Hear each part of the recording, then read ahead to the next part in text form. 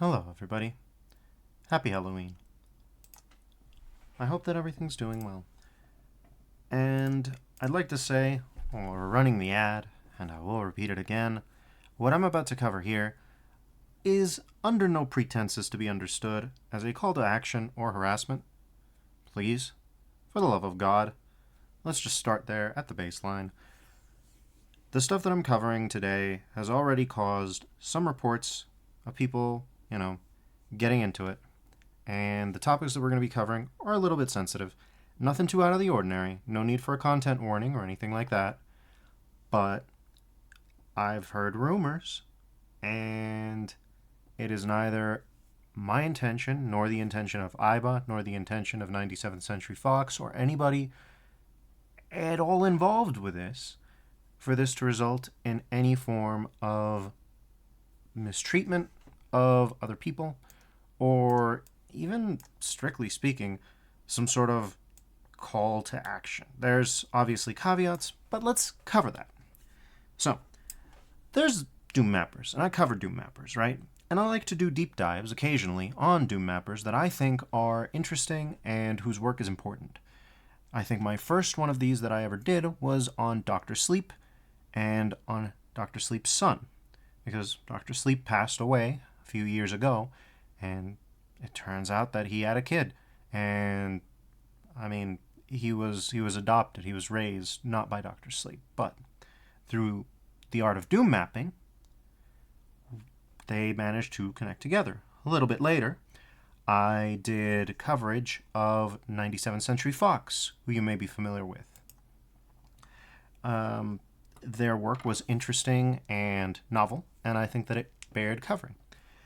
For quite a few days, weeks now, I've been interested in covering the work of one Ayba, a mapper who is a relative newcomer to the Doom community, but who is very talented and managed to gain a substantial reputation during that time. And, I was planning on doing it. I even mentioned it in my comments in 97th Century Fox's video that I wanted to cover that. But something happened. On the 21st of October, Ayba pulled a lot of her stuff, a lot of her posts, from DOOMworld. Not from the Id Games archive or anything like that. We don't have to worry about any GDPR violations or anything of the sort, be that as it may. I realized that, something had transpired in the thread for her latest release. And whatever ended up happening made her feel uncomfortable to continue posting in DOOMworld and in the broader Doom community. That's an unfortunate sour note. I typically tend to do these as explorations into someone's expressive or artistic capabilities. I tend not to cover particular issues that arise. However, this ended up being an exceptional case. I reached out to 97th Century Fox, who I happen to know knows Ayba. After all, we saw in their art gallery that Ayba was indeed, a good friend of theirs and associated with their art. So, I set that up as a point of contact, and I received a message in return. The message says, "Hi, I remembered your lovely coverage of 97CF's work and thought, I particularly trust you with these works in this really difficult time for me. I'm writing this at 4 in the morning on the 29th of October. I'm not sure if you plan to talk about my circumstances, but I just wanted to say that this is actually a very good timing to share my work in this format.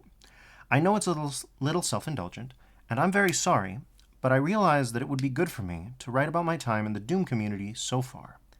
So in each section of this collection, I have written a little bit about each period of time, my experience at that time, and how, in a way, I was always marked to leave. I really hope you find this all useful, and I hope that you enjoy Floresian and Belot in particular." You must forgive me, I was looking into actually figuring out how to pronounce these, but I ran out of time. Anyways, going back to the message, because that was my little interstitial if you couldn't tell. For info on how my work fits in with my stories and a gallery of my paintings, you can find all of that on my personal site, which I will be covering. Go gently, and lots of love to you, Ayba. I'd like to re-emphasize that Ayba here signed off her message with the phrase, "Go gently," and I reiterate again, what we're doing here is in no means meant to be understood as some sort of aggressive gesture or some sort of hostile call to action. Let me just be upfront with that. I hope that you all understand.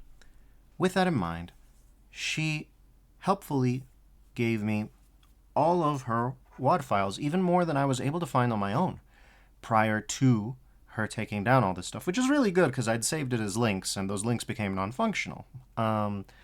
So, we have 6 phases, according to Ayba, and before I continue, I'd just like to say that part of the reason that I've decided to commit to this is because every indication that I've received from Ayba, from the company she keeps, from the friends that she has, is that she is a decent and adult person, a caring person, and a person who is very hard on herself about her negative emotions. I take on good faith, with absolutely no hesitation, the notion that her feelings are substantial, they're real, they're the well-founded experience of a woman who has lived a life and has earned every right to those feelings. A lot of the time, women, particularly trans women, and Ayba is trans, can be judged as overly emotional for their responses or reactions to the comments that they receive, or sometimes for the way that they make others feel when they express themselves. I don't really find that sort of reaction meritorious, and I feel that that is taking place here. I have seen comments describing Ayba in ways that I don't believe are accurate to who she is, what she's been through, what she's saying, and who she is. And these comments aren't even in the things that were covered up or that were taken down from DOOMworld. They have been comments that have happened beyond this. And that kind of got me pissed off, especially because just before all this happened, not even a week before, another trans woman who is a frequent poster on DOOMworld decided to take a break from DOOMworld as a community and step down in a thread because of a thread that I had made and because of an interaction with a moderator that happened there that, again, emotionalized the language of her discomfort, and it pissed me off. It upset me. And it made me feel like I have to take some stand of solidarity with my, fellow trans people. I'm non-binary. I am trans. I may not sound like it. I may not reference it very often, but it's true. It's the case. So with that in mind, let's start this story the way that Ayba wanted this story to be started.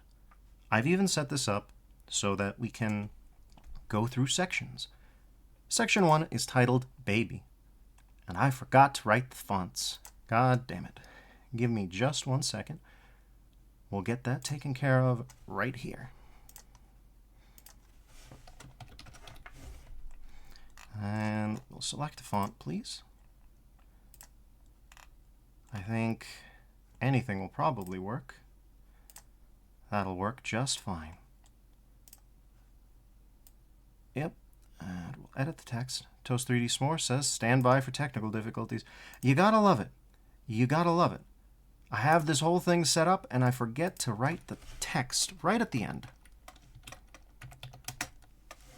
But hey, a little bit of comedy never did anybody any harm. Let's put it like that. Now, if OBS would be very cooperative and just let me use the arrow keys to move this around, okay, no, that's fine. We won't do that. Don't ask me why the numbers are bizarre. That's the font's problem, not mine. Okay.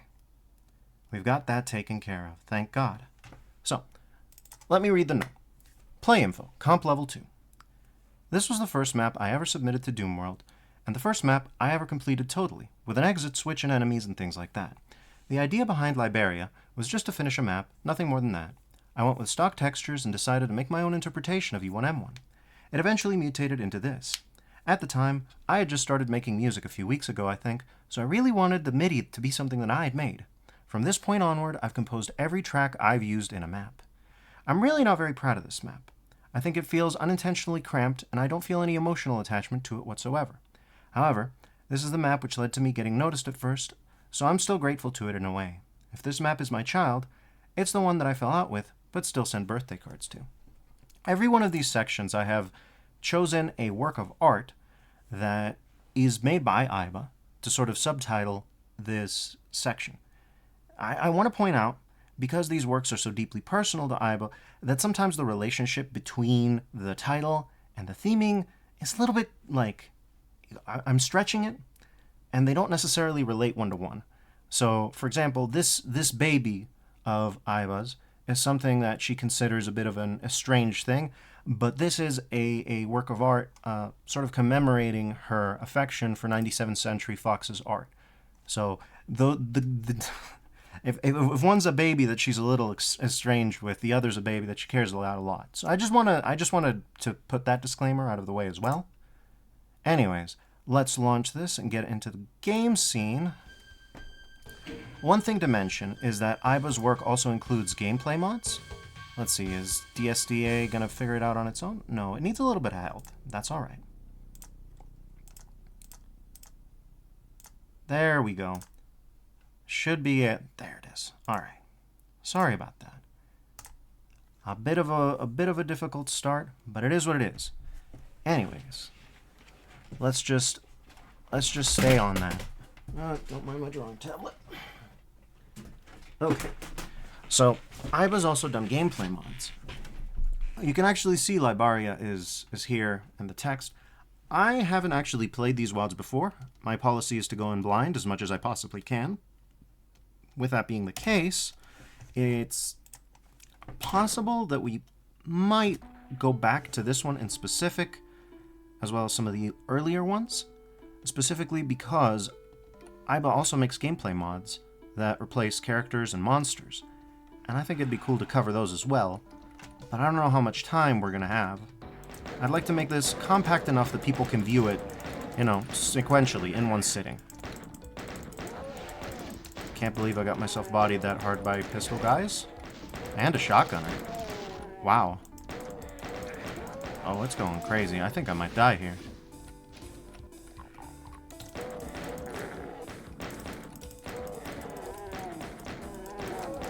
So yeah, as much as that introduction was a little bit more intense than I usually would like it to be, I am just planning on doing what I usually do in these coverages and just look around and, oh, I like what happened there with the music. You'll have to forgive me, my music theory language is rusty, but that little change in the phrase, I think is what you'd call it. It's very nice. It works very well with the sort of darker introduction that it had. I really liked that.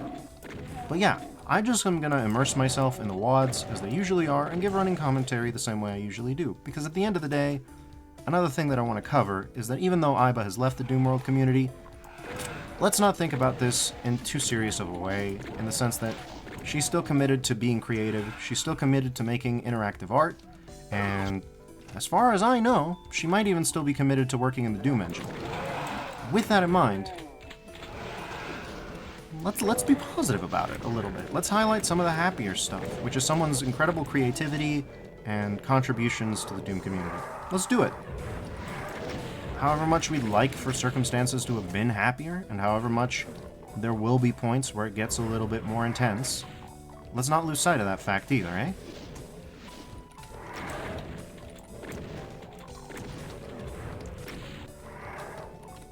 I don't know if you could tell, but text blunder aside, I tried to take this a little bit more serious than I usually do. Someone trusted me to tell a story, their story, her story, and I intend to do that.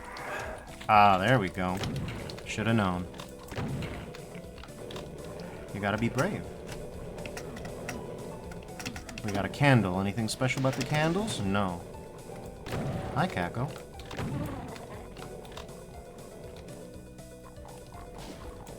I like this up-tempo bit, too.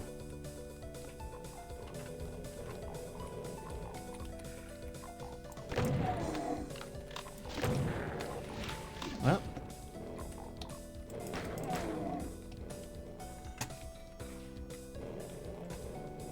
I heard that little gun percussion MIDI. I heard it. MIDI channel 10, I felt it. Well, was it? Do you use MIDI channel 10 for the gun sound? I actually don't remember. It's been a minute since I've opened up Sakaiju. I was working on something and I left it behind. Anyways. So, yeah.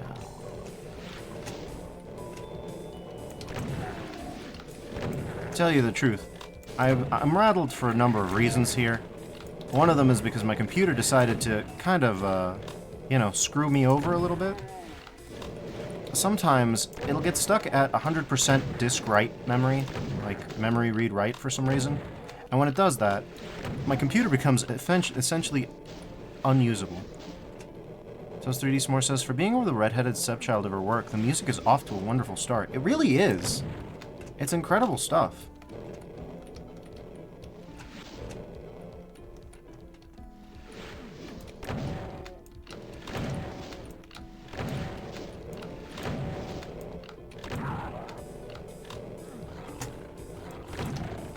Alright.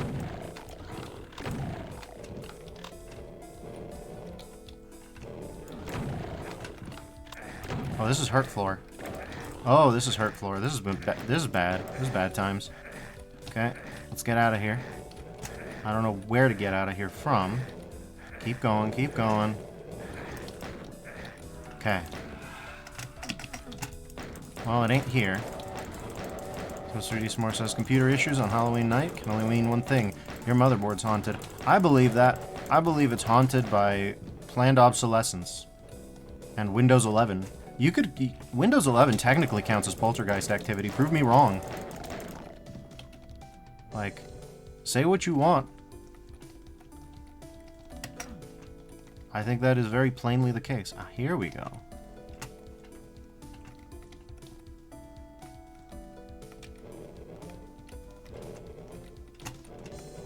Ah, Quika.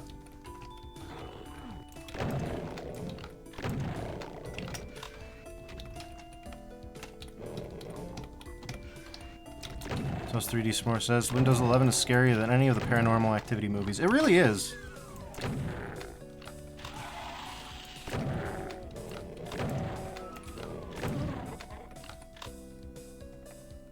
Sounds like the specters are actually dead. That's good.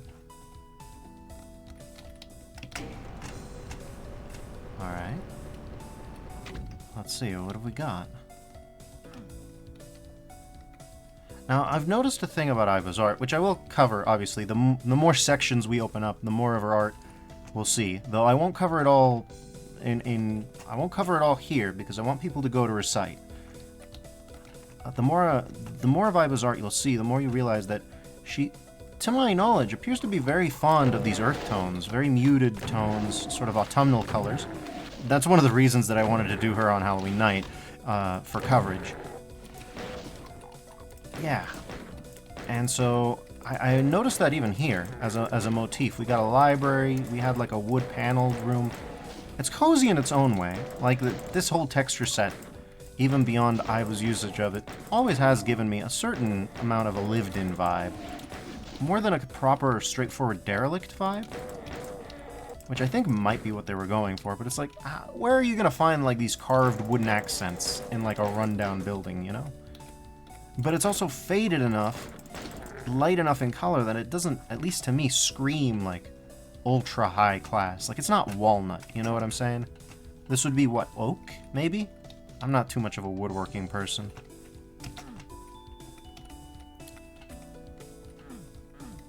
Alright, so we hit a button. There's Blorb. Hello, Blorb. There's Y'all. Hello, Y'all. And there's whatever I was doing.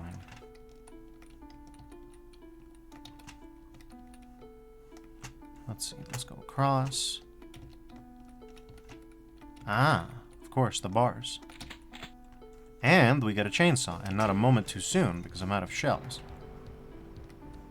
Because of my usual mortal sin, I picked up a shotgun box too early. Toast 3D S'more says, ochre spruce would be my guesses for the closest colors. Definitely cozy. I agree. It doesn't even feel varnished, and part of that's because of the, you know, noise. If you wanted to do something more that's polished or glossy wood in this sort of bitmap format, To do that... Oh, Blorb, no!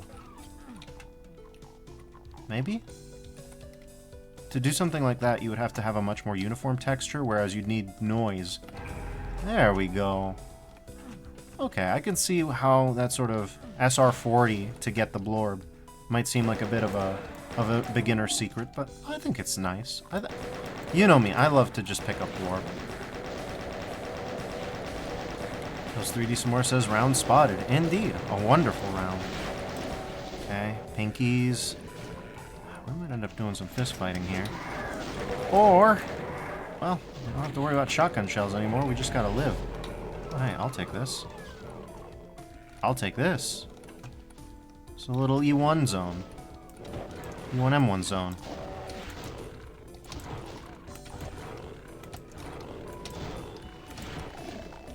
Okay. Well, we're out of weapons. There we go. Oop. Let's see. Hopefully I missed something. Remarkably, it looks like I was as thorough as I usually am. Uh-huh. Thorough as I usually am, and I forgot this. Characteristically thorough, one might even say. Shotgun guy? Can't believe I'd be very excited to see Shotgun guy right now, but I would.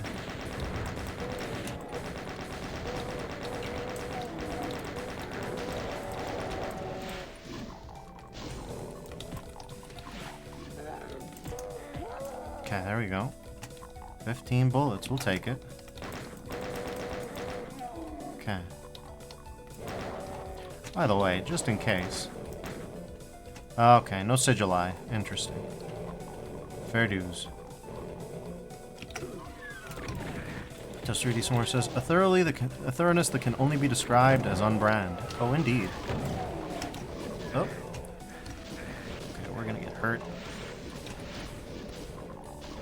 Get through there, get that shotgun. Alright. We've got a bit of an ammo starvation situation, but despite that, again, mostly self-inflicted because of that box of shells. If I'd held on to that, or if I'd run across to the Revenants earlier, it would have been different, but it wasn't those things. It was the things that it was. Hey! This is at least 2 dead specters, and here's another. Okay, we're gonna have to face tank a few specters, it looks like. There we go. Those guys can infight to their heart's content. We gotta make sure that we're not soft-locked. Okay, dead specters. Excellent. And a few more. Alright.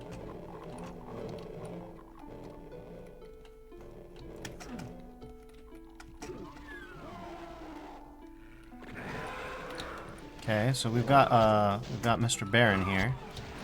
Oh, hell yes. Okay. Hell no. But, oh, hell pain elemental. Okay.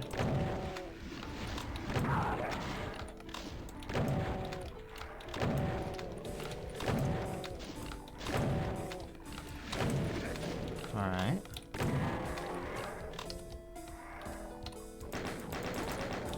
Okay. Where did that... I don't know where that came from. Maybe from the hit scanner? That would be the likeliest culprit, I think. Okay.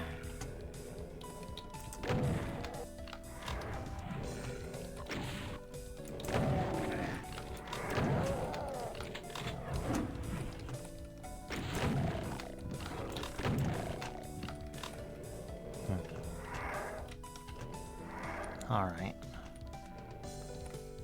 There we go. Let's see what we got.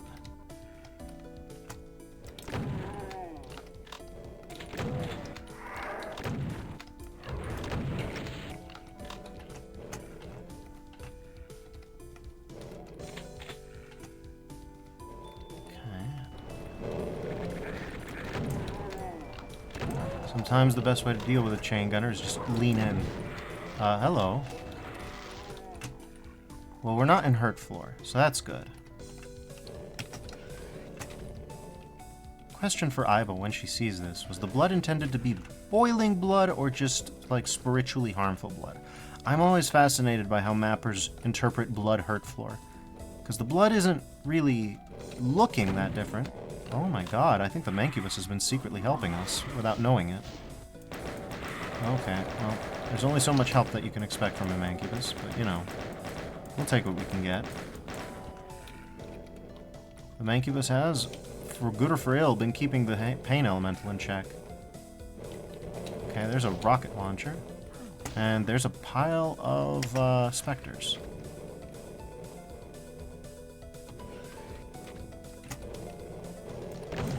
Okay. There we go. Alright.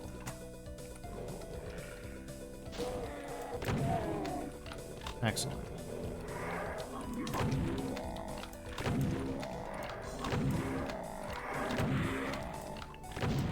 There you are. Don't typically get flanked by a pain elemental. But I think out of all the enemies to flank you, pain elemental is one of the least worst ones. Its real threat doesn't come from the fact that its directionality per se, at least less compared to other enemies. Just 3D S'more says, boiling blood is a core ingredient in Doom pasta sauces. They fill up every pain elemental with some. I hear an Archie. That ought to be fun.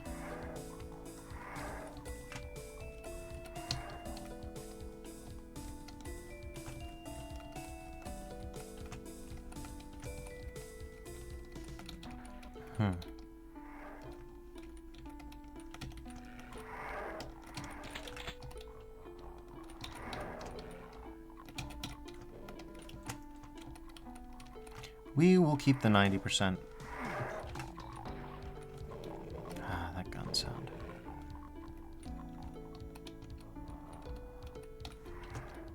I really gotta go back into Sakaiju and finish up what I was doing. I had permission from... I had to ask Stuart Rinn permission to do it, so I better finish it. And Stuart Rinn generously gave me permission.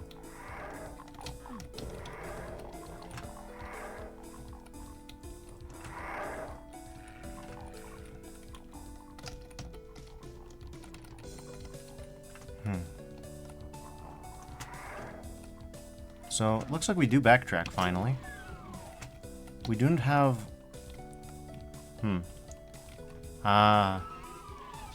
See, I don't mind that the pillars are stuck to the door. That could make sense, you know? That makes some amount of physical sense.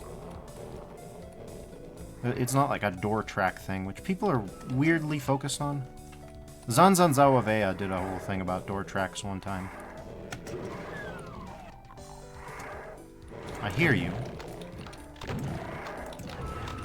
Yee.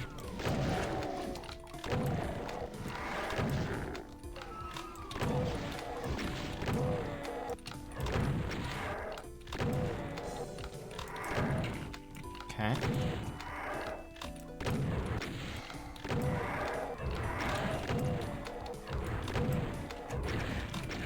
Jesus. Alright, well.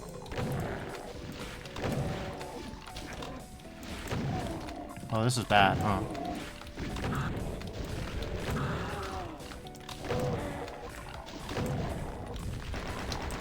Okay. Chain gunning the Archie. Always a risky time. Yes. Alright.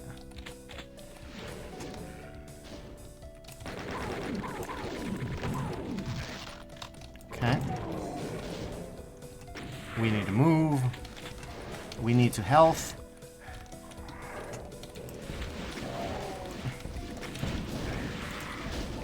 Oof, that was almost it.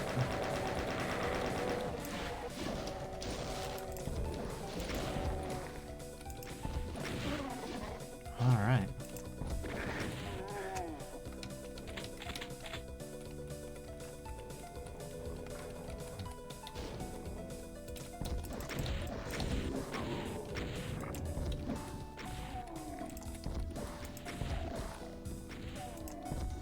So yeah, it's got shades of Maxim Zool. I wouldn't be surprised if Ayba has watched review videos of Maxim Zool. Not that you need to make a map like this, of course. There's plenty of originality here. I just mean texture-wise, there's a certain connection there, a certain similarity. Ooh.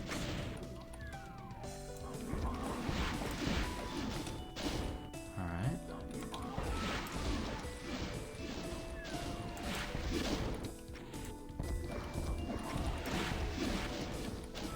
Okay.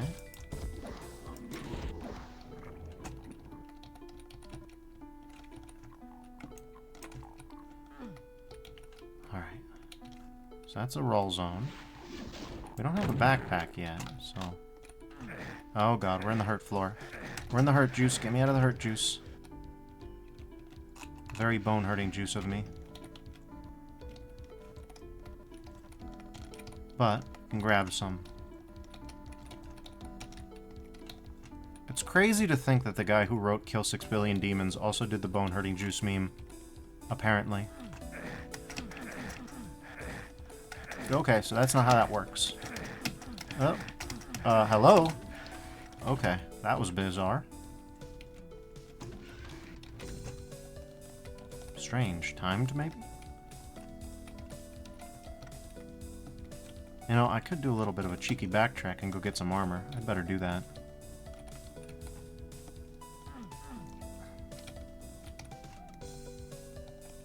That Quika, that's good.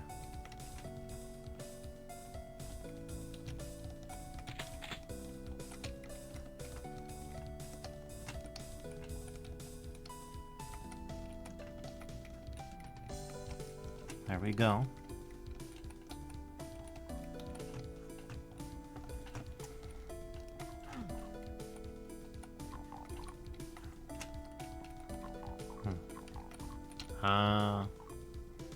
Just a little off by one. And Toast3D S'more says, I'm starting to think none of these demons are paying their rent for this nice manor. They sure aren't. And also, while blood makes more sense, I always think hurt floors are just Mountain Dew Code Red. See, but even though you don't think of it as blood, it still kind of has some connection to the boiling blood thing, because it's still fizzing. It still has bubbles in your version of it. And that fascinates me, because people keep bringing up the boiling blood, and I'm like, you know, in Duke Nukem 3D, there is a fryer oil texture, and it does bubble. So it's not a resolution thing. They didn't do that, not because they didn't want to, or because they technically couldn't, more than because they actually didn't want to, rather. Let me just... Alright.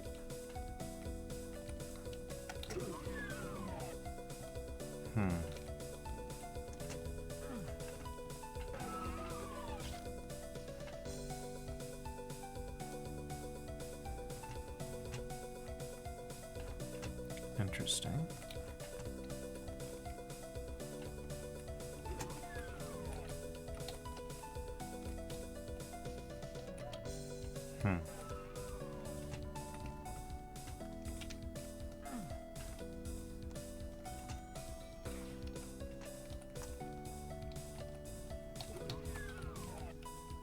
Someone's moving doors. Blorb. More says, carbonated blood. Dracula's favorite soda. Potentially. That makes sense. Alright, everybody's dead. We've only gotten half the secrets, which is impressive to me. I was figuring, oh, we've probably got them all. Or almost all of them. Nope. I'm going to assume that that's the exit, because it looks exit-like in nature. Exitiferous. But yeah, everybody's dead. Unless there's a mountain of a million zillion lost souls. I don't think there would be. I've seen that trick before. But is it a first-time mappers kind of trick? No, I don't think so.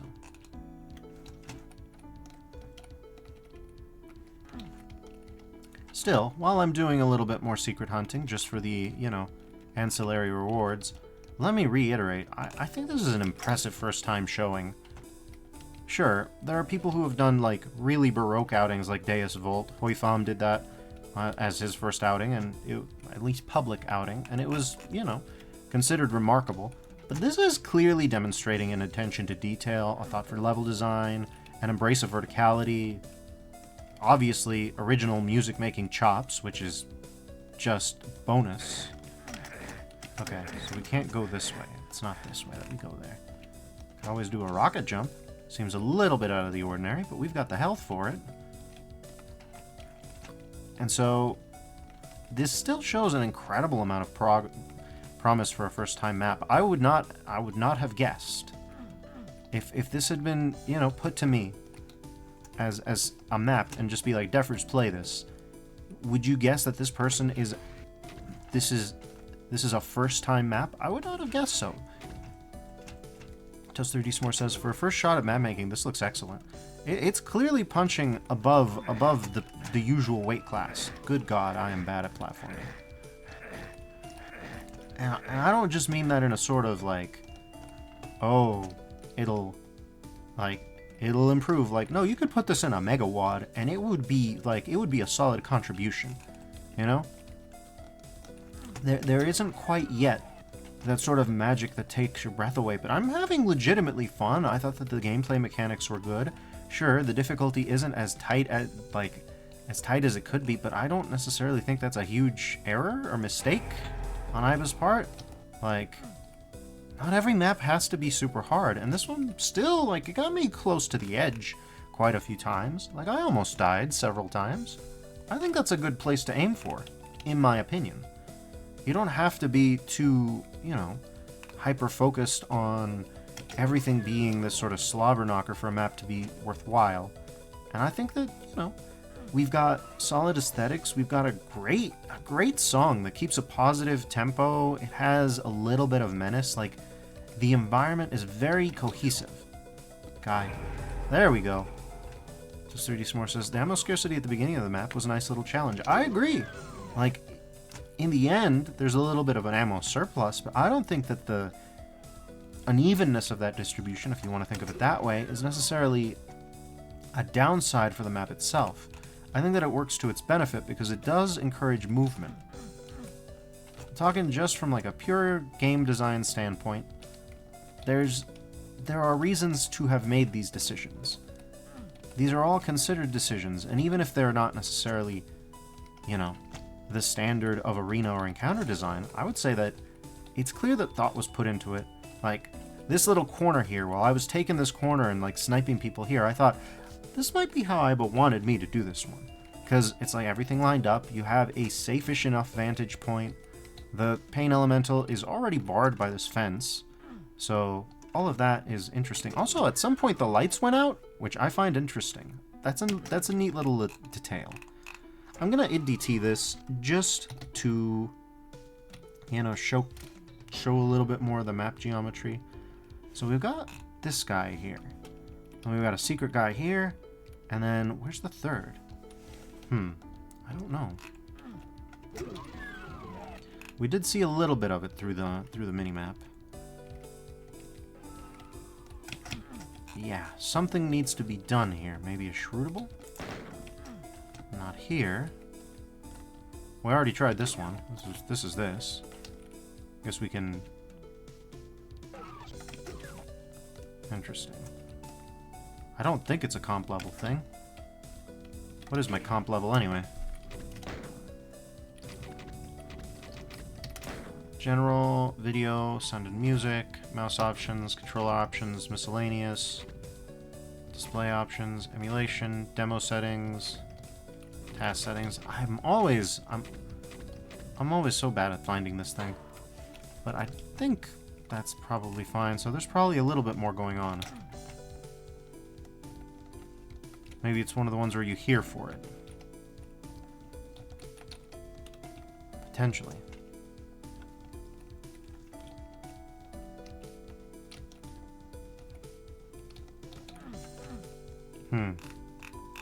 It's a teleporter too, which I wouldn't have expected.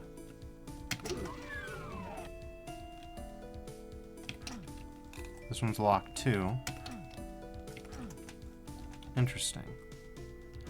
Am I right in surmising, whatever the exit strategy here, let's id clip, shall we?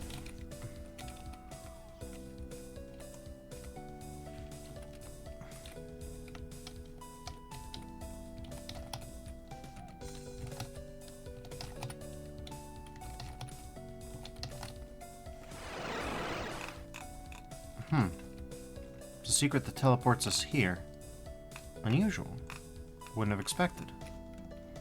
Oh well. Let's check the other one just to be safe. Also, then I've got to remember to turn IDT off again.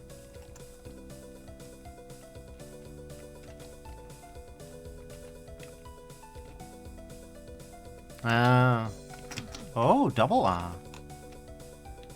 Wait. This is okay. That's interesting. Just a little subversion with a chainsaw. You could even consider it a gag. Like a little bit. Oh, you think this is the wall? Whoa. Oh, right. You think this is the wall? No, this is the wall. And then it's a chainsaw.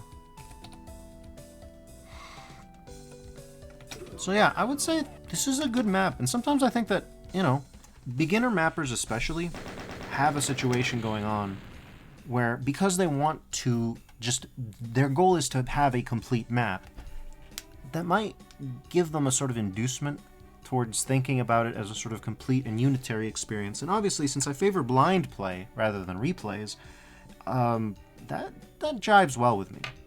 It took us a half hour, which is pretty substantial. It felt like it went by. Thanks for playing. Aw. Oh, did we hit DT off? Okay, there we go. Look at this one. It's a nice little heart, and it's angular too. Let's take a moment to listen.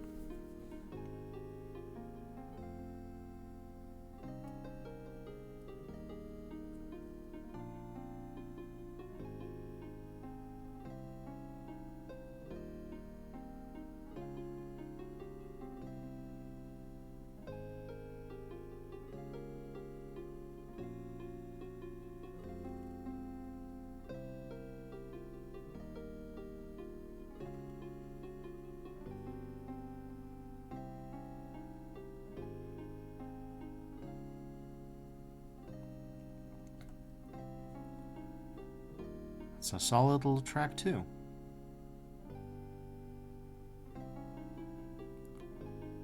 I think it's already looped.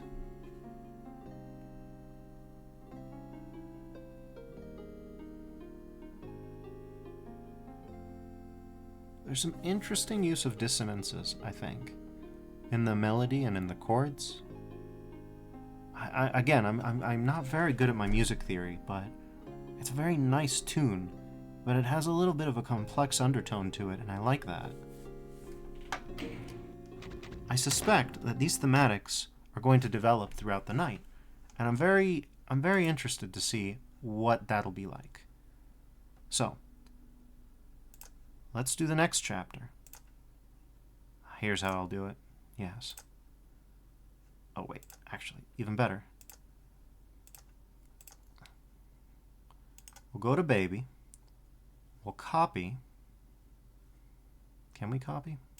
OBS, please tell me we can copy. We can't copy. Okay, fine. We'll do it. We'll do it your way then.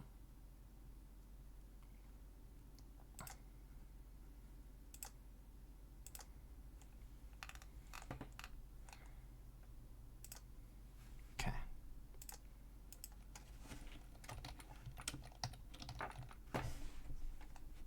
That ought to do it. And then we'll just drag it over.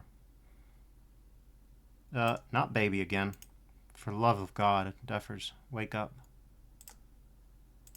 So 3D S'more says, OBS is a cruel and fickle mistress. Yes. Yes, absolutely. There we go.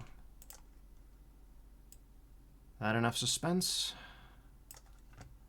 Section 2 is called Trapped. Play info, comp level 2. After posting Liberia and contributing to a number of community projects, Postonia and Pale Horse, I was invited to join the Afternoon Crew, a mapping collective who had made a bunch of stuff I wasn't very familiar with. I was invited by Ludi, who told me that I had a lot of potential to be a great mapper as long as I followed the example of their group. I found Ludi to be really intimidating. I started working on a submission for Brisk 2 and immediately found myself being choked by the attitude of the people in the afternoon crew. There was a fairly strong sentiment that I was a weird person who made interesting but essentially low-quality maps. And I was picked on quite a bit by Ludi and called names. This, on top of their insistence that I had to amend my works to their taste, really hurt my enjoyment for making maps, and I really struggled in this period. This is when I started to feel a pressure to conform to a particular set of rules within the Doom community. Do what we say, do as you're told. Sleeper Town was one of many attempts from me to make something satisfactorily doomy. There were parts which I really enjoyed, like making the cute village to the west, but by this point I was really letting people like Ludi get to me. They taught me to doubt myself and everything I make, so I ended up crashing out at the sort of sewer part of the level and decided for a few days that I was just going to give up mapping completely. There are a lot of scrapped projects in my folder that are from this period, but this is the one which hurts me the most for some reason. I really enjoyed making that little town. Here's where I'm going to have to interject again. Thinking about, this whole process, I realized that, to a certain extent, me covering this was a request not just for Ayba to be heard, but in a sense, I could not escape the sort of duty, almost, of commentary. By choosing to spotlight Ayba's work, by choosing to tell her story, I had to either commit to supporting her or not. And I chose to support her, and I choose to support her, and I do so with no regrets. However, I also want to take a moment to provide an interpretation for what we've just read, and to point out the way that Ayba tells this story is, to me, indicative of the fact that it is more important for her to tell what happened than it is, again, to pursue any call for action or to leverage any kind of particular intense moral judgment against anyone. You know what I'm saying? As much as I don't want to downplay what I'm hearing here, and I want to make sure that I'm expressing this in a way that doesn't downplay what I'm hearing here, I also want to point out, again, for the benefit of people who might be listening to this, that this is not, of itself, an implicit or explicit moral condemnation. And the only person, if it were, that she names is specifically Ludi, even though the afternoon crew doesn't necessarily come off very nice from what they've said here, or from what she said here. So, with that in mind, I just wanted to point that out. I think that it was an intentional decision on Ayba's part, done in good faith, not to cover this with specific examples or anything like that. The focus is here on how she was made to feel and how she was made to feel small. With that commentary out of the way, I'd also like to specify, again, a sort of distinction between the art and the subject here, and that this piece and Ayba's gallery had long commentary on each piece, which I'm only working from memory because of the shutdown of her threads, but I've mostly focused on the facial expressions when selecting this piece, as well as the setting of a sort of religious, community, which are the two details that I can explicitly remember.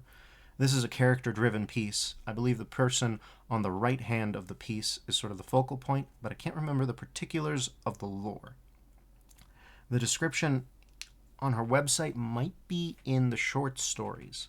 However, I wasn't able to find it on the glances that I had time for. If it was, then my apologies ahead of time. But I just wanted to point that out. Again, I'm going to be making references to that on a semi-regular basis to explain why I picked these art pieces, but how that might differ from sort of Ayba's particular interpretation or use of that work of art. So, for chapter number 2, sleepertown.wad, we are going to be using, just DSDA like before. But yeah, chapter 2, Trapped, is Sleeper Town. So, let's go back to the game scene and DSDA if you would. Would you, please? There you go. Sleeper Town. And again, we can immediately begin to see a connection between this work and the previous work. Sleeper Town, we've got this sort of red gradient with a sort of brown upper half and that same sort of curly sort of writing style. We're seeing the development of a particular sort of set of mapper motifs. Starting on UV as usual, pistol start, let's go. We can see a Mancubus, but it can't see it sees us. It couldn't see us from before. Okay. Looks like we've woken up a few people. There we go.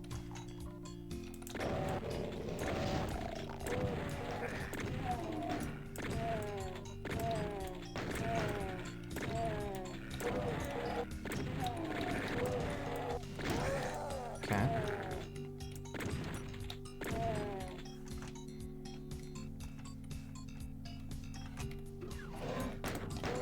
Yeah, handgun. This will be fine. I mean, it is fine. Just two of them is... It's a maneuver challenge, but it's nothing too crazy. Alright, here we go. So 3D S'more says, ooh, this track is kind of a bop. It is! It's got that kind of upbeat, downbeat kind of thing.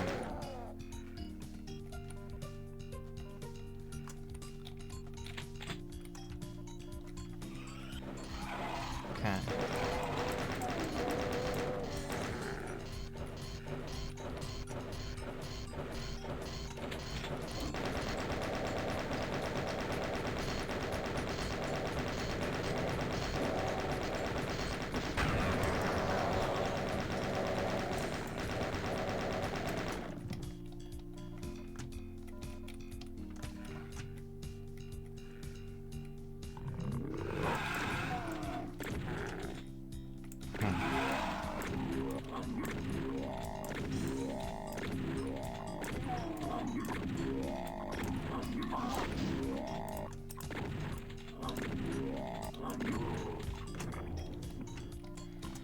So 3D S'more says, Spider Baby really had to get that one shot in there just to prove a point. It is a classic.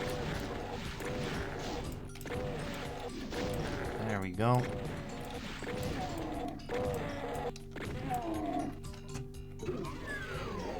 Pain Elementals? Oh god. Oh, it's right here.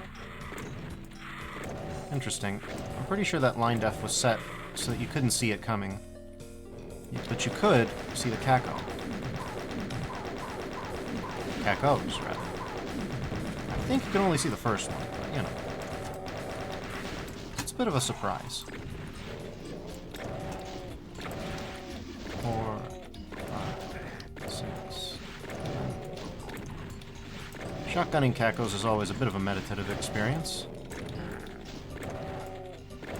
It's just long enough to, like, demand your attention on a semi-consistent basis. You have to keep dodging. You have to do active inputs on that in that respect. But it is rhythmic enough that... Okay. Damn, we got splashed down hard with those bullets. Poor timing, I suppose. Okay. Shot shells, just in time. Interesting. How many secrets we got? Only one! Interesting. So 3D S'more says, very therapeutic bird shot or Caco shot in this instance. Yes. It's not like pistoling a Caco, where it's if you look at the E3M1, you can gun down those Cacos. You clearly shouldn't, but you can do that. Shotgunning, still kind of slow. The super shotty feels like a better vibe, but obviously that changes their sort of positioning on the monster hierarchy. Okay, let's be smart. And by smart, I mean let's not get flanked, too. We got a bit of a moment, so... Oh god, there we go. We could have gotten critted out there.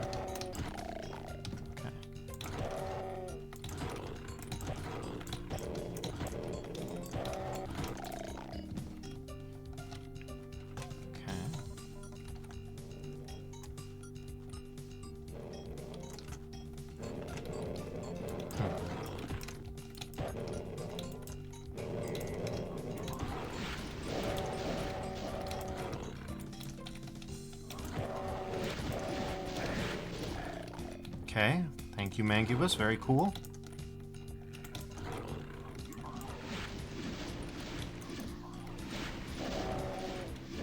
Yeet.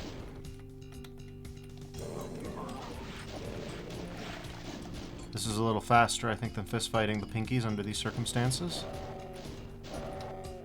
Yeah, a little bit.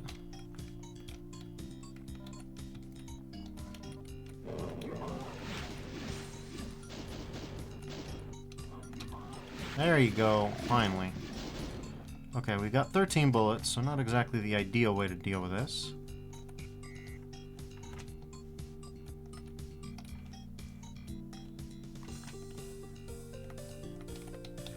Okay.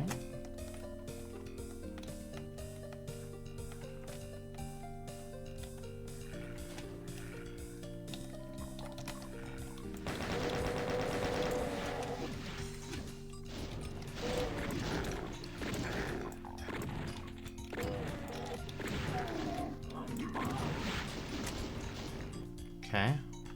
Jib Dimp. I believe this is the little village to the west that we were told about. So let's soak it in. We've got Blorb! We've got a little bit of a graveyard, but one of the graveyards is a door to a Blorb. And we've got a little cross. This is a nice Doom cute. And we've got some trees, of course. Oop. Whether they're happy or not remains a mystery. Ah, and a custom skybox. I don't know if I thought too much about the skybox on the last map. I believe that one was custom too. Just 3D S'more says a round, a glorious round, a wonderful round. Okay.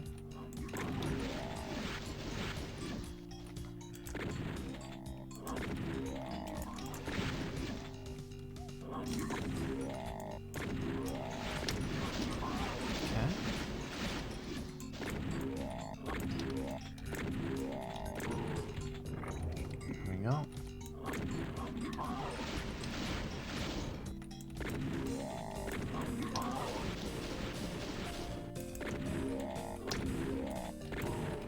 There we go.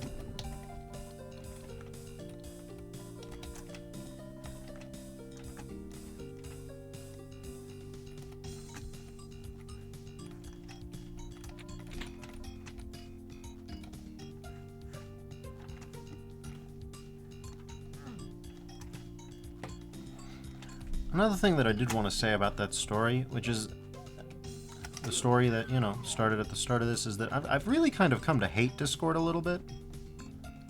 I really do think that it has a sort of way of facilitating taking people who should care for each other and just kind of shaping their relationships in ways that are not helpful to them. You there?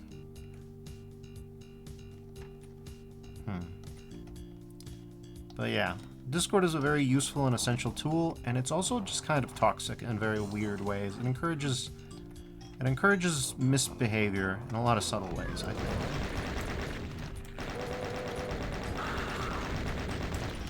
Okay. Shotgunning an Archvile. Bit of a rough time, but nothing crazy. Alright.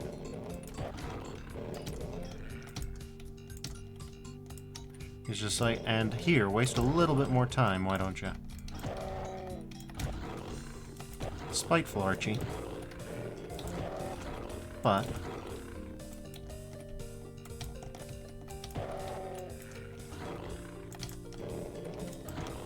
okay.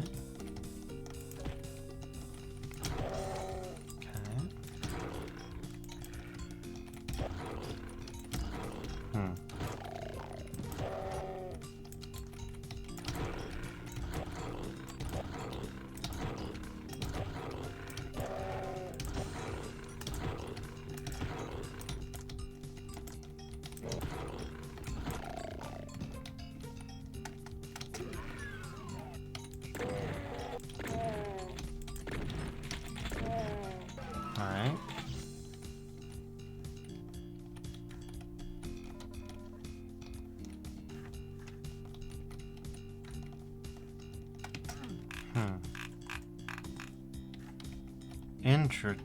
Interesting.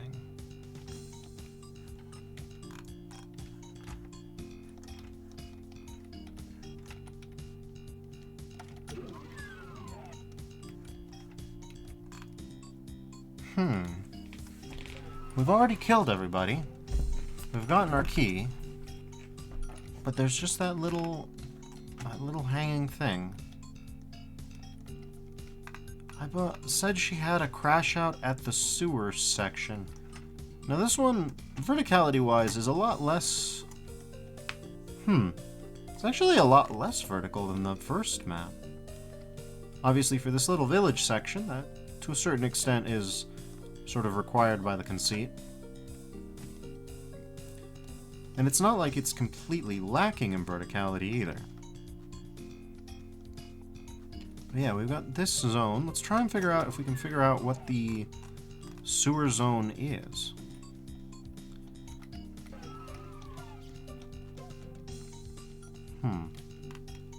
Figure out why I'm having such a tough time moving around here. Okay, I guess this would be it, yes. Okay. It's still cohesive thematically with the rest of the map, and it's interestingly more towards the beginning. Huh. I wonder what that implies for the order in which she mapped this. I guess that's one way to interpret the sort of chaotic nature of the geometry. Huh. Interesting. This isn't where we start, because we start within view of a few enemies who, if you move a little bit, will wake up.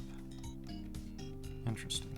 Toast 3D S'more says, never trust the sewers. That's where they keep the Neil Breen movies. Well, I mean, you know, you gotta have them somewhere.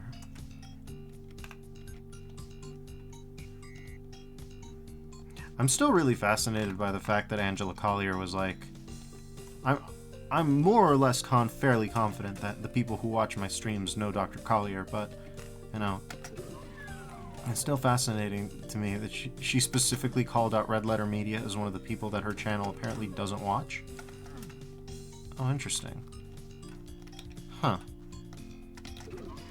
So we go through here. Is there a switch? No shootable here. No shootable here. She mentioned unfinished works. Is it possible? I mean, the name of this section is Trapped. Is it possible that there is no exit to this one? There is no way to lower that? Huh.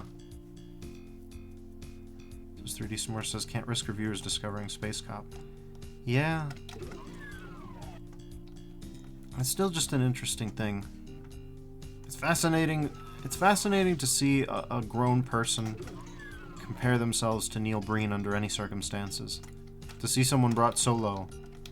But that's where it was at. Maybe this lamp? Huh. Maybe behind this counter. Or here. Here's the soup. Oh, well. Here's the soup.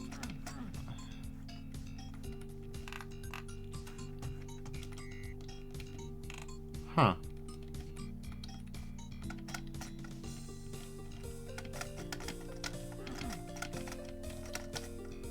Interesting. Okay, well.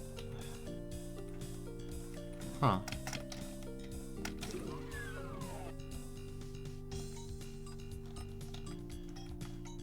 I mean, it could be the case, because we go through here. Are there any switches? There's nothing that I can see to shoot over there. Or over here. So 3D S'more says, nutritious and delicious soup. I started calling it that after watching too many Decino streams and playthroughs. He always pronounced super shotgun as soup shotgun, and eventually to me it just... That's the soup. Grab the soup.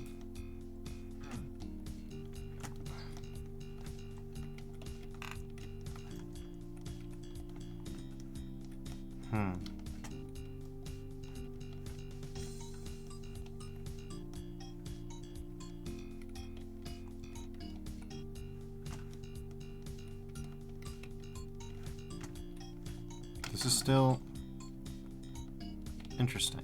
Let's do a quick IDT. Huh.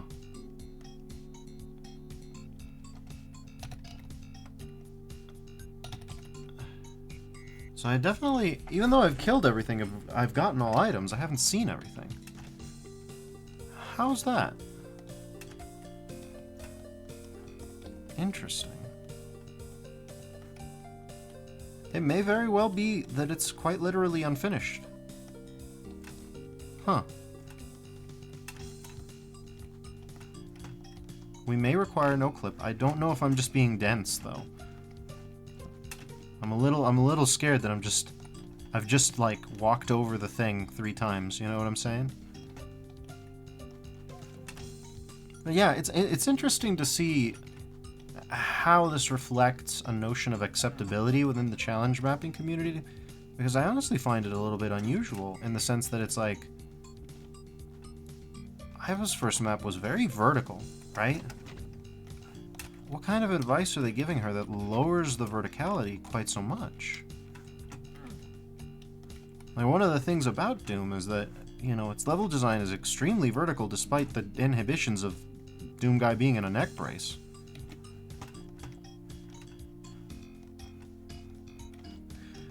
It's not a bad map by any means, and again, it does have. First of all, the music is still banging. Like, no notes there. This is a very nice map, and Ayba seems to have a good instinct or talent or preference for what I would look for, right, in a good looping Doom like track.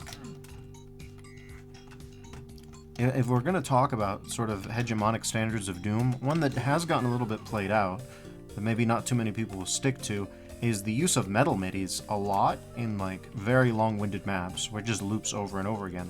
And these are very easy. These are songs that are very easy to listen to over and over again. It takes a rare talent to make songs like that. Jimmy Paddock knows, of course, how to make that. Like, if you've ever played Eternity Map 19, it's kind of crazy that I think the loop is like 90 seconds, maybe? And that's like a 90-minute map, or it's like a 2-minute track. Either case, you have to listen to it like 45 times. IDDKT. IDDKT. Okay, interesting. IDDST. Okay. Huh. So it doesn't look like the map is responding to any hidden things. Let's see, do we have any noticeables? I got a few yellow dots. We've got one blue dot, which is health. And a few other blue dots. Interesting. Yeah, I think I'm ready to say that there might not be some elements of this. This might actually be one of the unfinished maps that Ayba was demonstrating as an example. Still, the encounter design was as before. You know, I didn't die, but I was engaged. There were a few mix-ups that perhaps wouldn't have been demonstrated. I can't think of a mix-up like the difficult-to-spot pain elemental. So there's nothing in here. Let's just noom on through.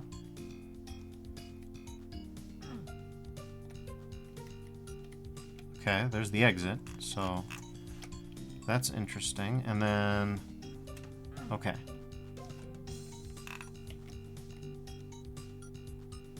We'll just, ouch. Ouch. Ouch. We gotta move. Interesting. So, oh, okay. Oh, we got a bit of a Hall of Mirrors. Yeah, this isn't... The specific zone isn't quite finished.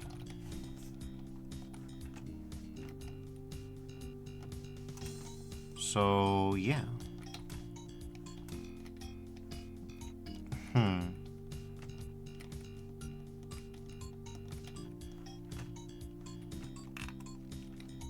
We do have teleporters, though.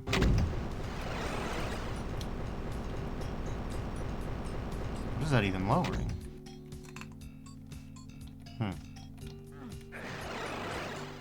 Do they all go to the same spot? I guess that's the next thing to check.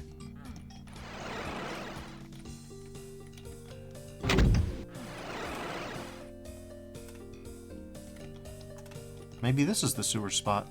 That's a possibility. We do have a bit of a hall of mirrors, but... yeah, so I would say this discontiguous element is what it is, as it were. It's an interesting fragment. I could see a more conventional arena fight designed there. Maybe that was what was being attempted. Got no ideas. But yeah, that could be what she was going for.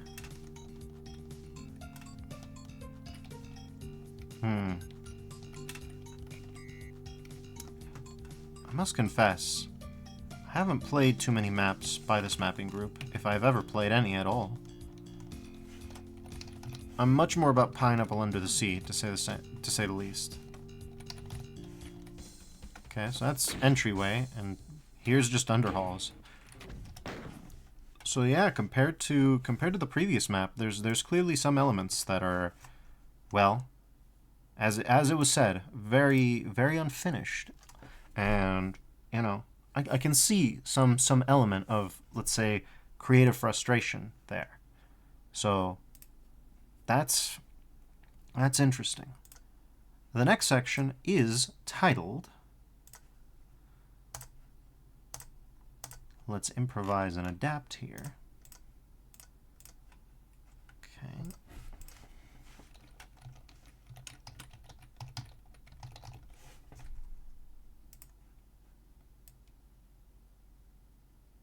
Homunculus. Alright. This one is actually 3 WADs back to back. So it's a bit of a unique take. So, play level. Comp level, MBF 21. So far, DSDA appears to have been handling everything quite ably, as far as I can tell. After increasingly negative experiences with the afternoon crew, I began to throw these sort of artistic tantrums, disappearing for days and making art which were a mix of trying very hard to appease the demands of my peers and petulantly defying them in my own quiet way. These 3 projects were an attempt to make something outside the box, with the Doom community, which the Doom community was closing me into, but still, and securely, remaining within the confines of that box. Everworld was the first to be started and the last to die. As they stand now, they are all abandoned. We'll find out, again interstitial by me, if that also means unfinished, but if it does, that's no big deal at all. I actually don't mind this when I'm exploring mapping artifacts from mappers. If I ever do an evening of BPRD someday, which I might, it'd take a lot of work though, I would probably end up having to dig through a lot of unfinished maps, so by no means is this a problem. Anyways, let's read the 3 descriptions that we have for these. I had a really overambitious plan for Everworld, since again we have 3 WADs. One of them is called Everworld.wad, evezamylove.wad, and Psychopaxy.wad are the 3 WADs included, and she's got descriptions for each one here. I had a really overambitious plan for Everworld. I wanted it to be a sort of feminist replacement for Doom 2, sort of like Free Doom in a way, where it could be a base for other WADs set in this world. In the end, that last idea came true, as I used the sprites I made for it in every project I make now. Weapons and enemies which appear in my future works, Floresin, Belot, etc., were all originally made for Everworld. So, that's number 1. Eveza, My Love, was supposed to be a set of little challenge maps, with the gimmick being that each level had a passive NPC walking around the map as you fought. The NPC is Eveza, a love interest for Ayba, who is dying from a wasting disease which has rendered her mostly brain dead. Ayba is taking her on a trip through beloved places from their life together as a final gift before she dies. Here's another interstitial from me. I should at this point interject to say that Ayba's screen handle comes from her fiction, much like everything else, and that Ayba is herself a character in this fiction. So, just to clarify, probably should have brought that up sooner, but my apologies. One idea I had before I gave up was to make the maps really tiny and for the game to fail if Eveza was killed. I still want to experiment with something like that someday. So, I'm just bringing up that that part was hers. I just went back and forth. Lastly, here's Psychopaxy. I remember working on Psychopaxy at the tail end of my time in the afternoon crew, and I abandoned it the same day I left them. I just had enough of being treated poorly, and I couldn't shake the association I developed between it and the anxiety which had been impressed upon me. The story was supposed to be that Ayba had a bastard son who had been resurrected by her to kill the children of the sleeping god Pel. In the end, the likeness of Pell would reappear in a later work, and the concept of Ayba having a child who was her servant was repurposed into the protagonist of Artifica. Again, we'll probably cover these in a little bit more detail a little later in the stream. I'm just watching the time before we figure out what to do next, how to handle this, just to make sure that this is all in a sort of digestible package. So those are the 3 WADs, and we'll play them in order, starting with Everworld. So from here on, we should be seeing the same sort of sprites everywhere, which, as I understand, are sort of ended up becoming Ayba's calling card, which is interesting to me. Let's go to the game scene, and... Alright, game capture. Any day now. There you go. So here's Everworld. And this is actually another one of Ayba's pictures. Okay. Are you using the right IWAD? Oh, geez. Well, that's unusual. Huh. I wonder what that's about. Huh. Did I miss something? Comp level MBF21 should be good. Huh. Maybe the Plutonia experiment. The Plutonia experiment is not crashing yet. Okay, Sky 3. Maybe it's an Ultimate Doom one? We'll give it a shot.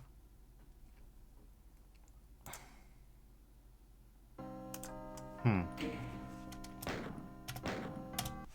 so that one doesn't work. How about Ultimate Doom?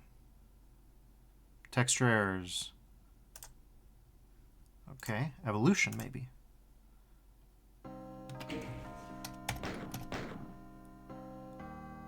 Interesting. Maybe I need to use some of these texture replacements that I can find on Ayba's site to get it to work. Let's give that a shot. Huh.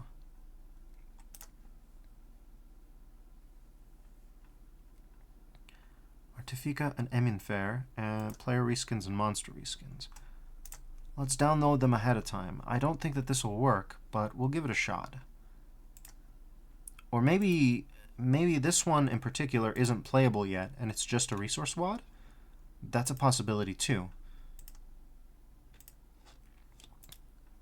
Yeah, we'll give that a shot before we, completely lose it, but after all, you know how Doom WADs are. They can hold textures, they can hold maps, they can do anything, which can be a little bit hard. But you do what you can. So we've got Eminfair and we've got Artifica in the chamber. We'll see if loading either of those up changes it, and if it doesn't, I think we can just write that off as a resource WAD. It should be fine.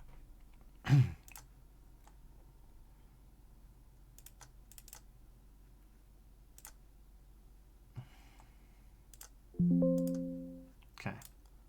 We'll start with Doom 2. Okay, interesting. So Artifica overwrites that, and it still crashes. Okay, we'll just say that that's a resource. Oh, Ayba Online says, "Hi, it is me. I'm in bed at the moment, so I may drift away in moments, but I just wanted to say hi and thank you so much. The 3 WADs in this section were abandoned earlier on. I think they only work in Nugget Doom." Ah, well, good news. I downloaded Nugget Doom myself a while ago to deal with Matt Eldridge's latest release. And thank you for dropping by, Ayba. I'm happy to see you. I hope that what I end up doing makes you happy. Ayba Online says, "I only included them here to show how much I was struggling." I understand. Okay. Let's bring them back, and let's see if Nugget Doom will run this. I'll have to modify OBS a bit, but it's OBS. It's used to it. I'm very interested to know why Nugget Doom is as resilient as it is. I don't really know the details. Oh my. Okay.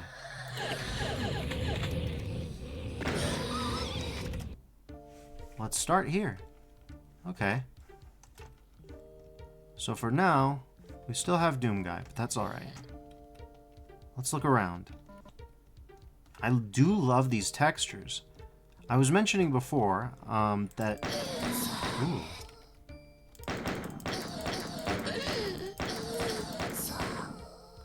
I was mentioning before how you do seem to have a sort of calling card of earth tones. And I'd say this is where that starts to come... That comes into its own. But actually, I'm very interested in these textures. Look at these.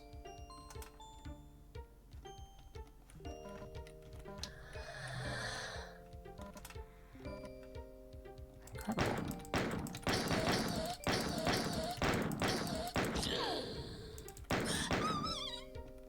Interesting noises.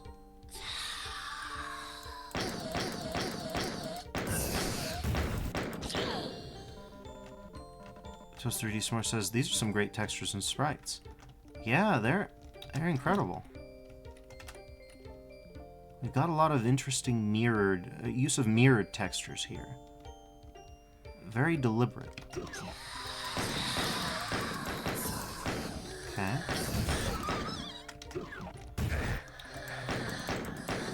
These sprites all have unique names. I know that much. I don't know if the README has them. Let's see if we got... That's a shoddy. There we go.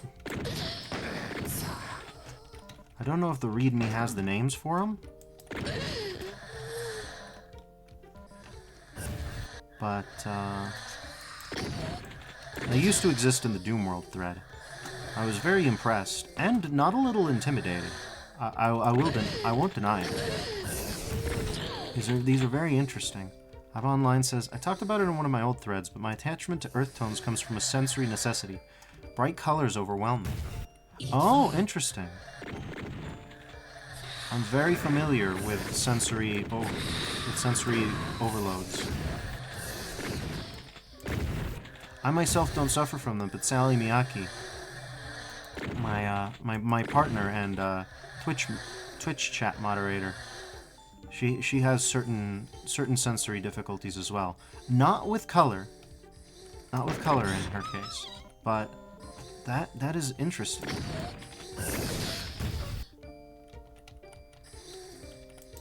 Got a blur sphere there. Ah, that's right. Nugget Doom is like this. I forgot. Mr. D. S'more says, Shivers and Virtual Boy Wad. Oh my god, yes. I should probably warn you about alizarin if you ever start watching my stuff. The alizarin wad might be a little physically painful. It was certainly physically painful for me. All right, we have to alt-tab out of this one for some reason. Sorry. We have a bit of a spam bot situation. Not that anybody can see it, but we've got it taken care of. But yeah, that is...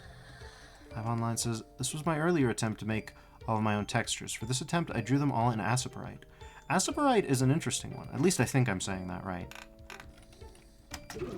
It's a fairly solid program, albeit obviously a little bit feature limited, but for pixel art, it's very specialized. I've heard good things about it. I've never used it. When I do pixel art, I just tend to use the more full-featured editors, just really zoomed in. I'm not sure I could recommend it 100% of the time, though I do use Corel Painter, and that one tends to be that one's old enough that it has a lot of features towards palletization. Which is what I hear Asaporite has a lot of that makes it popular with Doom mappers these days.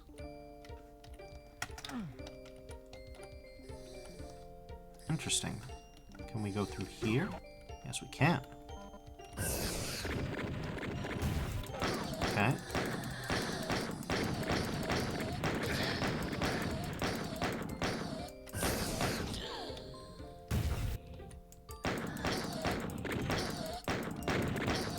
I believe that shotgunner has a modified attack. Okay, that is a waterfall scene, I think. Yes, there it is. And it's Blorb. Also, even though this water is green, it's not hurt water. Oh, specters.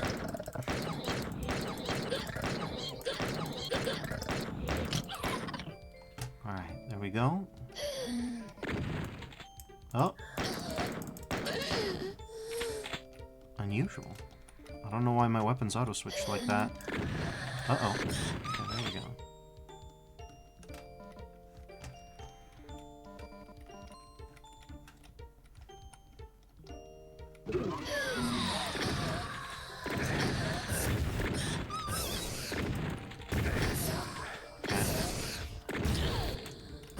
It says, a heads up, most of the maps in this section don't have exits. Feel free to skip around. Oh, I appreciate you for letting me know. I think the last one, the town one, was also like this, from what I was able to discern, which is completely fine. I mentioned it just before you hopped on, I think, but for a lot of mappers, if you want to do treatments like this, you do have to look into incomplete maps. So, I totally don't mind the fact that sometimes you have to skip.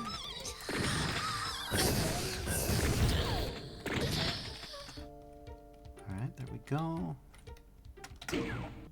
That's a switch.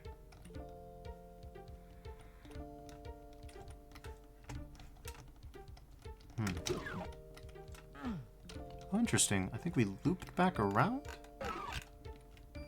Neat. So even though the progress isn't done... Oh, okay. I see. Oh. Alright, there we go.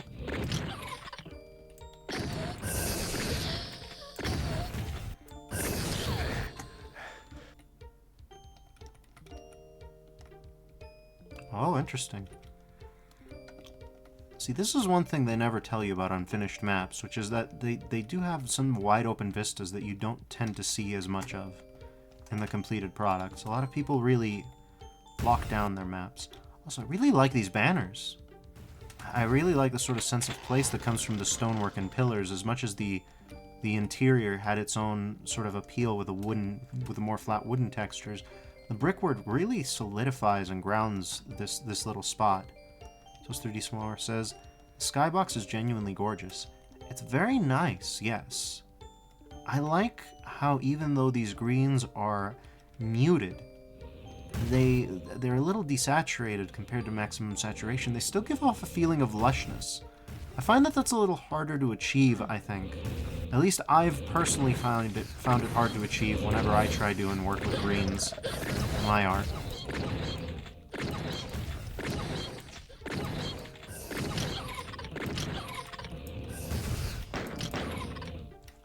You know, I realize that my hatred of the chainsaw may have gotten the better of me.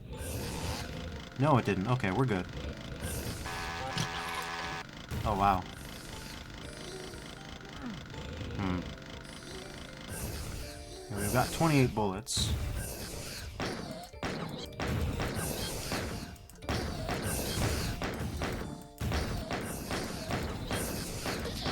Online says, so this outdoor area was added later. Matt Eldridge encouraged me to expand the scope of Everworld beyond a vanilla-esque experience. We were working together to make a custom weapon set, which was eventually reused later.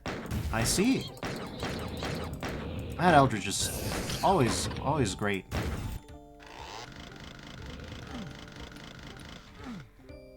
I was heartened to find out that you are friends. Alright, I think we do actually legitimately need id clip to hop up here, unless there's another path. Yeah, it looks like we would have had to do maybe a cheeky SR. Yeah, no, actually, it looks as though, yeah, we could have just walked off to get that. Interesting. Oh, and then there's a whole zone back here. This is very thoroughly detailed. I would even go so far as to say lovingly detailed, despite the fact that obviously it has brick wall borders, but... Toast 3D S'more says, could this be the closest thing to a redemption arc that the chainsaw will get? Dive Online says, I love Matt. He was my first friend in the community. He's a real stand-up person. I like his work highlighting other people's gameplay mods, too, on his YouTube channel. It's always nice to see him hopping in my comments as well. Alright. think that we have about... Yeah, I don't know how to do Nuggets kill totals or anything like that, but I think we have about explored this one.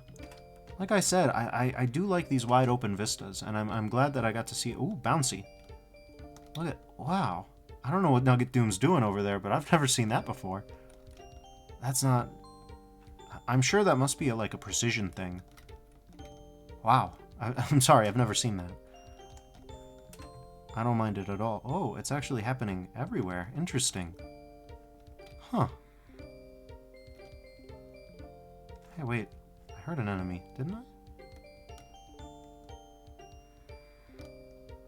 Faintly, in the distance. Hold on, this is fascinating. What happened? Where? It doesn't show up on the map, but you can hear it. Or is that part of the music track? It could be. It could be a reverse symbol, sorry. Alright. So that's Everworld. There's a lot of interesting things here, and I like what we're beginning to see in the development of your texture set, Ayba. It's very... Like I said, it's grounded because of its muted colors, and now we know the reason for that, and I don't know, it just has something going on. Alright, Nugget Doom, do your magic. Up next, Eveza, my love. Okay. Oh, we've got Eminfair. Interesting. Well, hold on. Let me just make sure that I loaded that properly. I did. Okay. That's good. That's just because it's unfinished. And Toast 3D S'more said, jiggle walls are a core psychological need. They're fascinating, that much is for sure. So, we've got New Journey. Who are you? Dregling, Wayfarer, Missionary, Prophet, Messiah. I think... And then there's Custom Skill. Oh, there's Custom Skill. Look at this. I guess it's because it's a Nugget Doom thing. Anyways. So, this is our first encounter with Ayba, as in the character in... Well, Ayba Online's world. Okay, we got fingernails.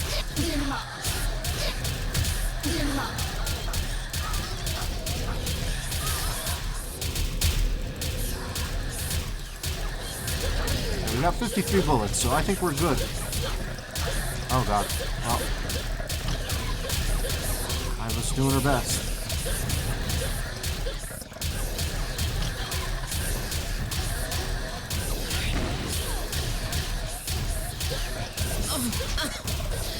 Okay.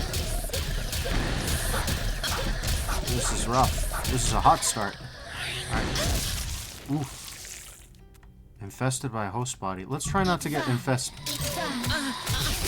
Okay, we gotta go. Haunted by assault head. Ooh-wee. Okay. We gotta fight fast and hard, it looks like. 3D S'more says, "Mamma mia!" It's a bit of a hot start, but it looks like we're in the clear now, probably.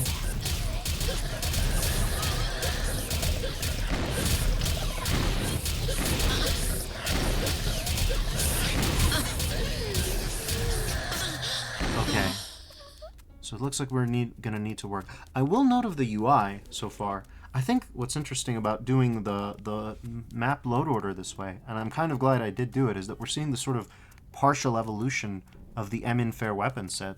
And one thing that I will say I like is I like this serifed font use in the HUD. It reminds me a little bit of, in a not like in a derivative way, but it sort of has a reminiscence of sort of Saturn RPGs, like. And sort of the dungeon crawlers that used to be made. Ayba Online says, this is unfortunately the start of my love for ridiculous hot starts, which I still haven't really grown past. I'm not altogether opposed to a hot start. While I definitely have a bit of a reputation for not liking difficulty, I will say that hot starts themselves are not prima facie, I think, my least favorite thing. Because it is a routing puzzle, and it's a routing puzzle... Well... Rotarian. I think we found the chain gunner equivalent. Hot starts are definitely not... Okay. Actually, this is... I think we figured it out. But yeah. Okay, there we go. Let's go. Okay, we're okay for now. I was gonna say we found a safe nook to hide in. We have not. Okay, we're dying already. Let's get through here. Come on. Okay. There we go. I see the fire rate has been upgraded a little bit from the vanilla. Okay, we have done it. We have won our freedom. Hello. Are you an enemy? Are you a friend? Are you a Veza? Come on.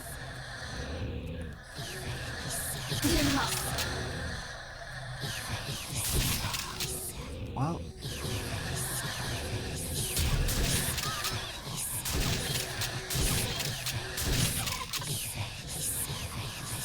We better clear this place out. Oh, God. Oh, good lord. Okay, but we know what to do now. Okay. Sure, we can go this way.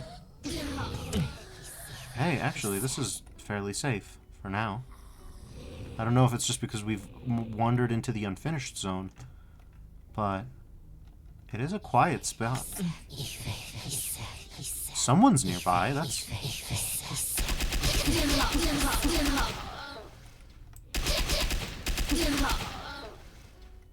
Okay, that's good. That means they can come find us, and that means they had to have come from somewhere. And they're still coming. That's good too.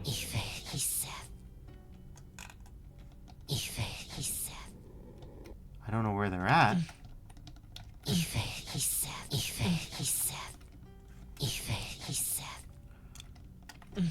But yeah, it's good to see the slow evolution of your asset set here, Ayba, especially because it's gotten so much attention. It's definitely a bit of a privileged way to look through this creative process, and I'm thankful for it. Oh, we got shot by someone. Up there, maybe? I don't know. It's pretty spooky and dark down here. Fitting for Halloween, I think.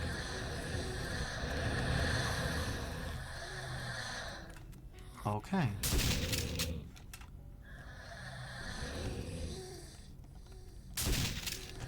Okay, so we're getting shot at from over there, it looks like. Yep.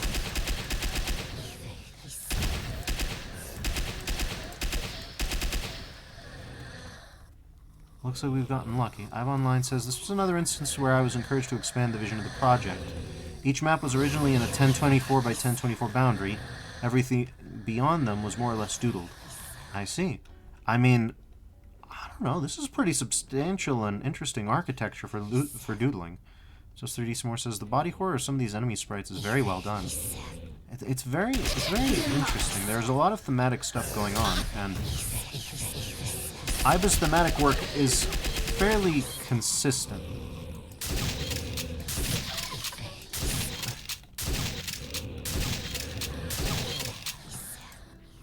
Okay, we're out of ammo. We've got our staff.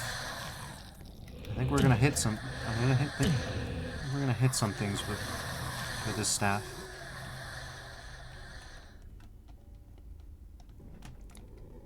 Okay. Let's see.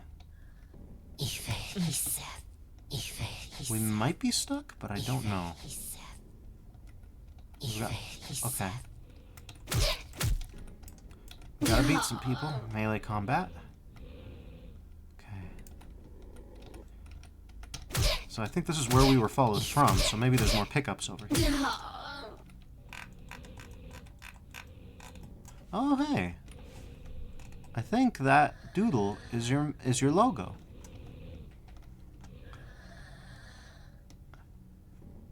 Embarrassing anecdote, I couldn't find your card website's splash page, so I just ended up remaking your logo in Inkscape real quick before the stream, because I forgot that you had a splash page that has your logo just on there. I was like, I'll have to work from this sort of floral, from the floral motif one, where you have the list of all your directories, and reverse engineer it from there. And then I look later, as I'm further working on this stream, and I realize, oh wait a minute, there's a splash screen. That's just the logo. It was a silly moment.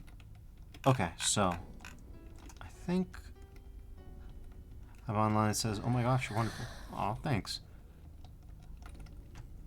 It was a funny moment though. Ooh, this is an interesting Viridian color. I wonder if that's hurt floor. I imagine it is.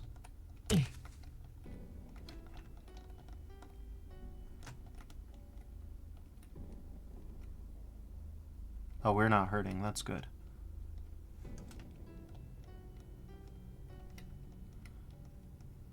So 3D S'more says, ooh, Baja Blast Lake. A little bit. When you say it like that, that makes it sound like a Mario Kart stage that hasn't happened yet. But there is a certain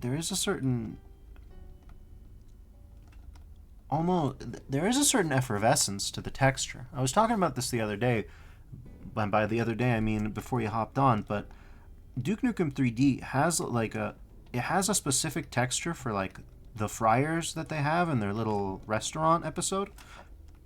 And those have bubbles that make it look like it's boiling. And so from that I arrived at the conclusion that the original Doom map set didn't have, in its animated caustics, didn't have bubbles for the blood textures because it didn't want to have them. And this is interesting because it does imply, like, it does have a certain caustic effect, but it isn't quite that same sparkling either. This is an interesting texture. I like it a lot. Also, we haven't commented on the music lately, but this is an interesting track. It's a little bit different from the first two that we've listened. Ayba Online says, there is one custom weapon in this map which I never used again. Oh, interesting. I'll have to give it a look-see. It looks like I'm legitimately a little bit stuck. So let's id clip on up, id clip on off, and let's go do a little bit more digging, shall we? Looks like potentially I fell down into a, oh, or maybe not. Yeah, we've got an old lantern, huh? Might this be it? I don't know.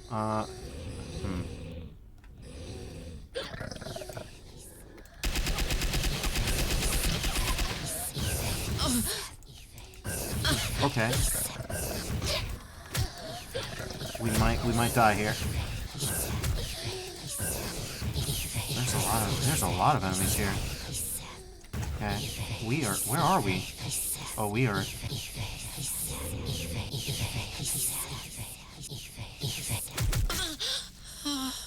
Oh, we died. Okay, so we might want to come here later. We might not want to drop down just because of ammo scarcity. Oh. Okay. We got a little bit of infighting going, so that's good. Those 3D Sword says a noble death if ever there was one. Okay. No.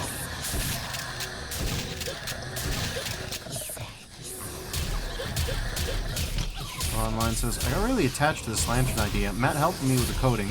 The idea is that you shake it to turn it on, and it dies after a random amount of time. Interesting. Yeah, we gotta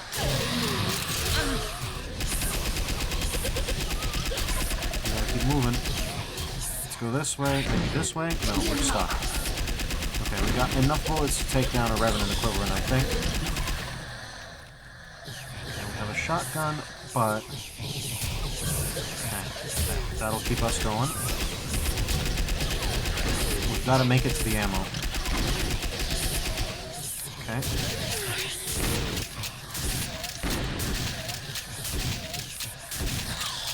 There we go. Okay, we're just down to melee enemies, which is completely fine by me.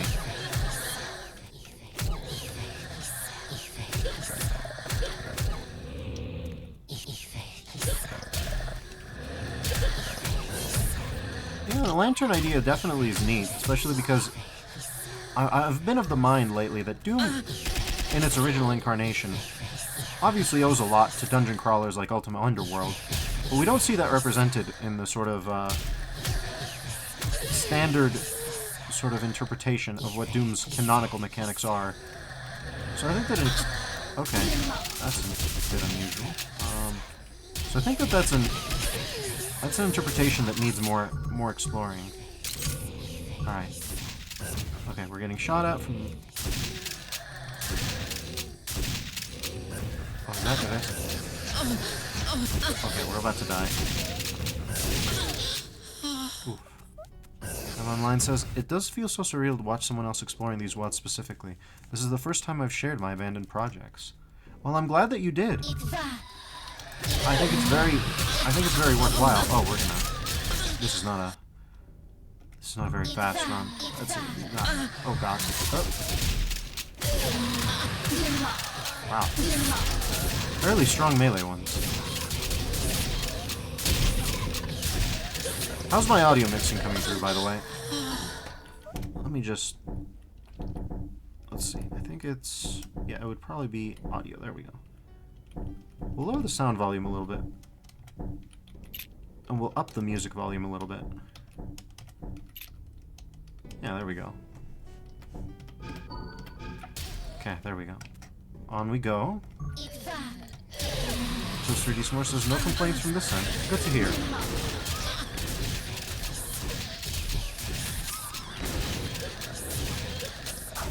Oh, God.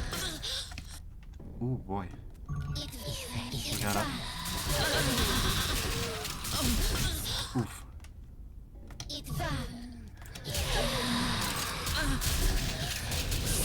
There we go.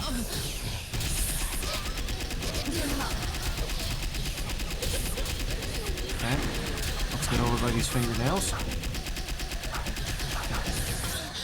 Oof. Almost.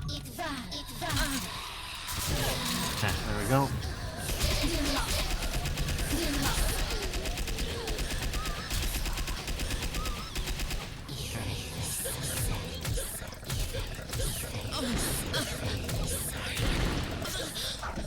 Sleeper ghost, huh?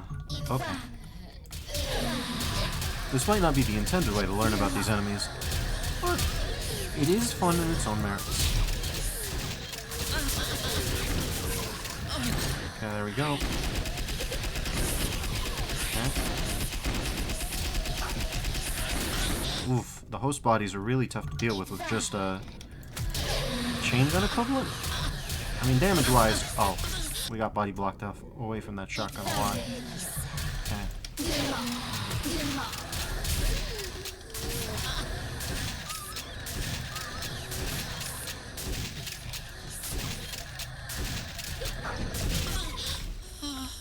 Okay.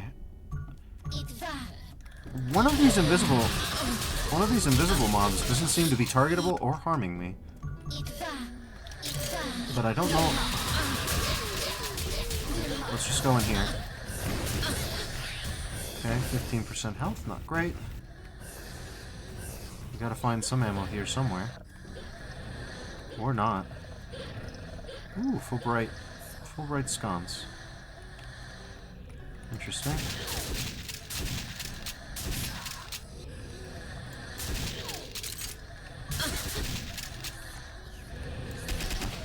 So obviously, we can't make a full comment on the game design template, but I will say this is interesting. You've got this concentration of enemies all towards the start with a vast empty space, and it's almost as though you have to treat the map as a sort of canvas to drag the enemies around. Okay, we have missed the shotgun again.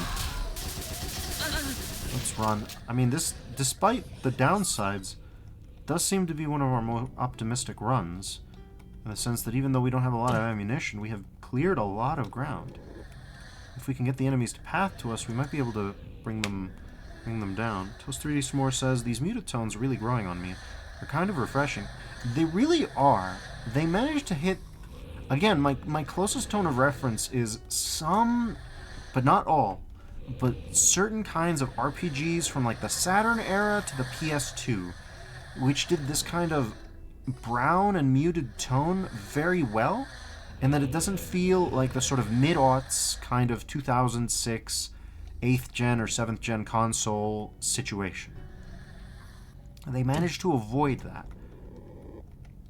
I don't know exactly what color theory is responsible for this being receptive, but I think Ayba just kind of maybe naturally gravitated toward it. Ayba Online says, this is absolutely a situation where I just hadn't engaged with the balance yet. I think in the frustration of expanding the scope, I vandalized the work a bit. Potentially. I don't think that makes it unplayable by any means, though. There are certainly... This is certainly a gameplay conceit that could be explored. I also do like the fact that your homing shots are very detectable. Okay. The Sleeper Ghost might be the reason we end up dying. Yeah. Ayba Online says, and thank you so much. That's what I really wanted. One of my primary influences is Baroque for the Saturn. Yes! That's the one that I was going to mention explicitly, Baroque! I'm glad that I was able to detect that. It feels... It really comes through in a good way. I think you've definitely done your own thing with it, but at the same time, there is a continuity there. Okay. So, let's synthesize. Okay. We'll kill the Rotarian here. Nope, the Sleeper Ghost still gets through. Well, legit Count says hello. Thanks for dropping by, and we're having a lot of fun. But yeah, Baroque is a great game. I've wanted to actually play it for the stream sometime. When I'm not doing my Doom runs, of course. I'm sure nobody's ported Baroque to Jeezy Doom yet, though someone should. Okay. Okay, perfect. 70 bullets. Not exactly...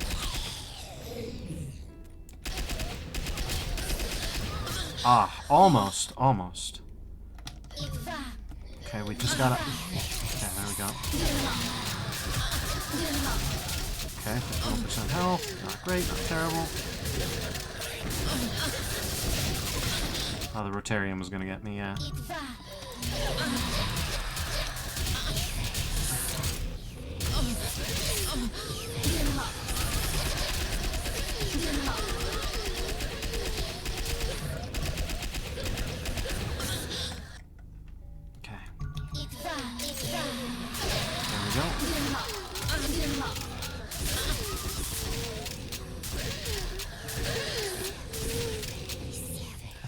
So 3D Snore says Baroque Doom, Baroom? Sure. Maybe we can outlive the Sleeper Ghost this time. Okay. We can outlive the Sleeper Ghost, but probably not the host body. Okay. No. Ayba Online says, Baroque is such a great game to stream. The roguelike element makes it really pleasant for a laid-back environment. I really recommend it as a stream game. I'm going to give it a shot. Absolutely. I'm locked in now. Oh. So an interesting thing about the host body is that the homing projectiles are, at least to me, a little harder to spot when they're not homing, but much easier to spot when they are. That's an interesting consideration. Okay. Looks like we're alive. I'm actually going to save here. We're going to need a save, clearly. Yeah. That should do it. Yes. Okay, but now we have the save. It's not hopeless. Okay, we just have to not get hit scanned to death.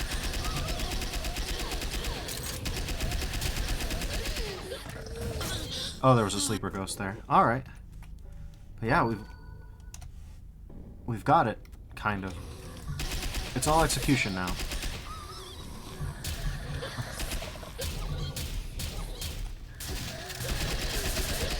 Okay, there we go. One Rotarian down. Okay.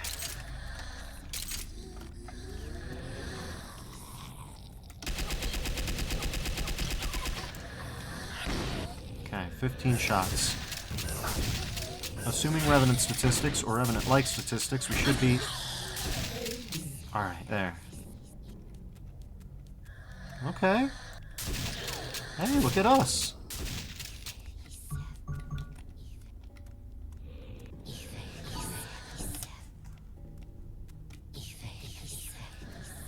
Yeah, this is non-hostile. This may be a Vesa.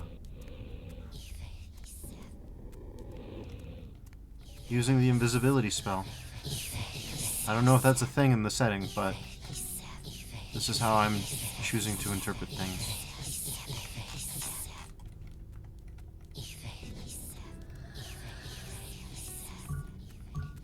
Okay. Online says, yes, I think one of the most valuable pieces of feedback I received was Matt's suggestion to change the host body projectile later on. The wings are gold in future works. Oh, interesting. I'm glad we're seeing the sort of pre-release ones.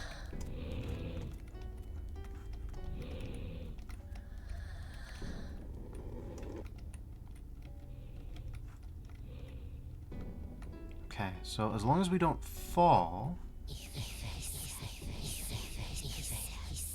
Someone's... Here's the lantern. We'll give it a shake. I like this. You're right. There's something about that. I appreciate it. No, that's really cool, actually, now that I know how to work it.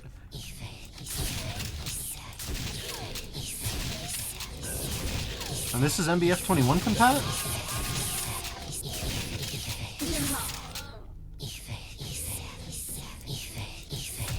We better be doing a little bit of melee here. Twin dog, okay. So, a little bit more reliable than your average pinky, it seems.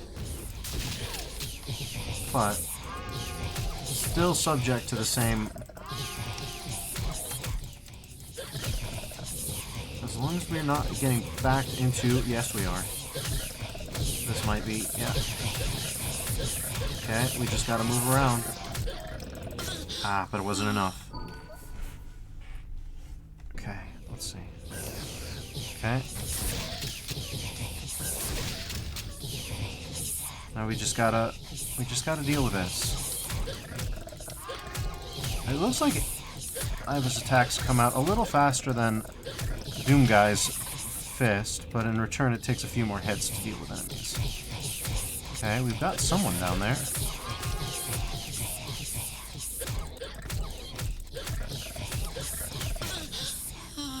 Okay, another attempt. Oh.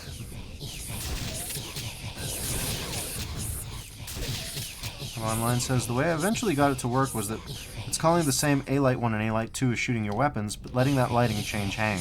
Interesting.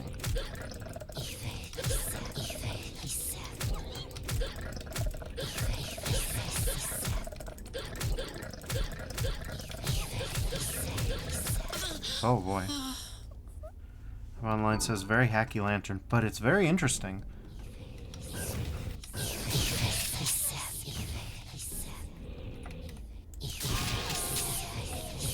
We could use our precious fingernails here, but I'm trying not to as much as possible. I should also probably save mid-fight here. Grant ourselves that grace. Okay. Ooh, we're cornered. Okay. Almost. Oh, we picked up some speed. Okay, let's just... Yeah. So anyway, I started blasting.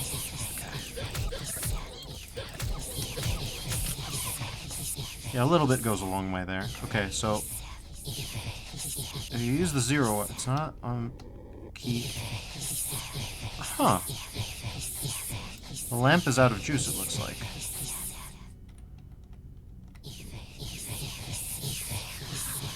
Okay, we've got more enemies. Oh, interesting. This is... Player was drained by a bully. I guess so.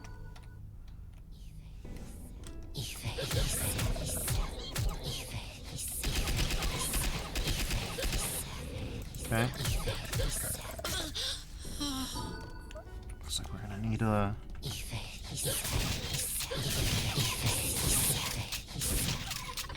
Let's just give this a shot for now. Toast 3D Source says, everybody knows lanterns run off of Costco iced coffee. Maybe they do. Okay, so we've got... Ooh. Oh, that bully projectile's a little hard to spot. Probably changed a little later, too. Yeah. Okay.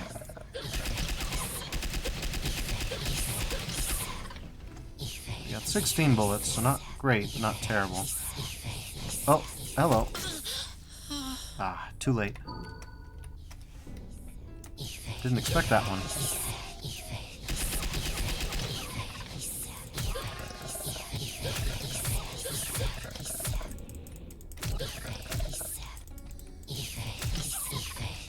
Okay, let's save here. This is a good spot.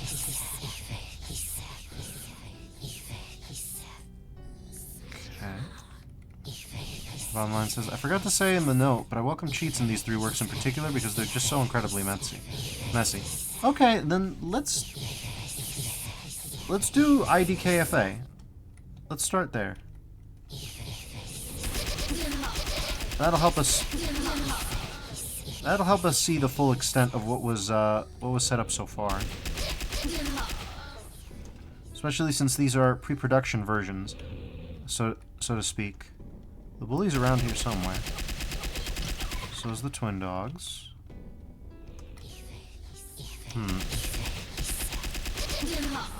There we go.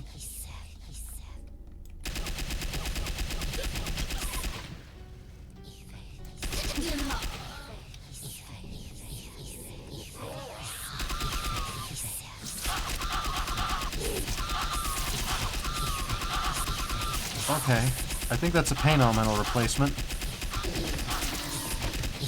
Let's see. Huh, interesting. We've got a little nest here. That's a nice, interesting piece of detail. So it looks like if you have cells, you can use the lantern indefinitely and it doesn't consume ammo. Probably. Which is helpful here.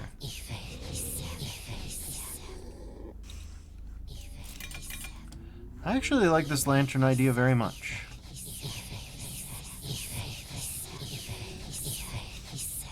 Okay, let's try something a little bit more... Okay, the bully may not have been quite geared for this encounter. So there's a regular shotgun.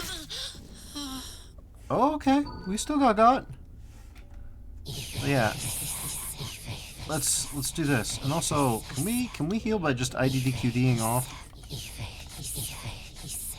Okay, there we go. So, we're doing a little better now. Let's just clear this place out and see what we can see.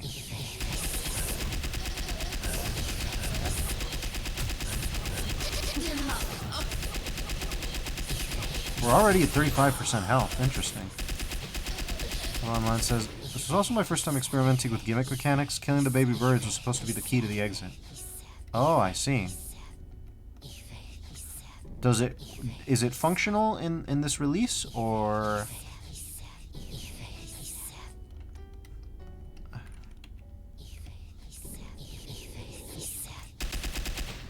Oh, hello. Hello.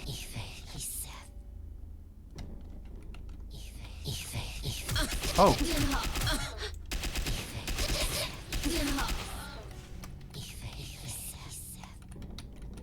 Okay. There we go.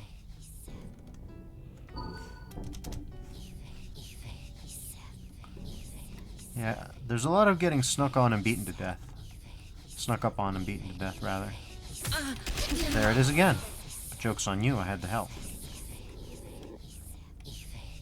Ayba Online says, fantastic question, no idea. Well, let's explore. Let's see if we can't find it. The answers. We might need to do a little bit of vid clip. We'll find out.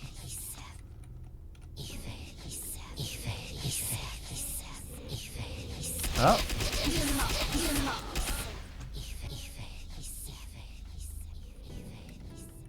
This will be a learning experience for everyone. Let's find out.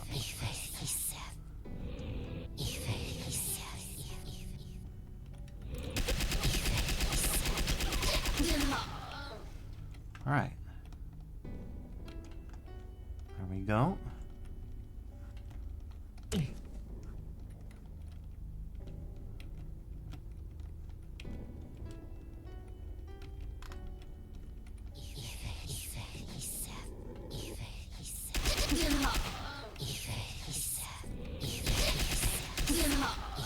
There we go.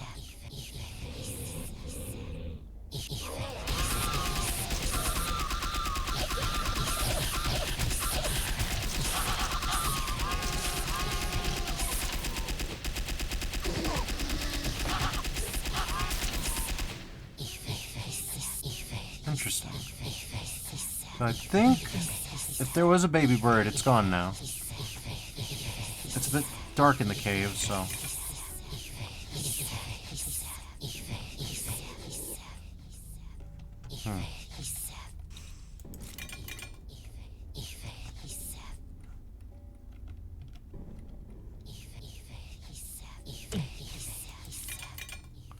I do like how long the light can hang for, even if it's not consistent. The fact that it can do it for a decent length of time. Actually, come to think of it,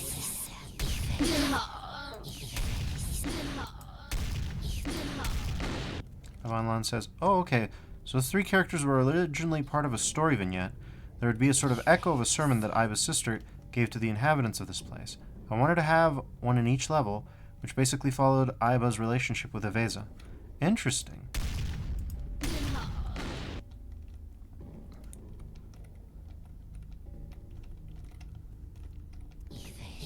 Were you planning on making the story vignette in MBF 21 or as a more sort of abstract thing? Because I know that it is possible, but it is still very rare to find a lot of story vignette stuff with MBF 21. Oh. That might be Eveza. And then we've got these entities. Well, these are shootables. Interesting.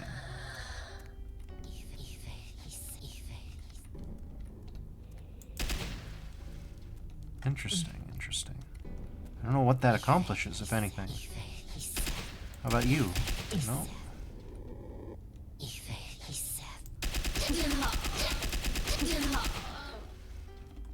Interesting.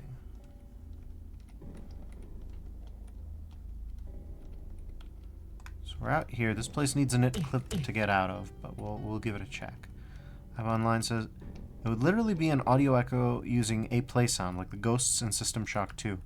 Interesting. Online says I did eventually reuse that idea in Blot. How do you pronounce that one in particular? Because I can think of it in a few ways. I think about like Below and Merlot, right? Like the drink, and then I think of it like it could be Bilot, it could be Belot, it could be Baylot. There are a few ways in my brain that my brain comes up with, and I haven't been able to find the pronunciation anywhere yet. I was trying to do a little bit more preparation for the stream, but I did run out of time.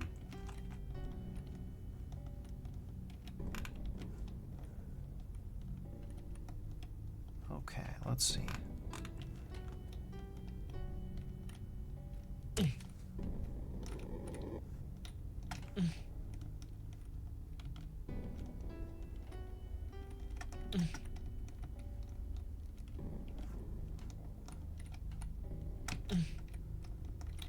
Got this architecture, and then we've got this zone up here.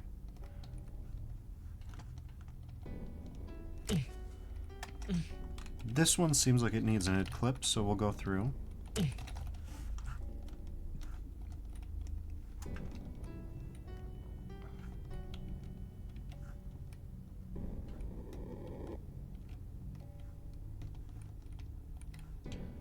Ayba Online says, Below like Merlot is so cool. Belot is a name my collaborator Spirit came up with, and she wanted it to be bellowed. I see. Okay.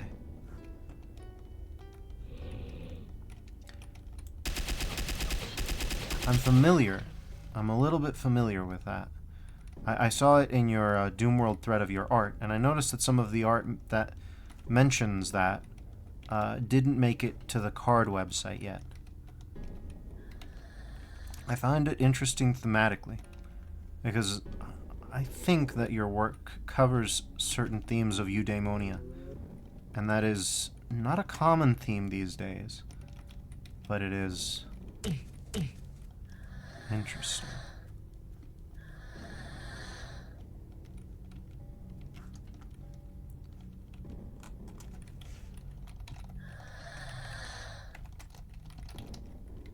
Okay, so we can id clip through here. I don't know if I've missed any triggers. Well, probably not. Fences usually don't raise and lower like that. They can. Oh, no. I hear breathing. Hello. Gotta admire the gumption.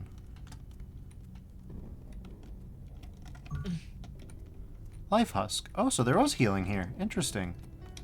And I do hear footsteps. Oh. It's her again. I think that's a visit. Alright. So let's see. Where haven't we been? Toast3D S'more says, gotta head out for bed, but thanks for the stream, Duffers. It was really cool getting to see Ayba's work for the first time, and thank you, Ayba, for providing these peeks into your projects. Yes, thanks for dropping by, Toast3D S'more, but also thank you, Ayba, while you're still around. This has been really fascinating, and I really hope that I can do your work justice.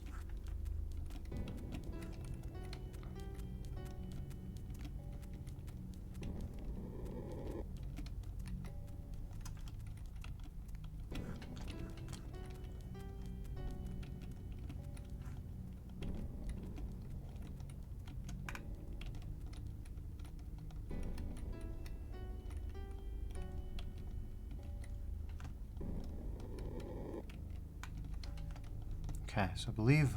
Did we end up down here? Maybe, maybe not. This is an expansive map.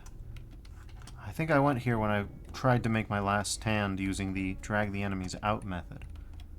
But...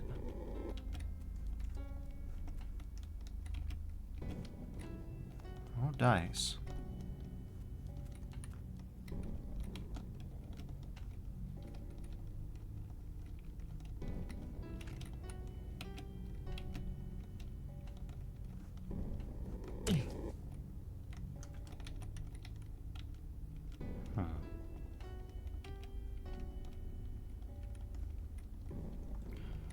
Online says, reading books about daemon theory was actually so helpful to me.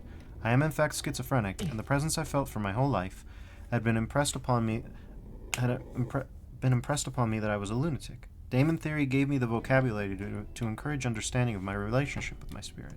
I'm very glad to hear. I'm very glad to hear that. I am familiar with this theory from antiquity, and you know, me personally, I'm very, very interested in... Oh, we found a secret. Oh, no. Oh, this is the plasma equivalent. I'm very interested in occultism and antiquity in general, so I've read a lot about it, and about the concepts of sort of eudaimonia, and how, you know, demons, as they were, have been changed, you know, conceptually. We actually just got finished playing a roguelike that's kind of about that, but not ideally. It handles it a little bit differently before I went back to Doom for the week. And I'll be doing more Doom next week, of course. So when I was reading that, I was very interested. And I'm happy to hear that it's had some therapeutic benefit for you, and that it's been a way for you to engage collaboratively with a presence that you feel, especially because it brings to mind, you know, studies that have demonstrated sort of different cultural understandings of schizophrenia and different cultural experiences of schizophrenia. I'm sure you're familiar with the research. At this point, it's quite common, but you know how people in a lot of what we would describe as Western societies and civilizations have very negative experiences with schizophrenia that aren't particularly, like, they sort of begin to cascade, whereas in a lot of cultures that aren't so Western, in places like India and in Africa, places with sort of different cultural paradigms, they manage to be more popular. Or not popular, but you know what I mean, more functional, sorry. Let's see. Can we enable mouse look? Yeah, let's find out if we can enable mouse look in mouse. Free look on. Okay, what do we got? We got 4 hatchlings in their nests. Snuff them. Okay. We can try.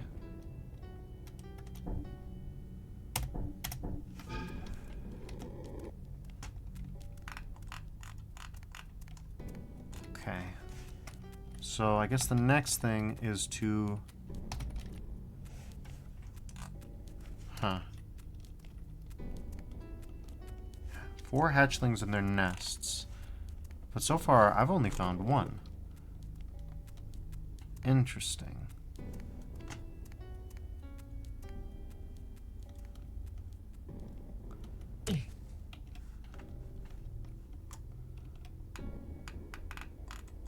Trying to zoom out. I've seen the sermon. There it is. Ayba Online says, absolutely, I'm possibly a little controversial in believing that I am not mentally ill. My relationship with my spirit has been a universal good in my life. Well, I'm glad to hear that. And honestly, I don't think there's nothing too controversial about that.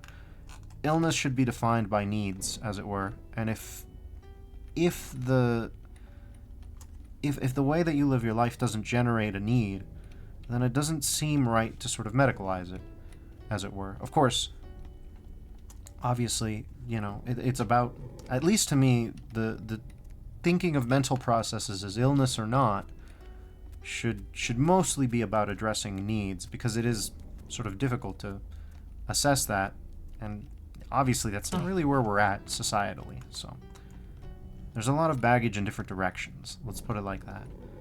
And I think that it's completely fine and normal to understand, you know, your own presence and your own spirituality in ways that are positive to you. I don't think that you're beholden to societal expectations that are cruel in any way. So I can only see 1 nest. I think that the nest mechanic... I think that we can conclude the nest mechanic might not work. I don't know for sure. We've got something going on in the center room there, so there's some sort of trigger. But I don't see 4 nests. At least no nests that are like this. So for now, I must conclude that the system may in fact not be functional yet. We won't know, I don't think, but it's looking that way. So given that, and given the confines of my facility with Nugget Doom, I think we can say that we've explored all that there is to see here. Ayba Online says, yes, I'm thinking it's broken too now. That's completely fine, though. Alright, let's just id-clip on through. Okay, so that's hiding foul. Yeah, we got all kills and all secrets, so... Here's Billy Club. Interesting name. Oh god, I have made a mistake.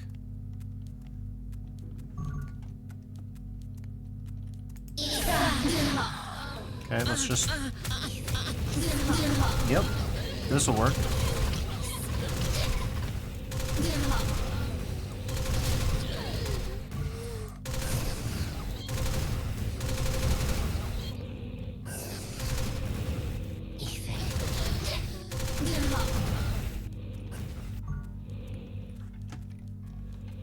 Interesting. It's a bit of a close-in melee fight.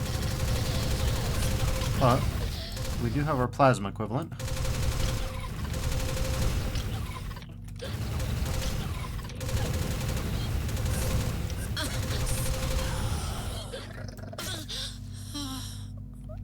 I'm impressed, honestly. Oh god. Trying to get that one is tough. In fact, let's just id clip on up, because I don't recognize it. Oh. Rage fetish, I see.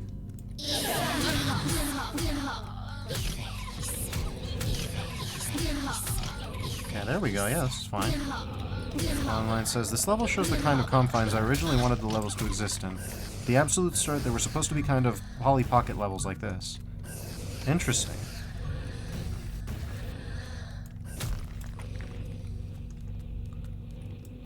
So this is a bit of a Tyson experience. Oh, I like that the rage fetish shows up. Okay, we're gonna do a quick save here.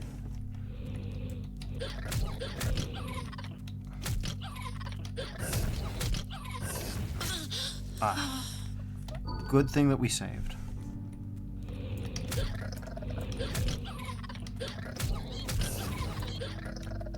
All right, infighting. Oh wow, it's the usual. The way that melee attacks are coded doesn't contribute to infighting. All right. Well, there's the bullet. Okay.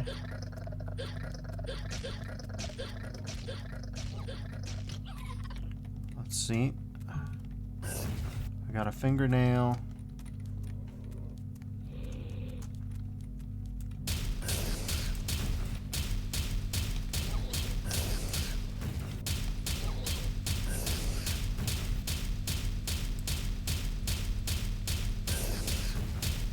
I don't know that we have enough bullets for this, but... Okay.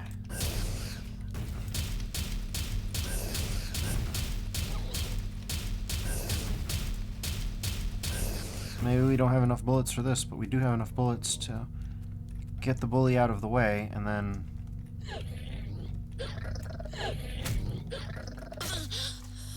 die. That having been said, we saved at an opportune time, so we can just get this to happen, and then watch me swoosh right out. There we go. Alright. Now we just gotta do that thing. I'm gonna start swinging my cane wildly, and if you walk into it, it's your fault. Okay. Interesting. So the way is barred. There's your logo again. So now only the bully is left. We have 11 health, so basically any attack from the bully will probably hit us, assuming Hell Knight equivalents. Which, yeah, that's about right. That looked, if we can judge by the red screen, that looked like a max damage roll too. Okay, there we go. Berserk finally came in clutch. And there we go. That's everybody dead. And there's some some manner of being here, but the being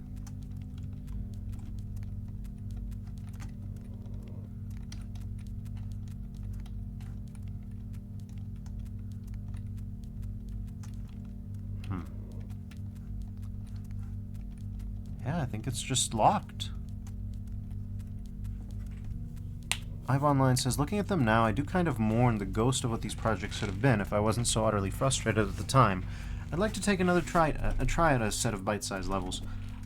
Bite-sized levels are good, I think. Ooh, a jump scare. And here, entering breast milk. Okay. Interesting.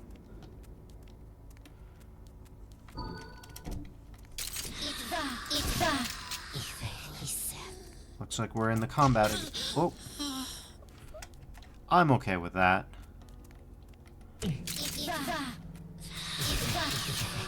Okay.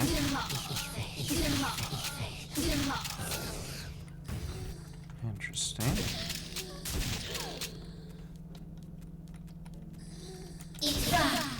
Alright, there we go.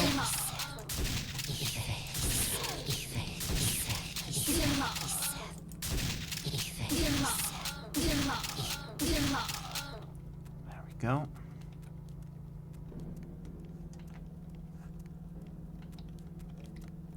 Online says these last few are literally just a room or two, not much to see. Ah, okay. I see what you're saying. They do definitely have that sort of Polly Pocket type of size going on.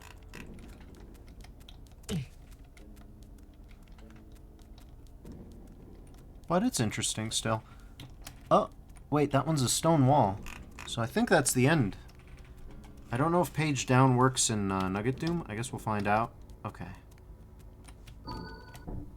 Key bindings. Map. Okay, so cheat, fake archvile jump, nugget, jump, fly up, crosshair, toggle slow motion, cheat keys. Next map. Yeah, we'll do that. Okay. So that ought to do it, maybe. And here we are in Obsessia. Okay. We got some peppercorns. And a pepper basket. And a pepper stick.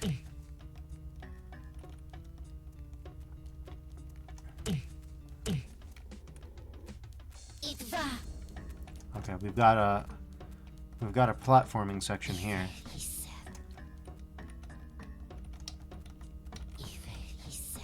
Alright.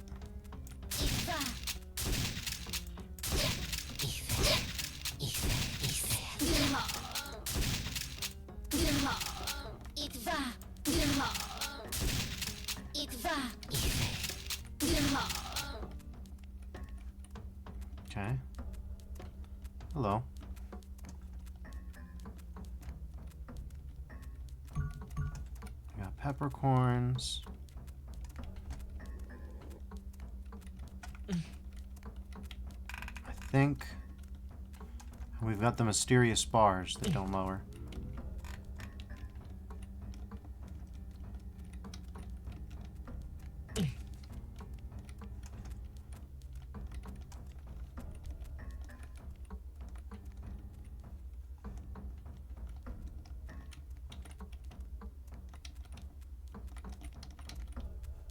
Okay, yep. Looks like id clip on out is the way through here. Id clip, but... Okay. Now we've got tongue press. Interesting.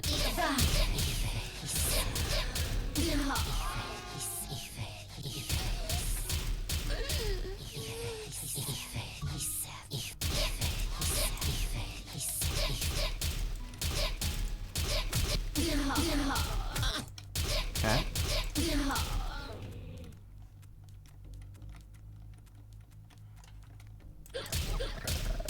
Yeah, there's the sleeper ghost.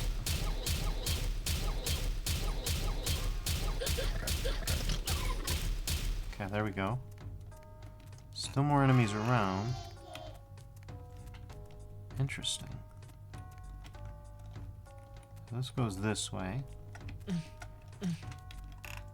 I haven't been commenting on the music, but it's still brand new. Like, these are novel tracks for these maps. I don't know if you ever reused them. Looks like the switch logic isn't there yet, so.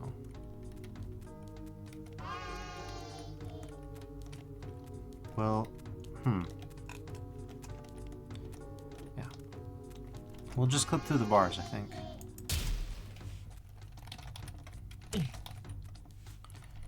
Okay, and looks like we need to do a little bit more clipping.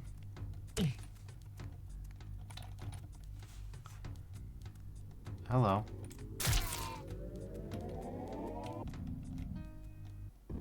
Oh, and this one has an exit. Entering... Oh, this is Crusher, isn't it? I believe this is Crusher.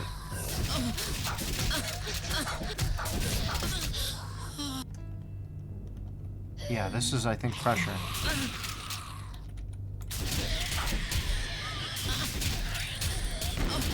Online says, I haven't reused any of Aveza's tracks yet. It's a complete soundtrack as it stands. I should use it for something. Agreed.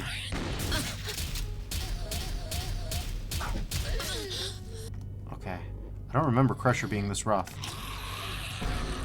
There we go. On to God Heart. Well, those are good to have. It's good to have a spare God Heart around.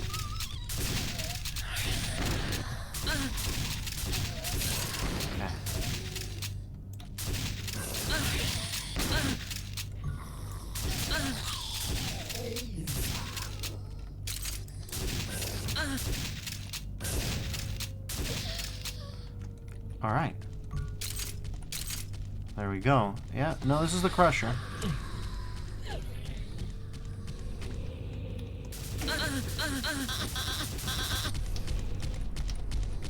Okay.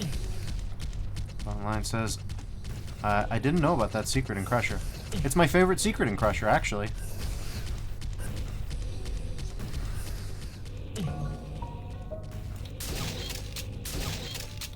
Looks like we're gonna lose out on that plasma. Oh well.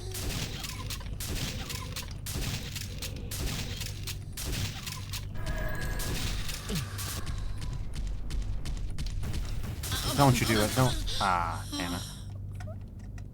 Alright, torn apart by Elenia.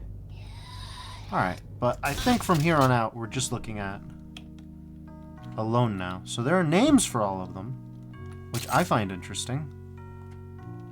Dead Simple is Alone now.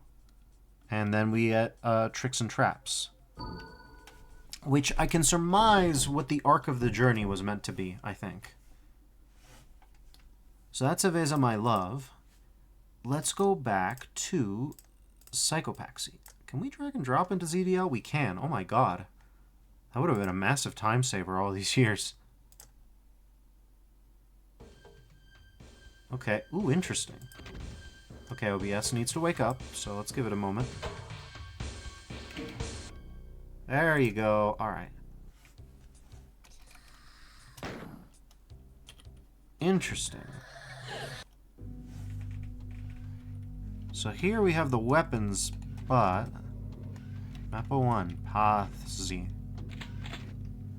We have the weapons here, but not the portrait. I'm interested. This one's more stonework related.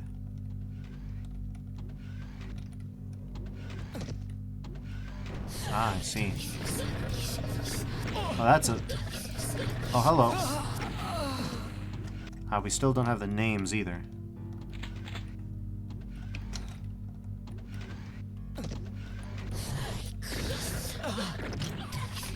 Okay, we've got to deal with it. Oof.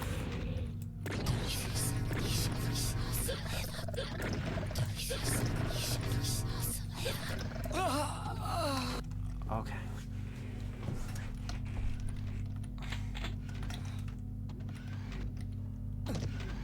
We have got to be careful here. So, first part of being careful is mid-fight saving. And not doing that. I do that a lot. Nope.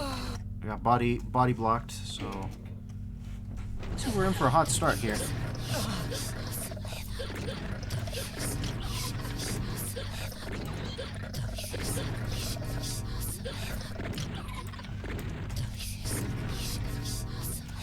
I feel as though the stats are somewhat changed for the monsters, but I don't know. Because that felt like a 4-shotgun Spectre.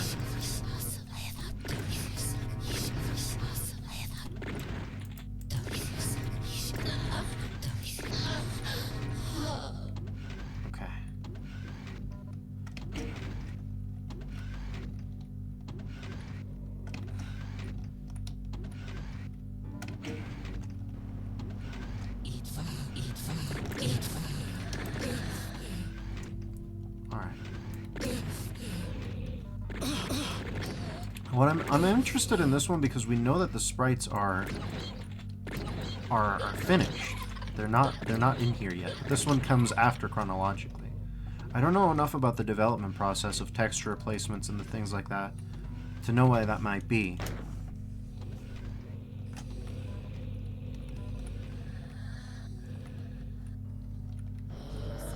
Ooh, interesting. Whoa.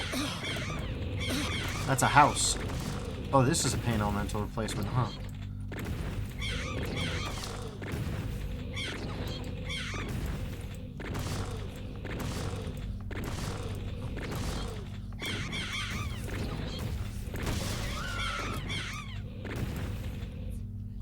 I wasn't expecting the house.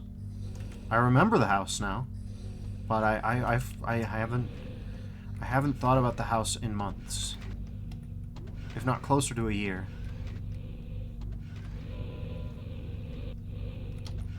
Interesting. They change colors a little bit. Yeah, when they flash, they change colors. Neat. Ayba Online says, Psychopaxy was such a weird project emotionally. I think I only gave up on it because I didn't like voicing a male protagonist. Understandable. Online says, definitely influenced by peer pressure overall, though. I can see what you're saying by that.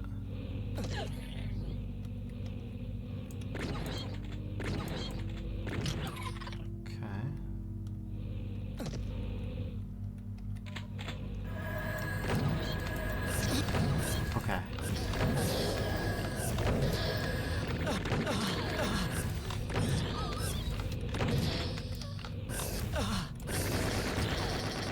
Oh,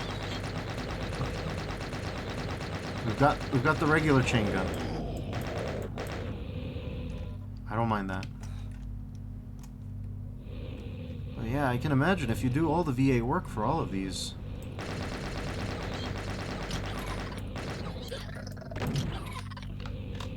That can be rough. Hello. Where am I? I'm here. I remember here. I could have gone here instead of that way. Okay, interesting. That's not the way I came. Huh.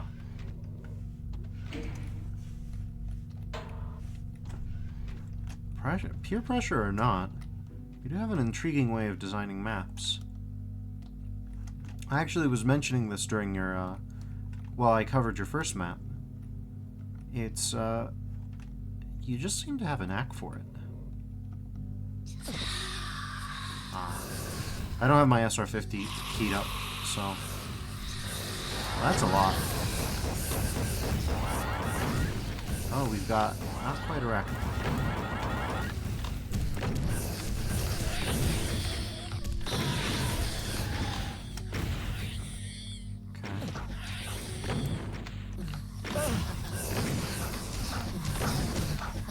Those were the host bodies. Okay. Interesting.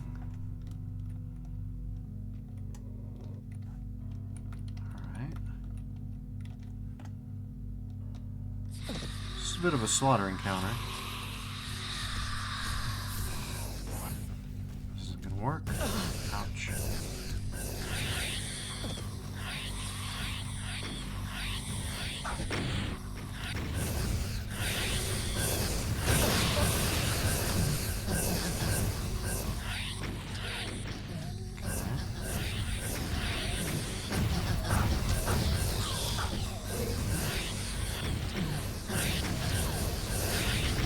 Online says the incorrect paletting in this is still funny to me. All the grass turns green when you get hit.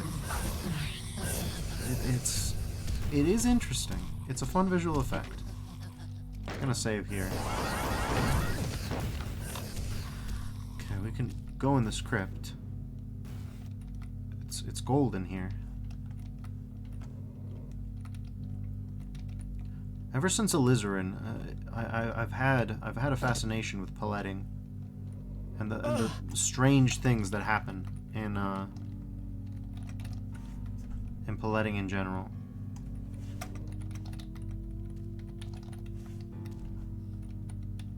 Okay. So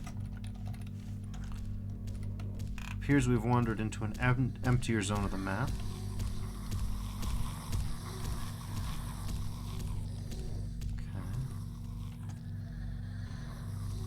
Well, the bars are barred. Wouldn't have expected that.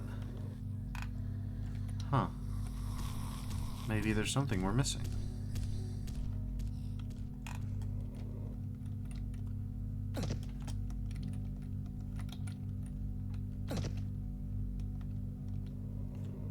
Well, I definitely missed this. And there's the exit. And here's... "Will make of me something to be feared. Oh, interpret my likeness unto the architecture verbose. Fear of me, my fruit born from your womb. Deliver my heart. Deliver this creation." Oh, then we're in Under... The interstitial text into Underhalls is great.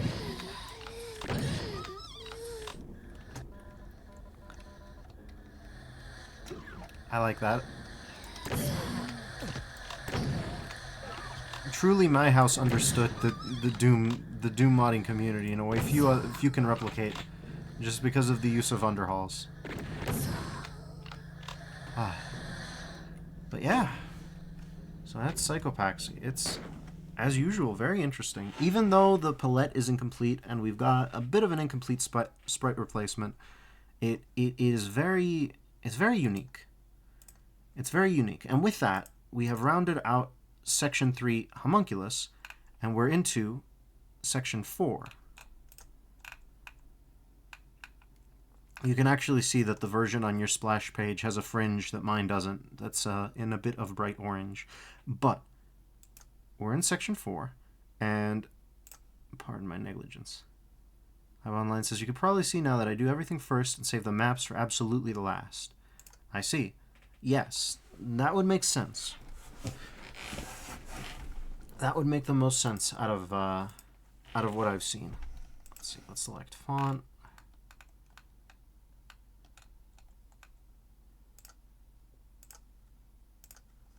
Okay.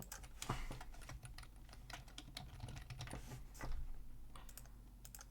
we go.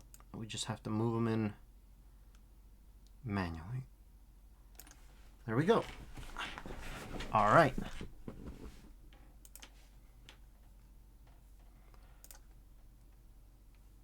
This is the rally. We need to go to... Yeah. Right. I need to read the... Sorry, I've got a bunch of Explorer windows as my sort of... There we go. All right. So, Chapter 4, Concept. These two maps were made a little far apart, and Hexbottle was made at a time when I was still talking to Ludi, but they both sort of represent the same moment to me, which is my transition to another group of mappers. Both of these maps were made out of a combination of love and spite. Both were supposed to be a defiance against the Afternoon crew to show them that they hadn't killed my love for making art, but also they were both supposed to be tributes to the work of Plurb, as her textures serve as the base inspiration for them. I have very mixed feelings about both of these maps. Plurb really liked them both, I think, but I know really I made them with a lot of bitterness in my heart, and I think it cheapens the sentiment of them, and for that I still feel like I've wronged Plurb. Either way, Black Fairy was the last personal WOD I made that wasn't set in the world of Hist. I've only dipped outside of it now to make maps for friends, like my map for 97CF's Kirsch, which I still hold very dearly. Also, you will notice Eveza is here, lots of her. Black Fairy contains a lot of non-canonical appearances of my characters. So yeah, as usual, I like to disclaim the use of the art that I've picked for these little chapter interstitials. However, I do believe, and again, I am not able to reference the DOOMworld thread, so I wasn't able to check, but I do believe that this pick was apt because I do believe that this represents one of the people from the mapping group. I don't remember if it was Fox or someone else, though. But yeah, that's why I picked that one. I don't remember for sure, but I figured that it was the best selection that I was going to get. So let's start with Black Fairy. This is one of the ones that I found out on my own. On my own, I only found 3 maps that are contained in this set of files, everybody. So without Ayba's help, I wouldn't have been able to do this whole thing. Let's see if DSDA works now. I believe it should. So let's launch it up, and it's working. Let's go into game scene, and let's see if the game capture figures it out. Nothing? Ah, there it is. All right. Black Fairy. Ooh, interesting. Let's bump up the music volume a little bit, huh? Double it at least. We'll do UV. The time is 5:08. 5/8.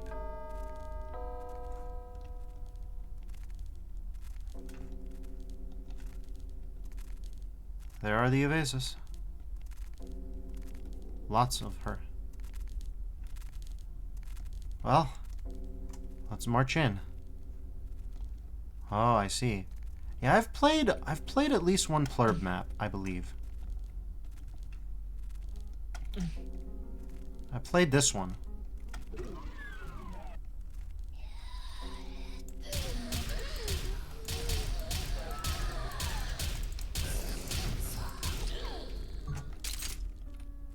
Ah, there's your painting.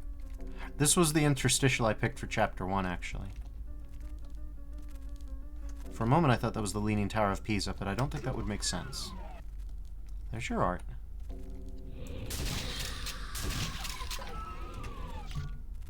Okay, we've got 144 enemies.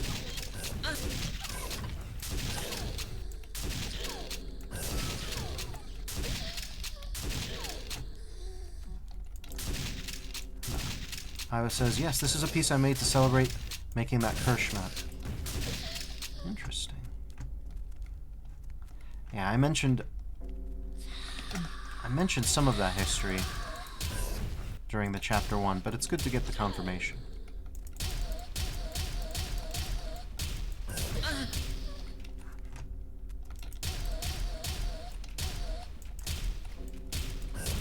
Oh. Oop. Let's see.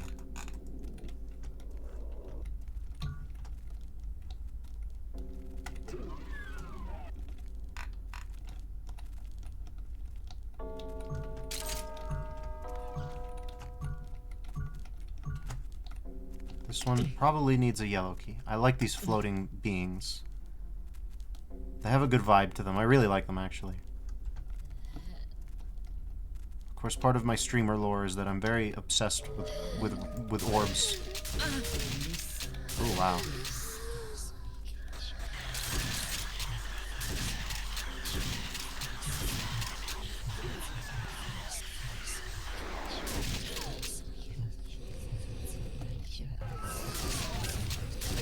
Okay. We need to move. We need to move in deeper. Life husks it is. Okay. Life mass, that's good.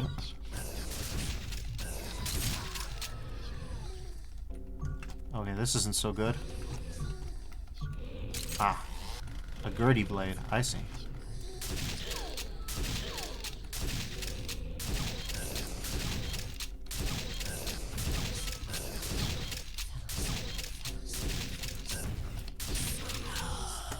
Probably a Hell Knight equivalent?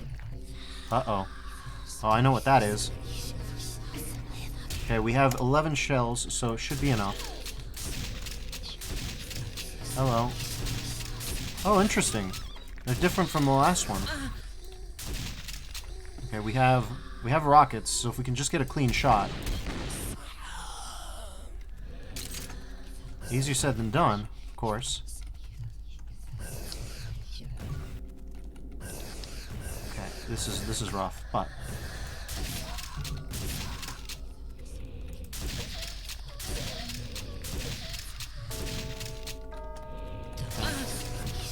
excellent.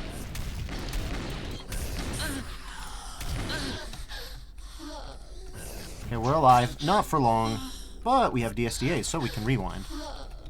Which means we can slightly alter the present to save the fate of the future. Or whatever. I think I just made up on the spot. And online says, those orbs were the original design for my soul spheres. They found a new home as my plurb key markers. I like them. I like them a lot.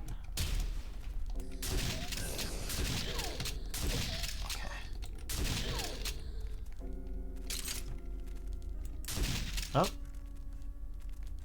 Alright. Oh, good. And a stuffing sack.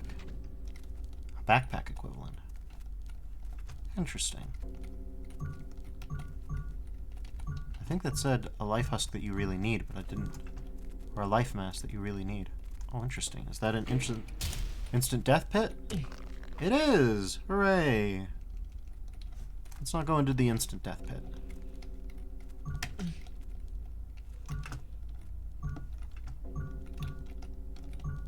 Alright.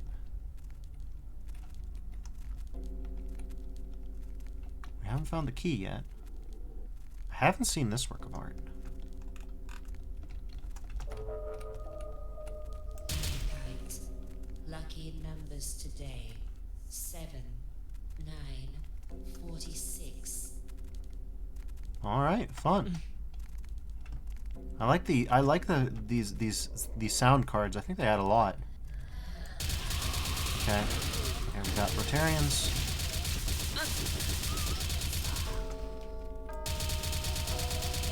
Okay, that's gonna need some rockets.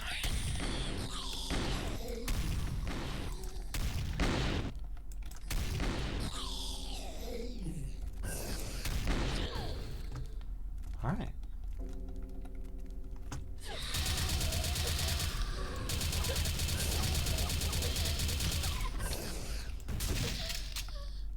Life mass, let's go.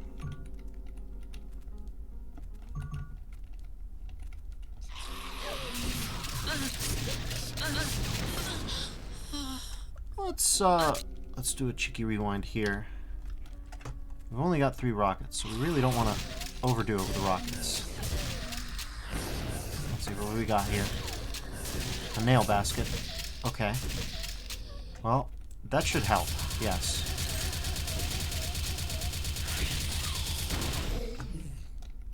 Okay, well, I heard we're still in the game, I think. Okay. Quick save, 3 rockets. Okay, that's good. That's good. That's not so good, but okay, a life husk.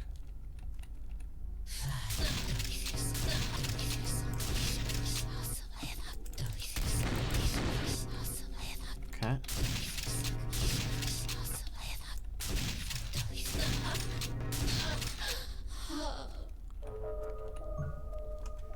God is watching. All right. Cool.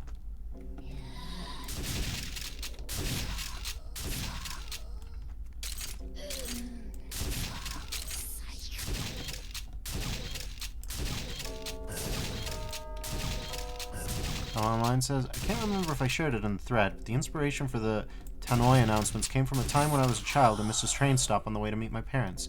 The overhead announcements made so little sense that I felt that I was trapped with aliens. Interesting.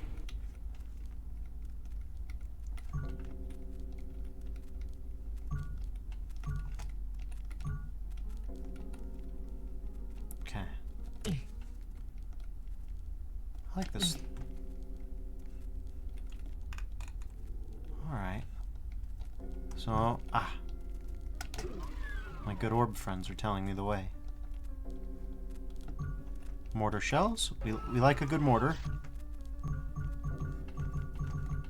Virgin spec. Interesting.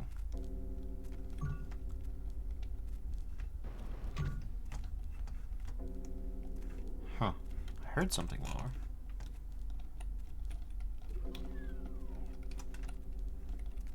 I heard a door open.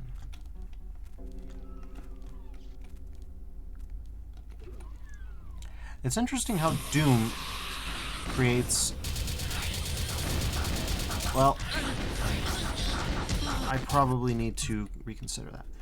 Doom creates a sort of shared bank of memories or of sort of audiovisual cues, and it's fascinating how small alterations can affect the ways that things are perceived or work. Okay, we need to start an infighting party. Okay. House.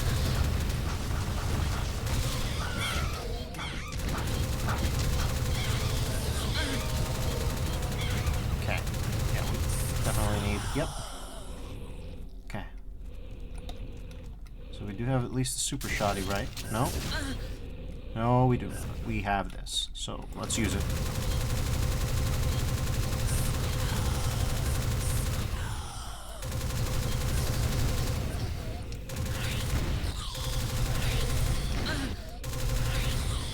Oof. Alright, let's go back to... Whoop. Let's go back to here and try not to get tagged. Alright.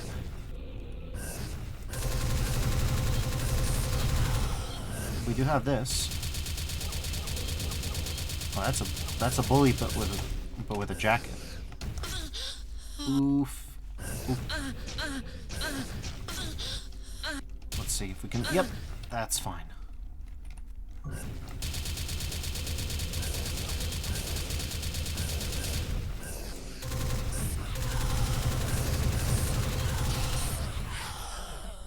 All right.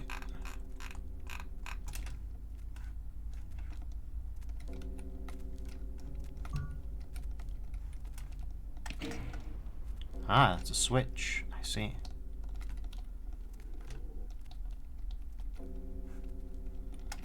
And this is a lift. I don't know how long it has been there. And that is the yawl. And now we're here.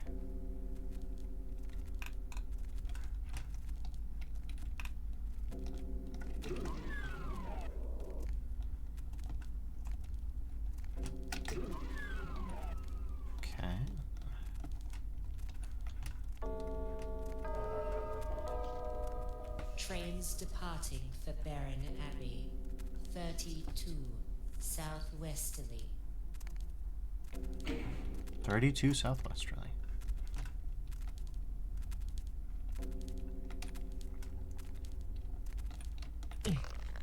Whoop.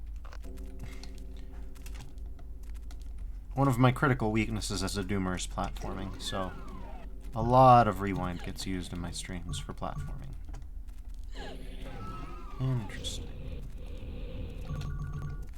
Oh, I get armored up a little bit more, so that's good.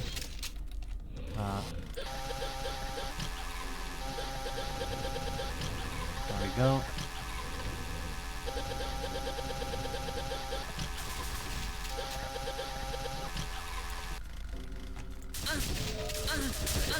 Confirmation. Mortal flesh detected. Uh-oh. Thunderstaff. Mortar basket.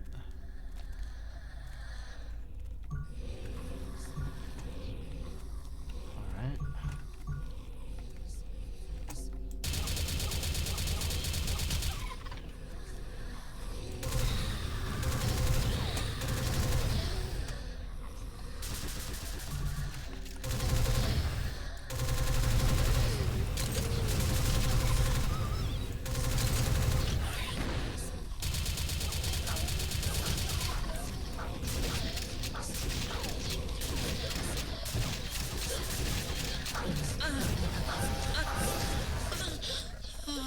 Oh boy, we really messed that up. So let's see. Over here, maybe. Okay. Yep. Going this way seems like a better idea. Okay, that's not gonna help. It seems to be slightly better than a vanilla pistol, but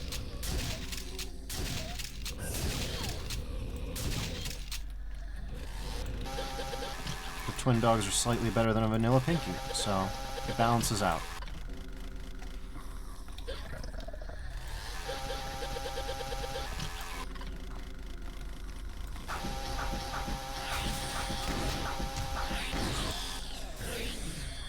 Okay.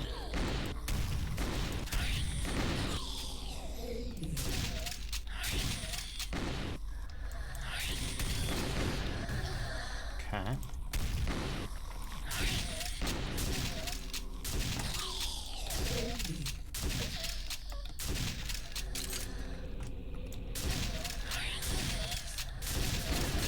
Okay, we're getting hit scanned. Oh boy. Okay, there we go. Alright.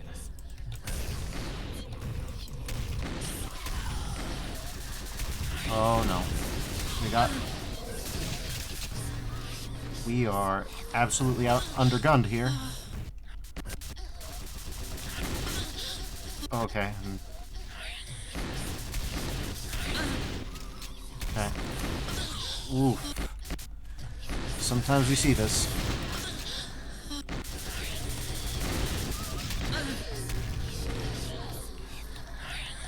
Oh god. Come on.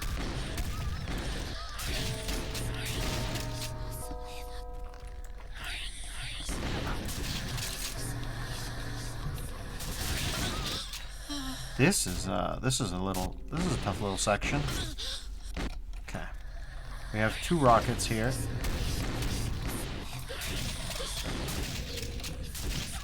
If we can kill this Archvile equivalent. There we go. Did we? No. There we go. There we don't go. No, we don't go there at all. Okay. Okay. Oh boy, 6% health. Rough times. Okay, wait. We have a chance. It's not much of one.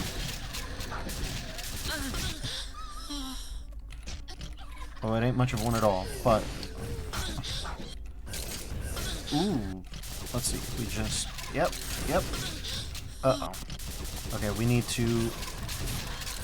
There we go. Okay, now we're in a more stable position. Okay. Now Online says, I remember this part being a little mean. It's tough. I think part of it is there's a certain blindness to, at least so far, for me, in terms of which enemies are which still. They have distinguishable silhouettes, I think. It's just that I think it'll probably take a while. Oh, I thought this was like a pit that you fall into. Okay, close body.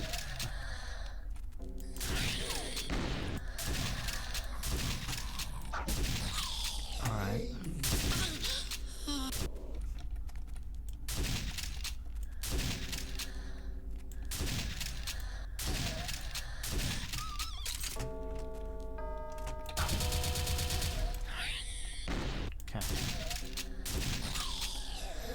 There we go.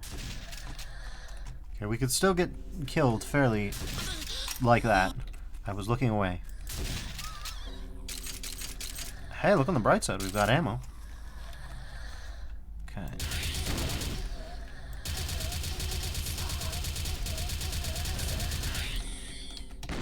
Okay. I'm glad you can't friendly fire, Ayba.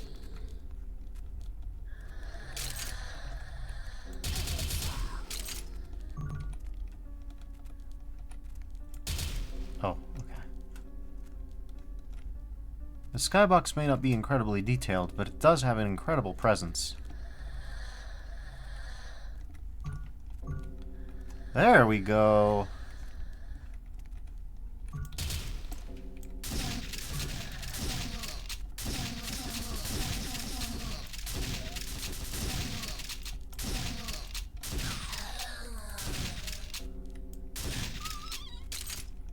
Alright.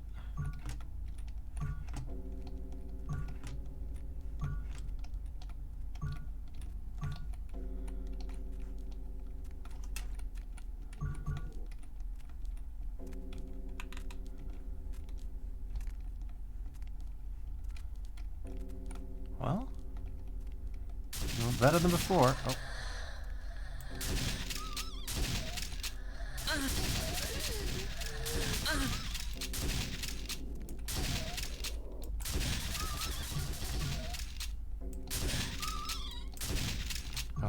Online says, it does. I think an interesting unintended social experiment that came from my work was how much we as Doom players rely on the visual and oral language of the enemies to make instinctive decisions. There's an automatic learning curve with my work because of this, I think. And I actually appreciate natural, automatic learning curves. I think that a lot of difficulty discourse comes down to the fact that the best Doom players have played easily 10, 20 times more Doom than I have, and I've been running a Twitch stream where we do Doom as the baseline game when there's nothing else to cover for, what, 2 years now at minimum? And, you know, I've been playing Doom for life since I was a toddler. I was like 2 years old when I started Doom, but the practice gap is insurmountable. And so little things like this that affect muscle memory, I think disproportionately affect high skill players more than low skill players, and I actually think that's a good thing. Because if you don't, I feel like it lends itself to a further stratification. Oh, the not lost souls. Online says, I did get a lot of criticism for this, which I do understand, but I enjoy having power taken away from me as a player, so I suppose this is my preference for horror games coming through. I encourage you to do that. Oh, Blackberry Historical Society. We found no secrets. Interesting. That implies that there definitely are secrets. Oh, we certainly missed someone. And there's one secret somewhere in all this. I love DSDA's IDDST because it just gives you a little hint. It just lets you know, yeah, you can find this. It's around there somewhere. It maybe gives you more than a hint, but for most maps it's sufficient. But yeah, I'm absolutely supportive of your impulse to take away the player's ability to parse all of what's going on. Because it's not total, it's not complete, and that's part of what I find interesting, right? Like, you've got that Doom door noise, right? Like, I don't remember if that was in the other maps. I wasn't paying that much attention, but at least not to that part of the audioscape. But I do think that it's an interesting sort of thing. Oh, it was in this room, right? Hello. Interesting. Well, we certainly weren't around here. We found a polyp.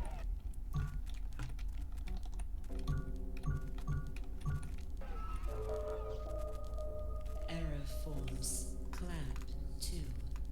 Adjust accordingly. There's a tender staff. This is a neat one.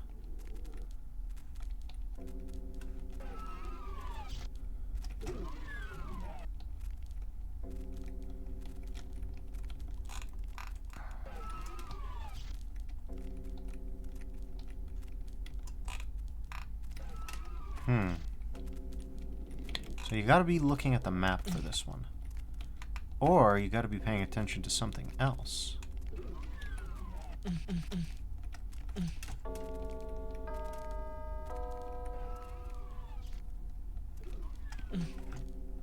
Interesting. So something has to happen. Maybe this? Yes.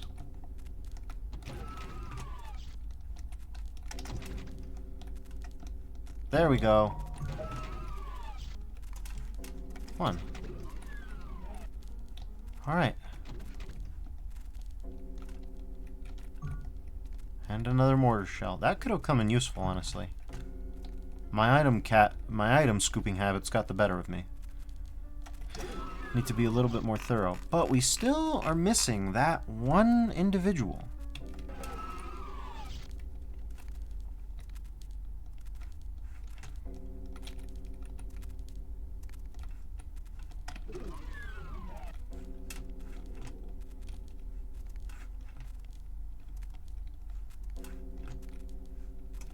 Okay, let's try IDDKT, huh? I'm going to say that that's probably a monster closet that failed to proc.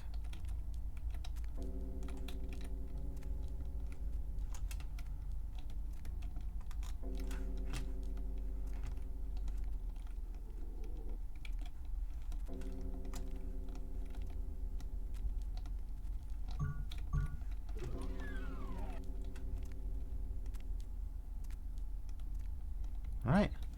So that's Black Fairy Historical Society. And thank you for playing. Aw. We've got this painting, and then we've got a knight leaning on the wall. You've got to have one. Obligatory. I'm gonna suspect that your weapon of choice is Blender, yes? Tapers.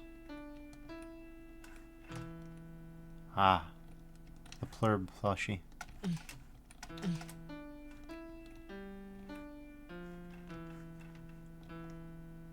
I like that a lot.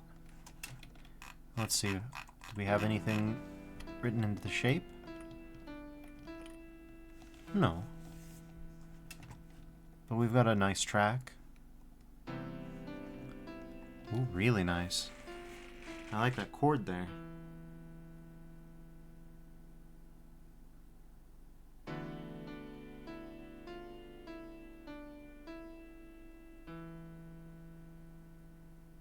Ayba Online says, yes, Blender and Photoshop. Ah. I can understand using Photoshop still.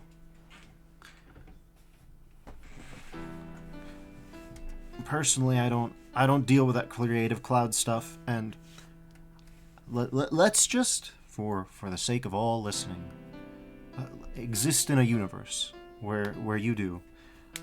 Just because, you know, we don't need to have the censors considering those things, but I just can't. I just haven't found my opportunity. But it's not an aversion to proprietary software. Instead of Photoshop, I use Corel Paint, which is kind of dead. There's some upcoming projects, a few open source ones that look promising, but nothing too huge yet.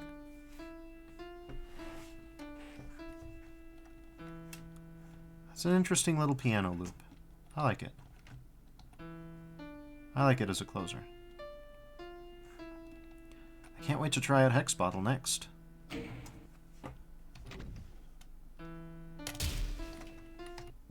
Let's leave for a second.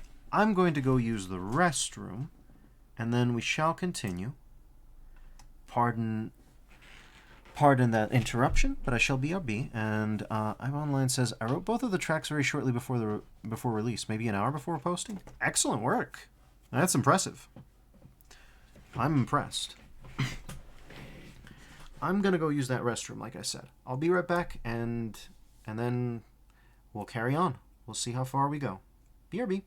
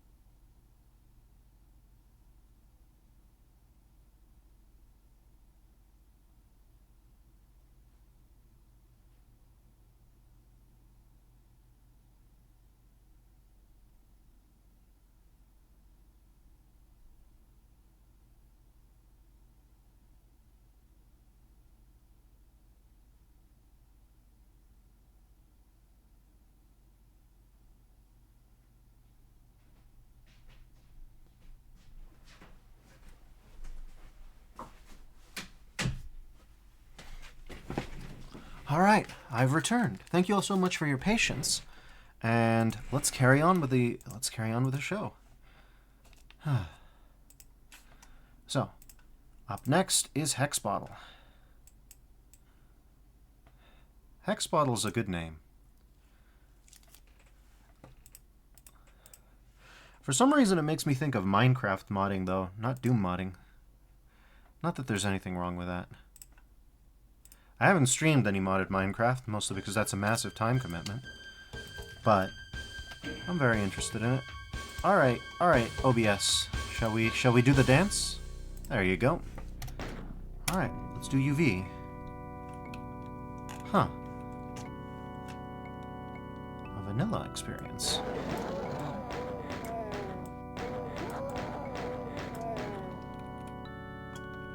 We've got the orbs, though. The plurb orbs. Okay. Ooh. Let's hide out.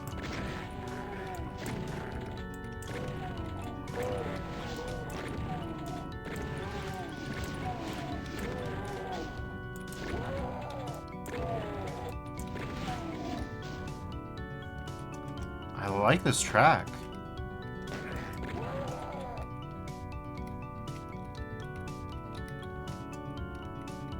This is obviously a bit more reminiscent of your earlier stuff. There's the whistle.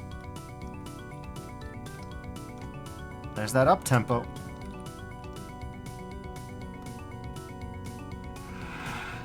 You can't tell, but I've got a smile on my face.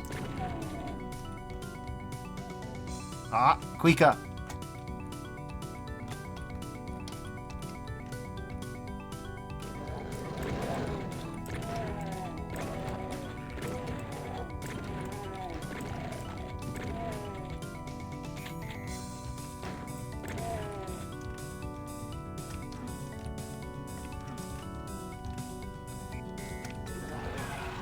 Well, those are doors sometimes.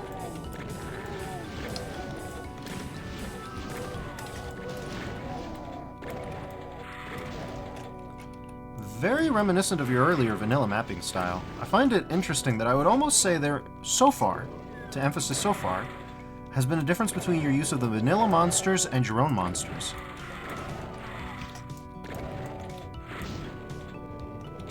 But that might also just be my own imagining. Ayba says, Hex bottle came from a nightmare in which I found a milk bottle with dirt in it under my bed, and I died of a heart attack. Oh, no. That sounds like a fairly unpleasant dream. Are there letters in the sky? No, it's that picture we saw. Alright.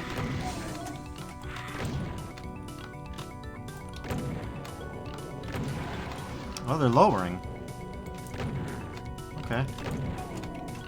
Interesting. I don't know what I did. Well, we better lower too, but first let's get a little bit of protection. This is really fun music.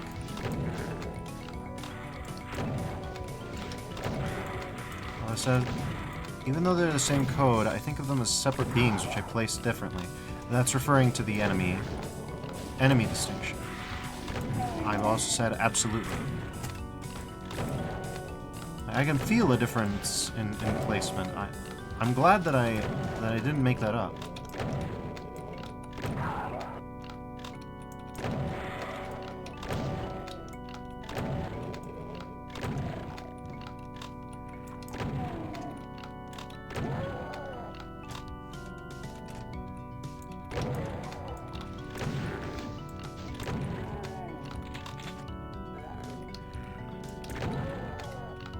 I wonder if that effect is, if that effect of difference, or sense of difference, is present only in your work, or if it would be in other people's monster replacements as well. I'm interested.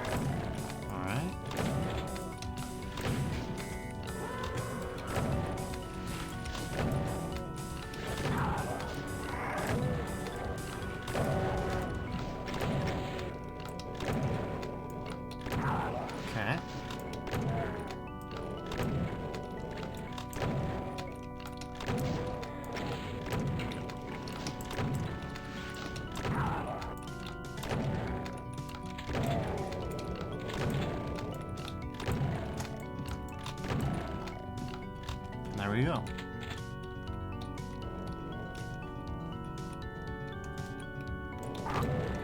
Alright.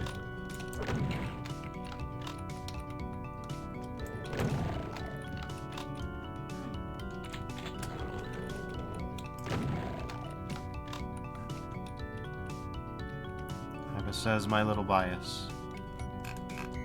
Interesting. Ooh, wait, secret. Let's go. Okay. we can see it. Aha. Lotions! Hooray.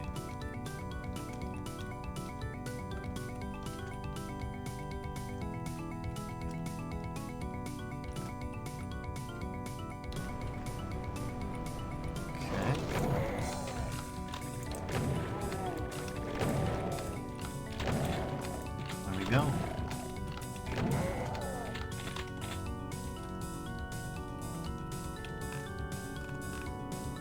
right.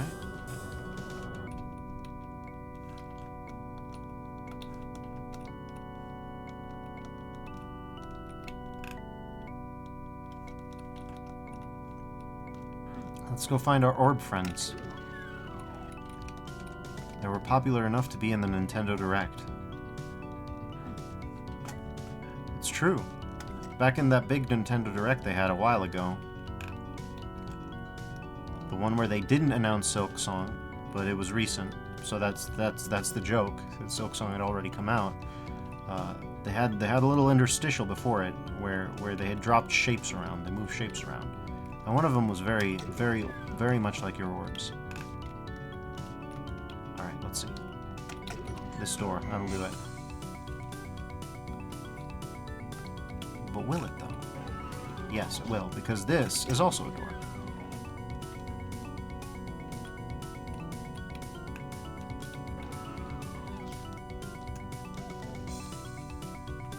Alright.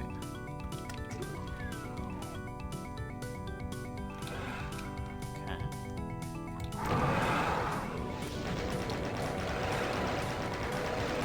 Ah, the old teleport trick.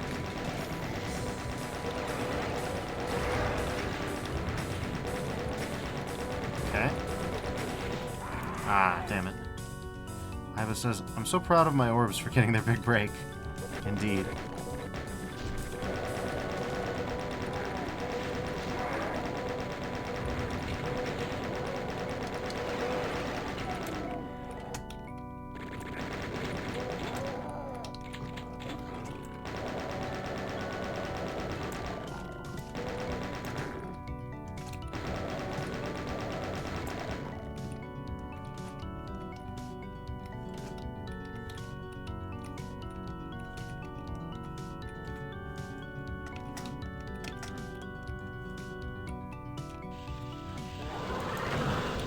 Okay.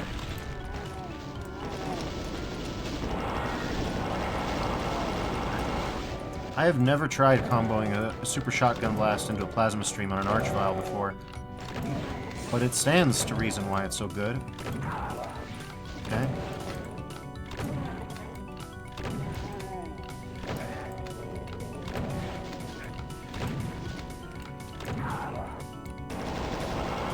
There we go.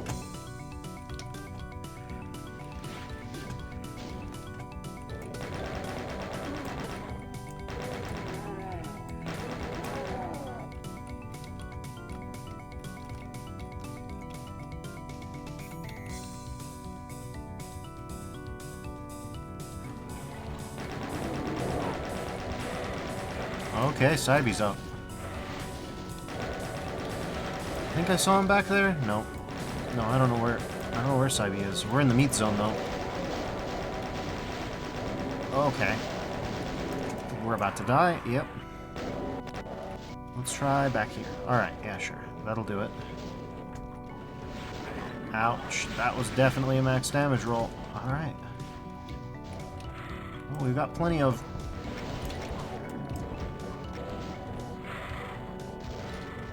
There we go.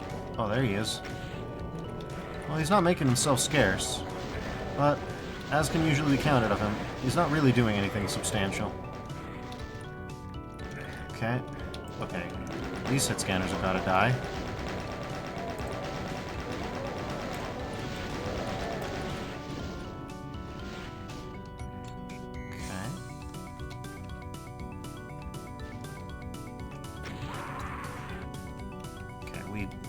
There we go.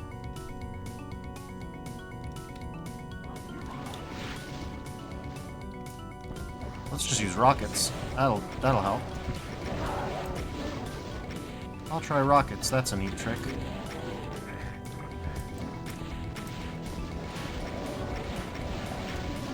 Okay.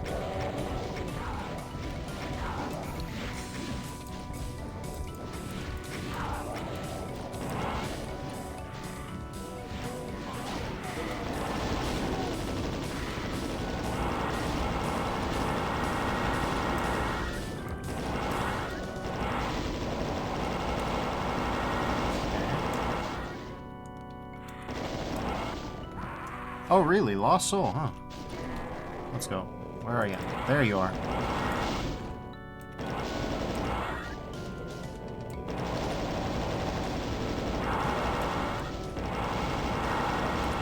Ayba Online says, this meat zone was very much inspired by the big alligator mouth in Quake 3 Arena's Q3 DM2. As a kid, I thought it was really fun to walk on a dead animal's tongue like that. A little morbid in hindsight.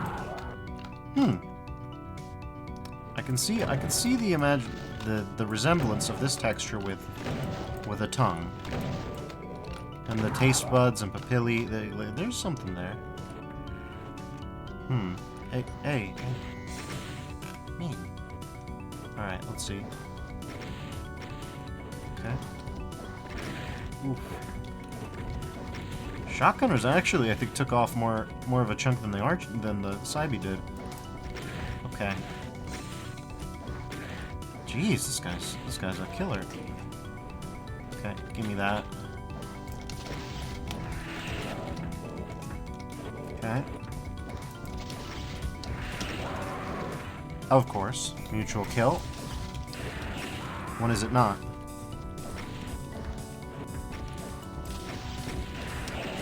There we go.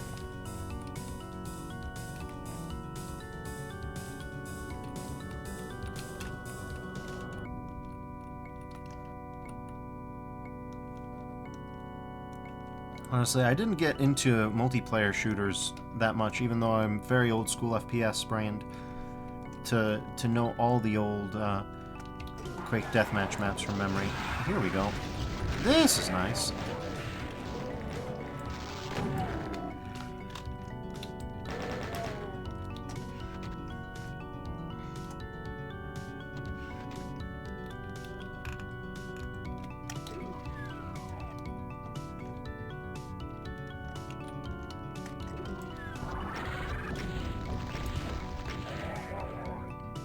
Alright, that was a solid string, and that's... Oh, we only found 50% of the secrets, huh? Oh, well... Let's see what else we can find. Ah! Maybe only 50% of the secrets, but maybe not. Hello. There we go. Huh. Alright. How about that? Speaking of earth tones, I noticed that even in plurb text, aside from Black Fairy, which did use a more monochromatic palette, you've used the earth tones here as well. That's interesting. And here's Underhalls, but it's not Underhalls. It's thanks for playing. And hey, this is a lot like your first map's map closer too. It's not quite a heart this time, but it's similar. And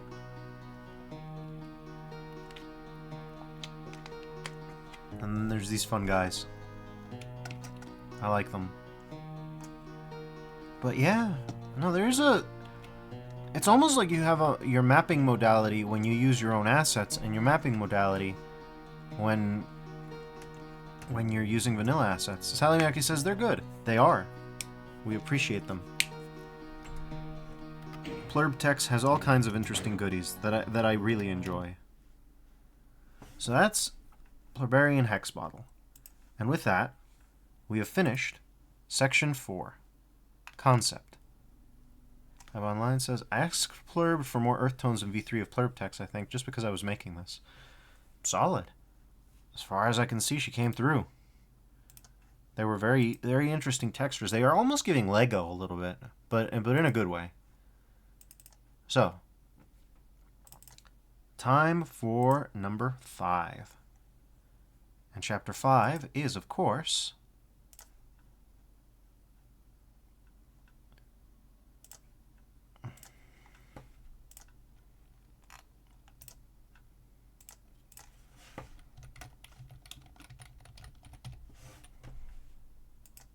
Epiphany.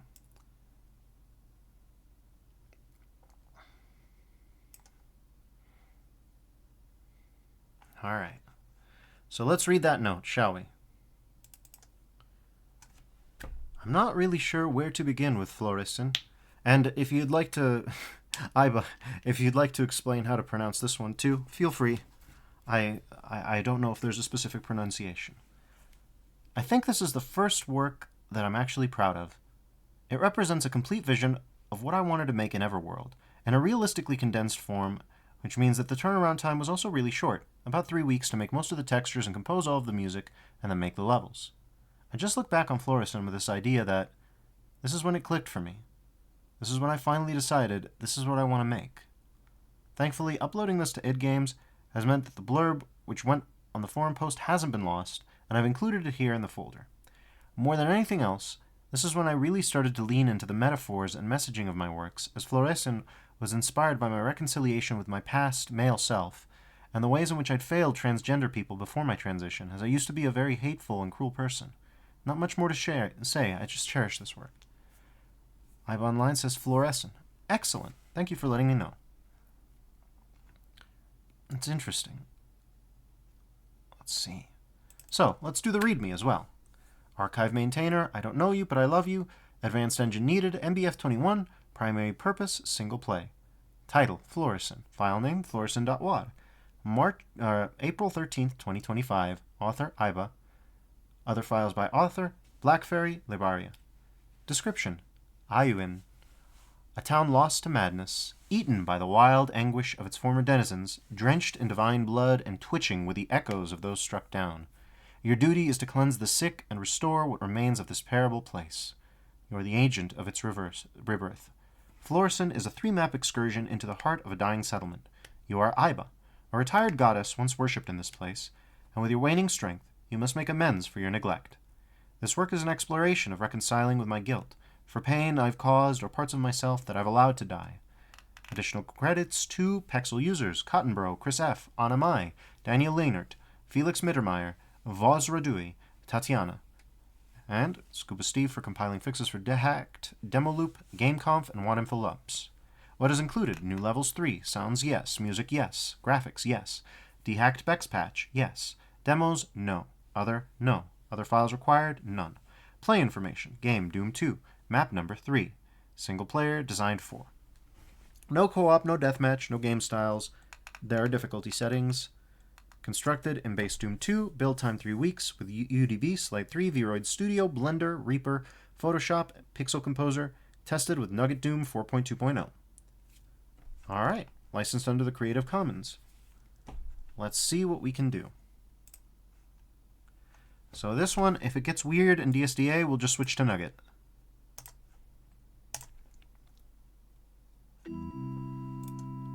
Oh.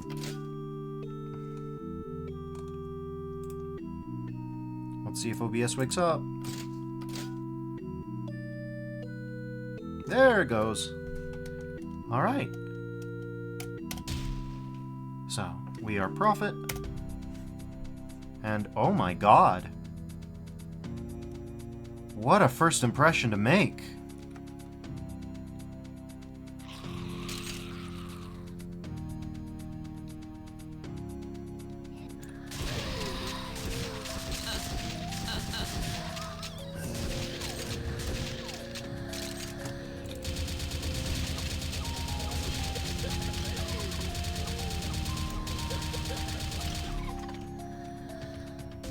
This place looks so cool.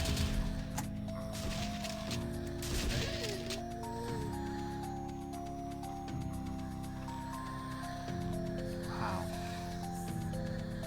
So these could be wooden carving works, I suppose. House.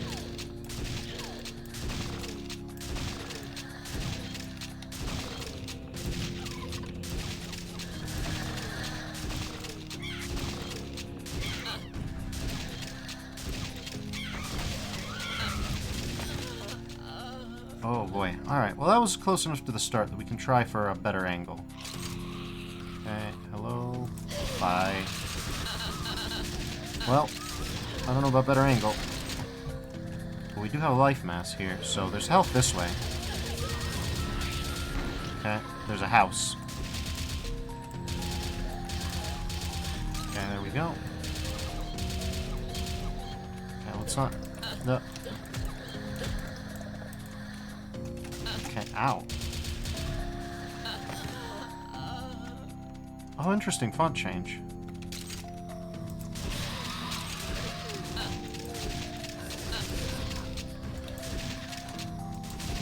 Okay, we are getting chunked down.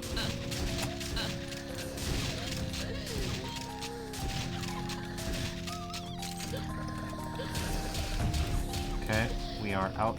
Okay. 25%, not great, but the house is ripe for the destroying, so that's good. Okay. Good.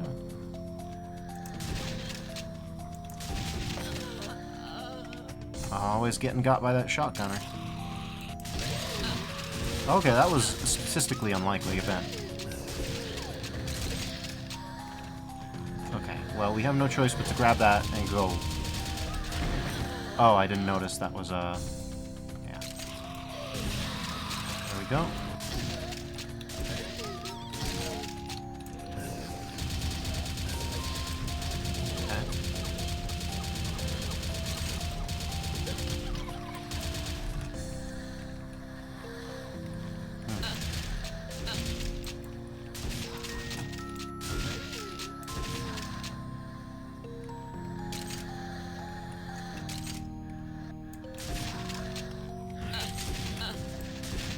Jesus, we got really hard. Was that from that? Well, that's a crusher. Interesting. House. Okay, we don't have... Oh, shotgun again. Alright, so this one's quite challenging. 43% health this time. We really gotta clear out these shotgunners is what we gotta do.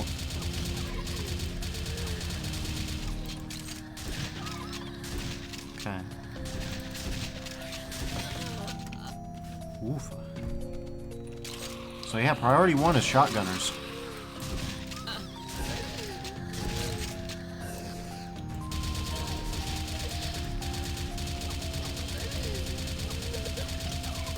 Okay. Okay.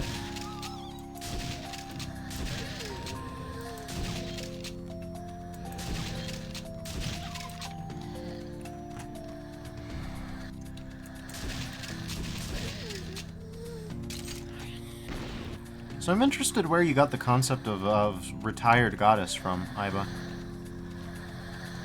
It's not conceptually commonly trod ground.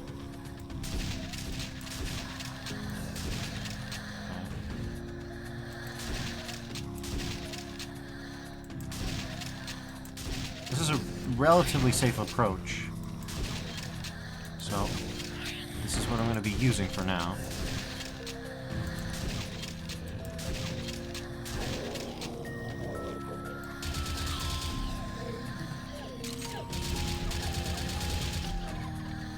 Okay, well, we're out of ammo. That's a bit of a problem. So we're gonna have to scooch here. Oh god, oh god. No, you don't. Damn. Reflexes on that one.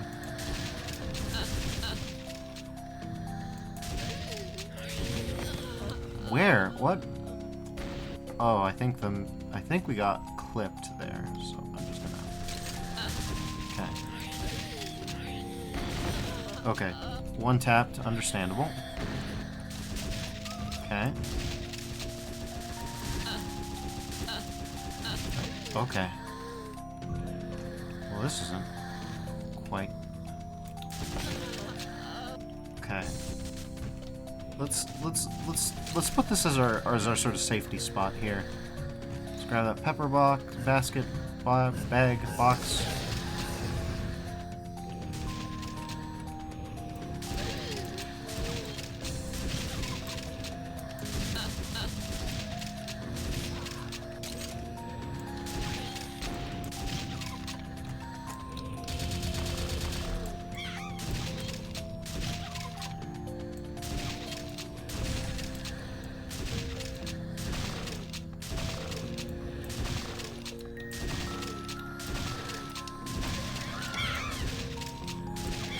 Online says, retired goddess was an idea posed to me by my spirit, Kina. Her idea was for a mother who felt sentimentally beholden to her children and both resented them and loved them in equal parts. I see.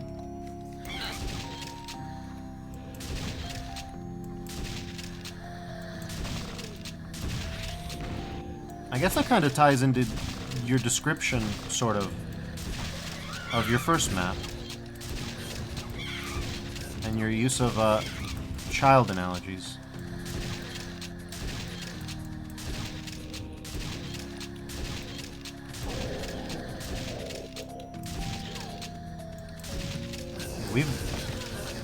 We are getting hit scanned out the wazoo. More hit scanners.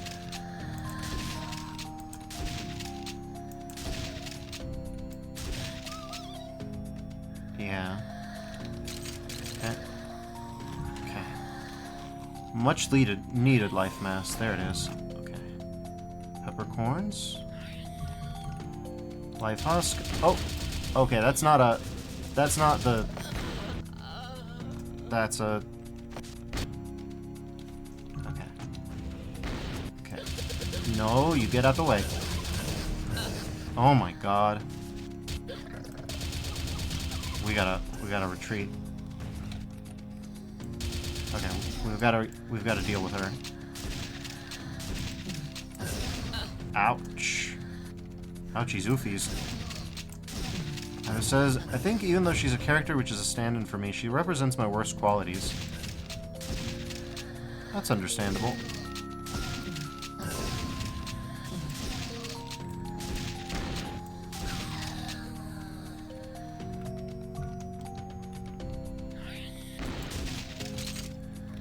That makes a certain internal logic to me. I feel that while it's less common than the alternative, it's certainly not altogether... Jesus. Not altogether uncommon. Ooh, okay.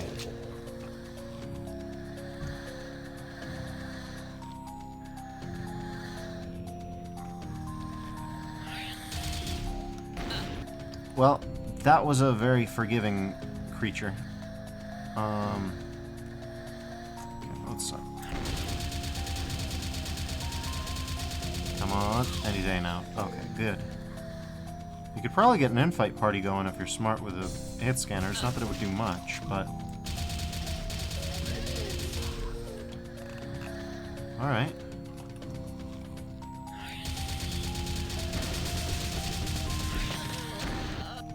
Let's see, where did I... Okay, yeah. Okay.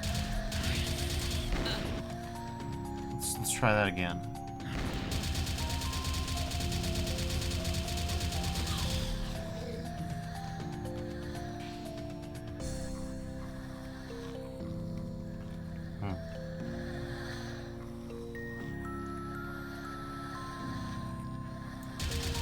Okay.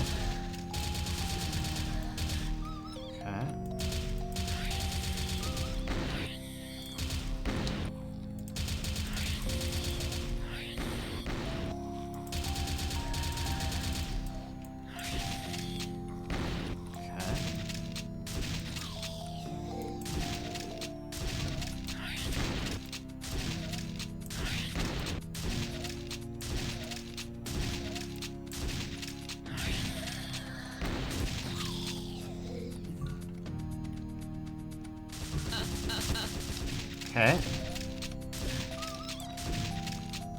Should know better than to dive after the health, but sometimes my instincts get the better of me. We've got the bars, but this time we can be assured that they work.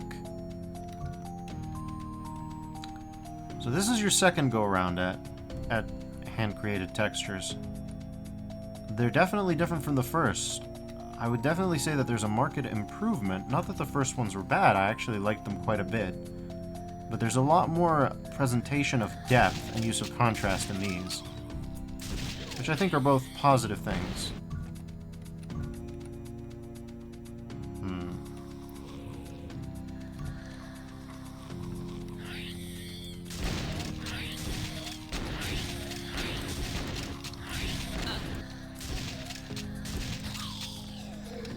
Life mass it is. Okay, we got a crusher.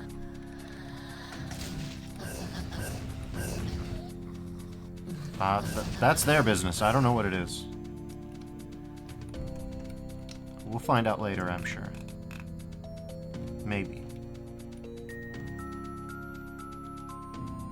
Okay, so these bars haven't lowered yet.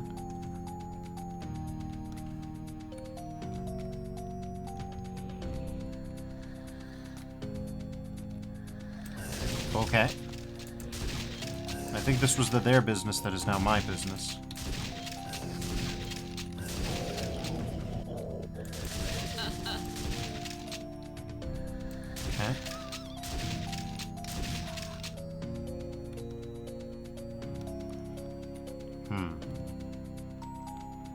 Okay. I can only see bits and pieces of the skybox, but you've got something interesting going on over there for sure.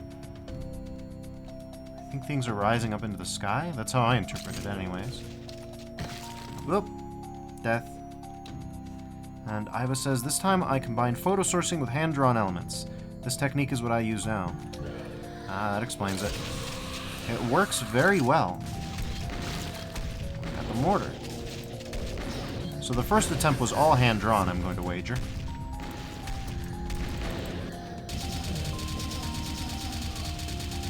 Okay.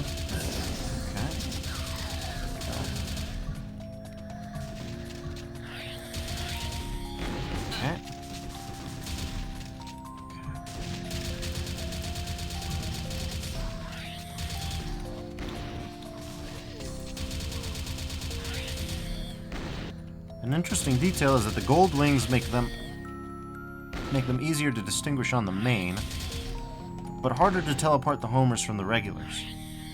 Oh goodness, they are on me. Okay. There we go.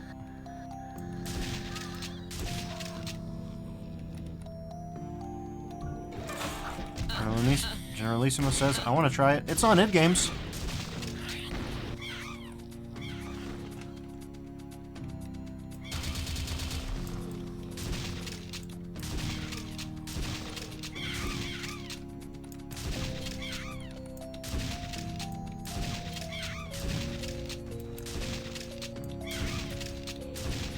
Okay. Ah, the name... Hold on, I've got... Okay. The name is Fluorescent.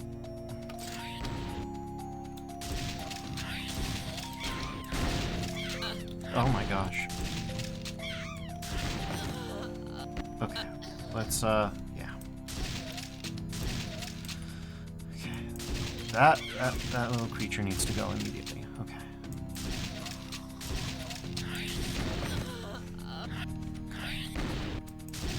There we go. A slightly better dodge makes all the difference there.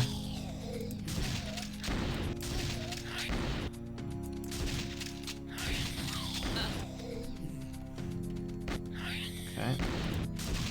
There we go.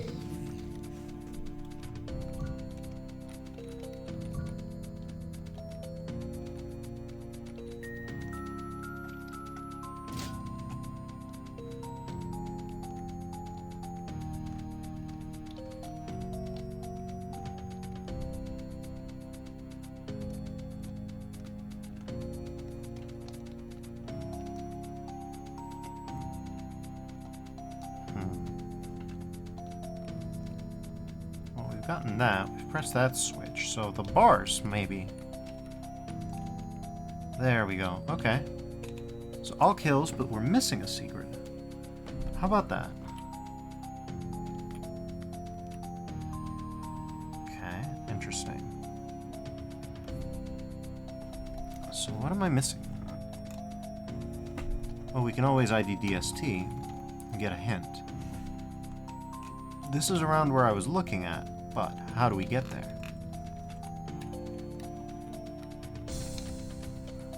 I wonder if any Twitch streamers have used eye trackers yet to be like, this is where I was looking at. Look, you can see that I looked with my eyes. I'm sure someone's done it. Interesting. We're gonna die. Are we sure this floor is instant death? I thought it was, but maybe it's not. Oh no, it's very instant death. The death is as instant as it gets. That too. So, we need to be very careful if it is. Rocket jump? But we don't have a rocket.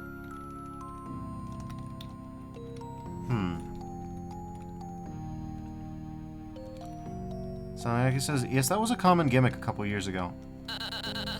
I guess people got tired of it, or it must be like the eye tracker's a pain to calibrate or something. Weep. Nope. No, that's not it.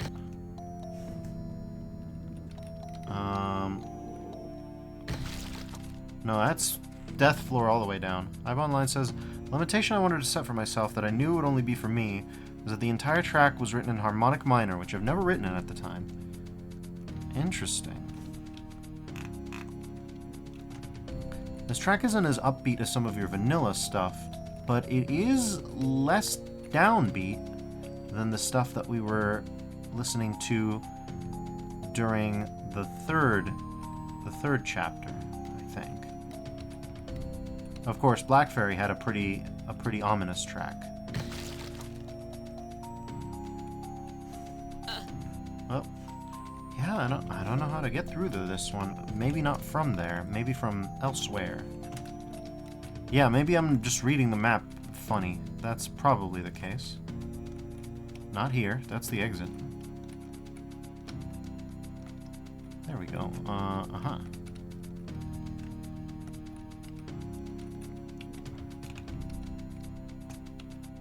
So at least in theory, there's a little lip we can fall down into, and... a dowsing rod. Huh. Does that say... Grace? Okay, Grace.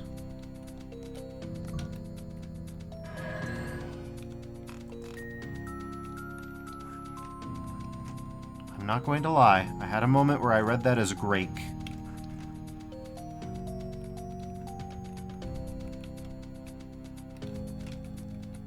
But I think Grace is what is intended. Generalissimo asks, should I try Black Fairy as well? It's got very interesting textures in the same enemy set. I would say so. Generalissimo asks for the best Ayba mod. Well, I haven't gotten through them all, but Florison is the first one that she's proud of, and it's got some very impressive textures. So I would say that's a good start. Wall Chapel, Eridrin. Eridrin? Yes, Eridrin. And now we've got Urio Rainhouse. Ayba Online says, Grake is cool, I've decided it's not that now. Alright. I don't know whether to pistol start or continuous. I think I'll continuous for now. The starts are hot enough. And my health is low enough.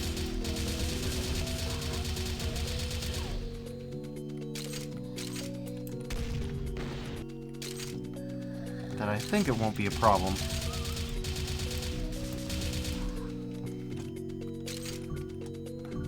Alright. The maps are hard enough for it on UV. Okay.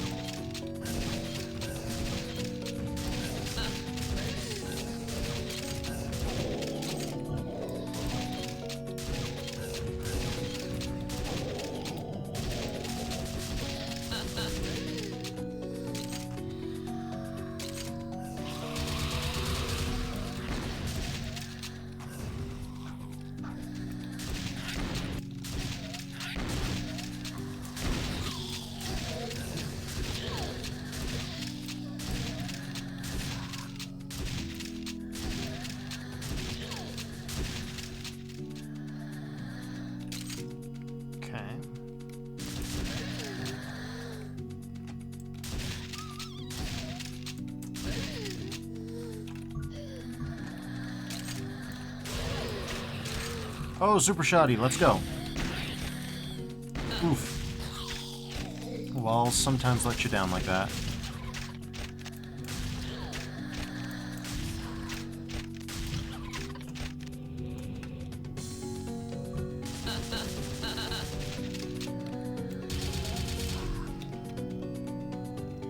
I like what you've got going on with this track. It's got a very good sort of adventure-y sort of style, in a sense. Like, well, like the sort of MIDIs that people use in temple exploration type maps. Like the ones that Stuart Wren made for Ancient Aliens, but different. Not inspired by that is the vibe that I would get, but fulfilling the same niche, if that makes any sense. Like, I don't detect a direct line of transmission, that sounds like a problem. Blessedly, that does not seem to be my problem. Somewhere, yep. Alright. Oh god. There was like a little one pixel offset for a second there. Okay, this is scary now. Is there any intended path over there? I like health. Oh, okay. Okay, well, we've got a safe spot here. Okay. We do have a safe spot here, so you know what I'm gonna do with it? Sit quietly. Okay. Uh-oh. Well, not much quiet sitting now.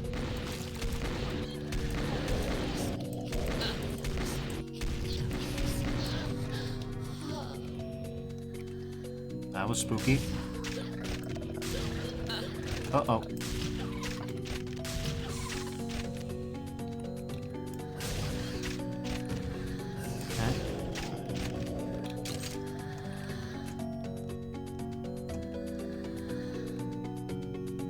Oh. There's a knight leaning again. Though I guess for the first time canonically, as it were.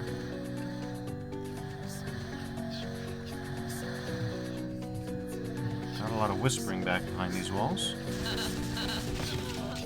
Whoops. Gotta be careful about checking your map.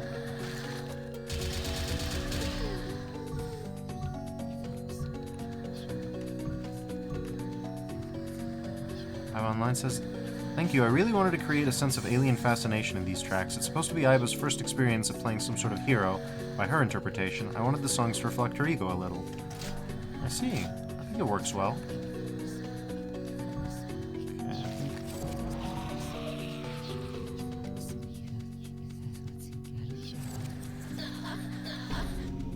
Okay, we've got the dowsing rod. Bathhouse, meditation yard. Free. I like your diegetic use of the... I like the way that it makes it imply that this is some sort of like a magical energy that's causing these understandings and visions. I like that a lot. It labels and contextualizes the place. I think these people are fine. I think they're civilians, yes.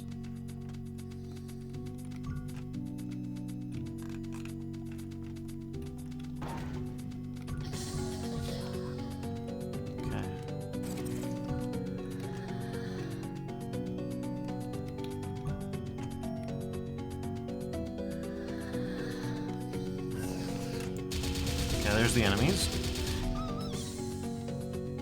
Looks like a lot of them got smushed on, so unless we encounter the same fate, we gotta stay on our toes.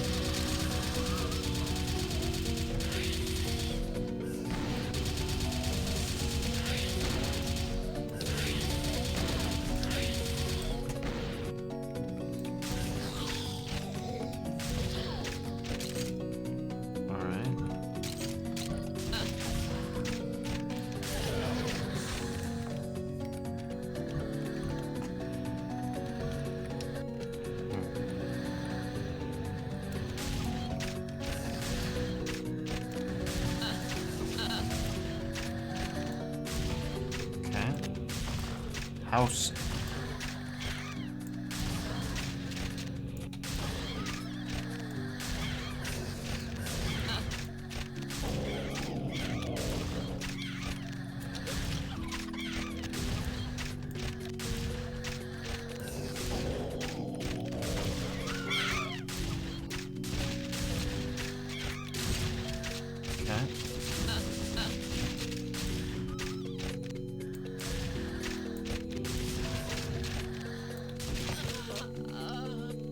That's bad.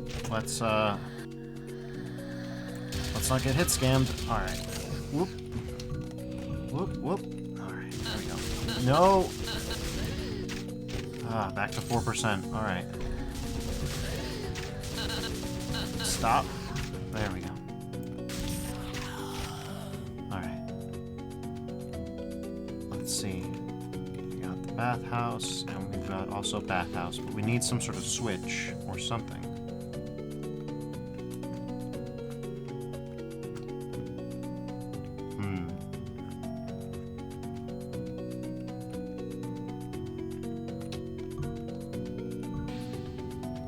Okay.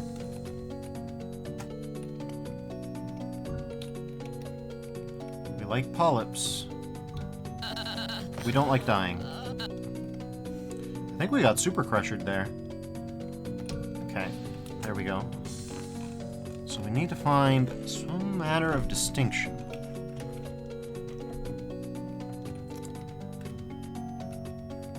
What's fascinating to me is that this is like 95% of the way to alizarin, but it's very readable. It's very easy on the eyes. To be fair, I think alizarin had less shades of red. Okay, this is the old way. Maybe we'll stop by free. We've killed most of the enemies.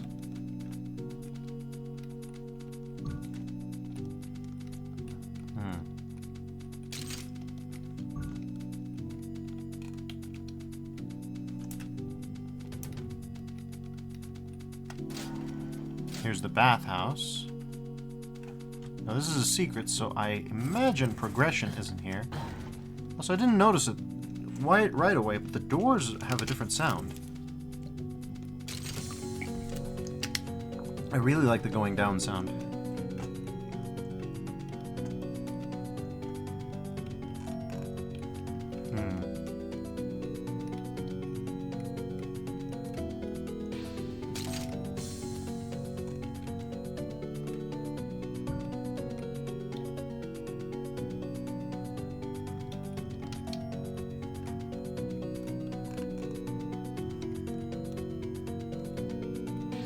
Well, we just gotta find the way to activate the thing.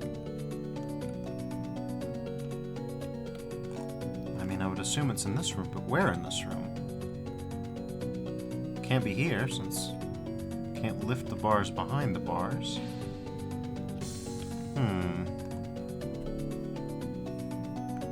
It says, I've progressively been trying to replace absolutely everything regarding the assets. It also says thank you about the fact that they're nice. I think that's cool.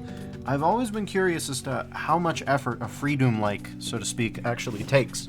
Because Fraglet talks about how, you know, a lot of people don't really jive with just how much of work it actually is. Well, the only switch I can see on the map is over here, so I think that's the one to the bathhouses, potentially. But yeah, potentially. Let's give it a peek-see.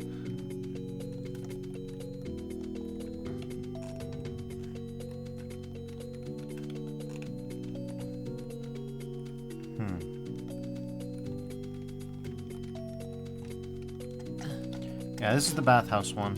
There's the bathhouse.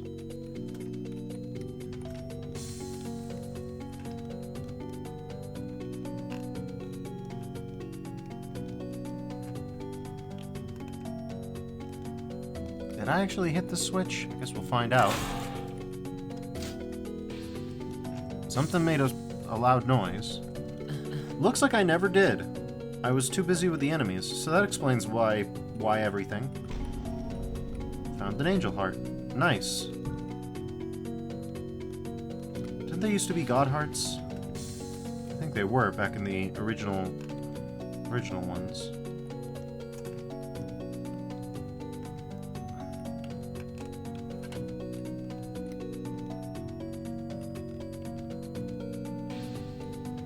It says, I really strongly believe that it's very tough, but it's a lot of fun to make this much for a reskin.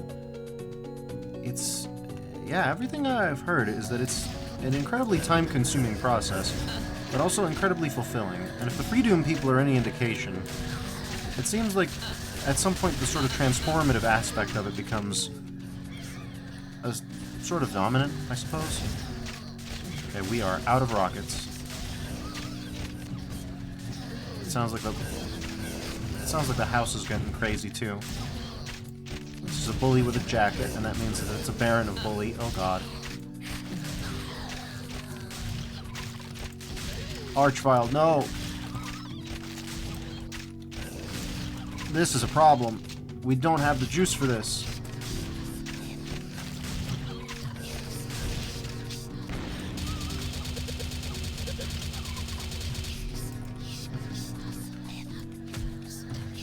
Guess we're beating it.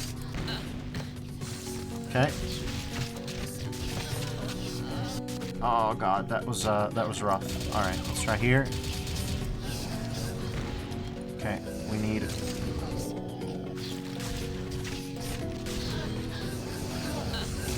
okay. Well...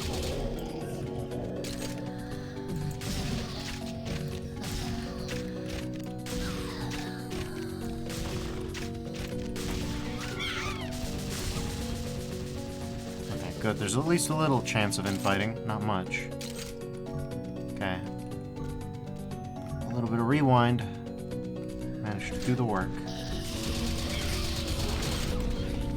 Okay, that's a Cyber Demon equivalent.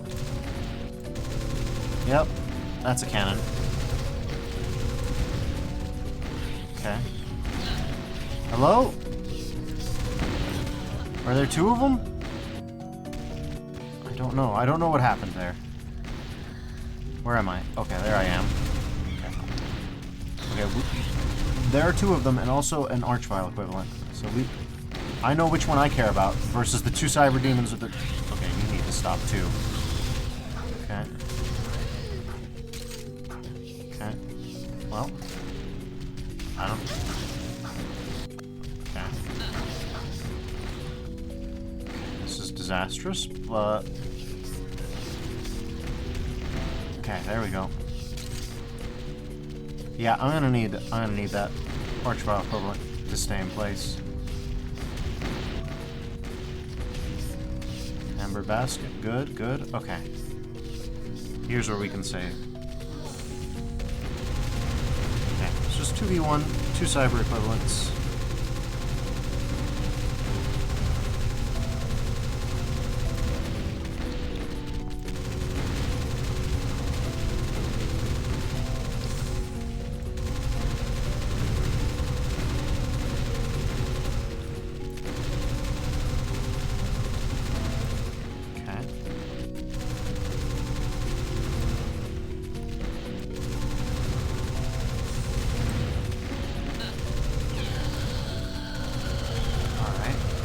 Down, second one to go.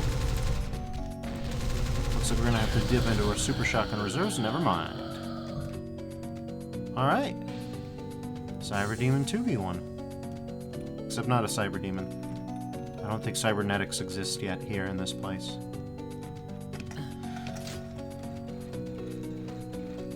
And there's the exit. All kills, all secrets. Alright. Who are you? Rain House. A rain house, which is not a bathhouse, but it is a rain house. But there is a bathhouse in the rain house. And here's Aoyan Death Town. Okay, Death Town it is. There we go. There we go. Oh god.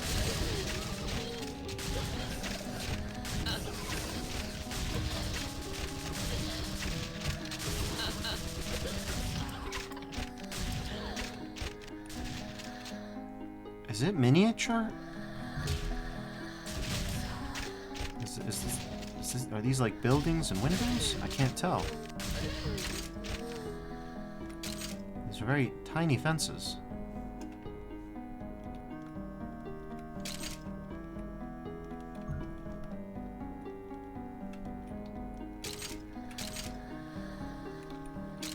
We got a waterfall. Is there a waterfall secret? Not quite.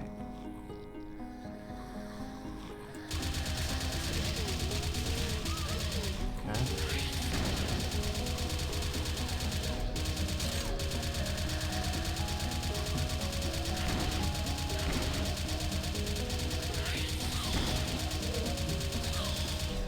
There we go. We got amber drops. We've got the bars. We've got 136 enemies.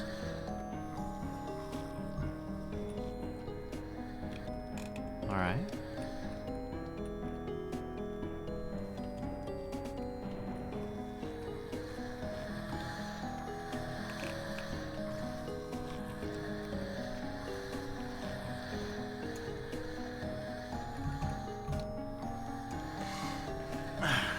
Just one second. Oh god. There we go. Just took a moment. Alright, there we go. Let's heal back up. Polyps, life mass. Everything we need.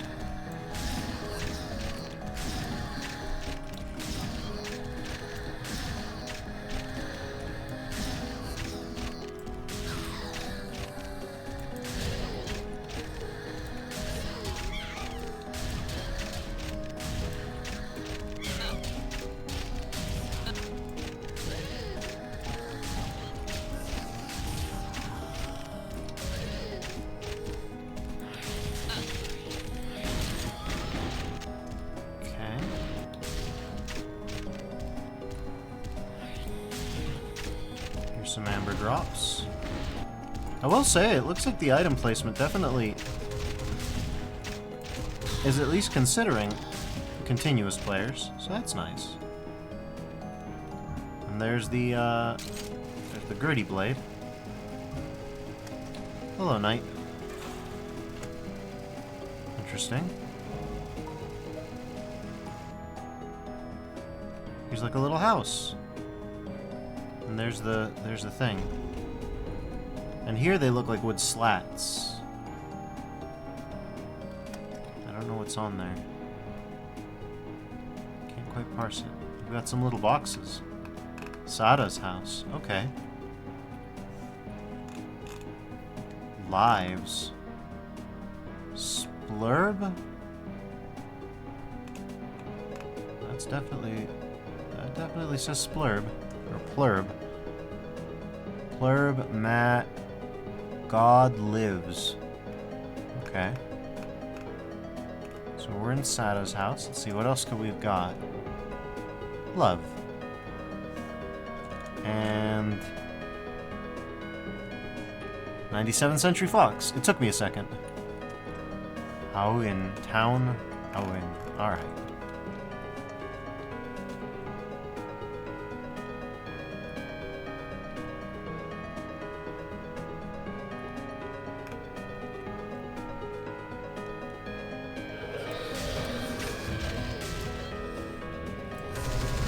I guess we're doing some amber shot. Alright.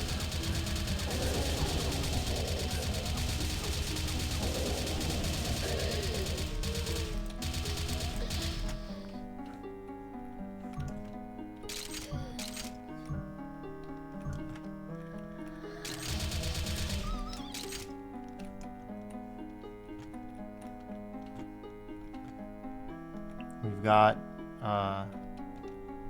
hello?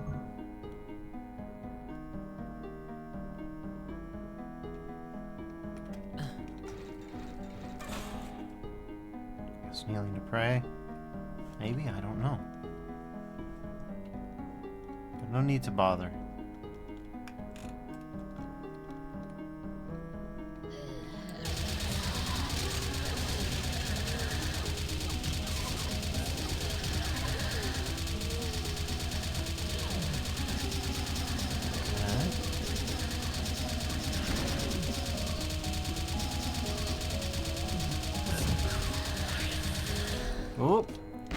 Ouch. Big hit. We did our best.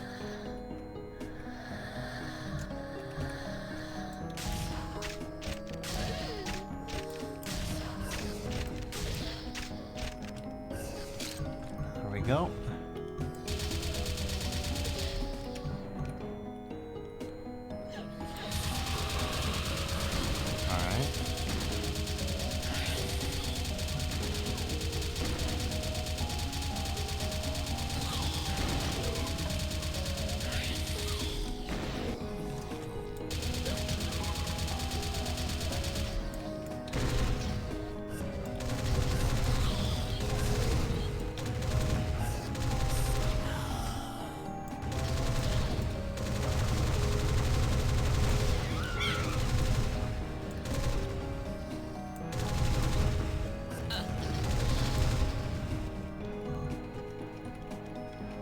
Okay.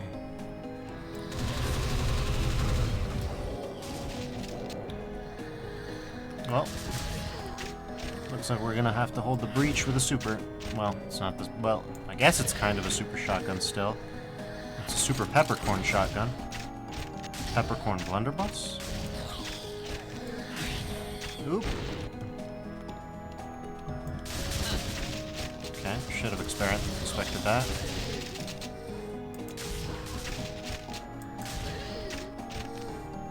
Okay.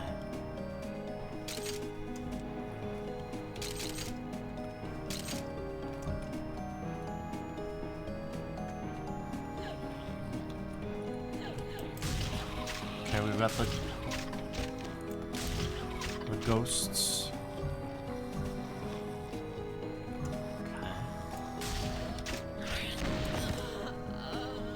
We love those rolls.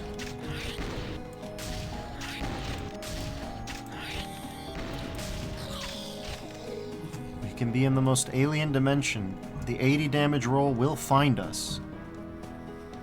It's always there. It's always ready. It's always listening. It never sleeps. Alright. So we're by the love quadrant.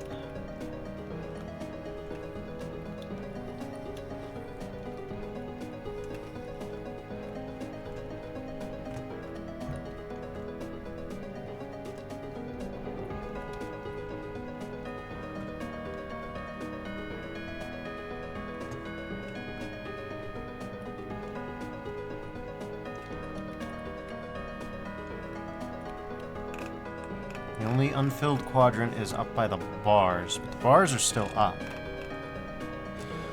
Interesting. We'll give them a visit again.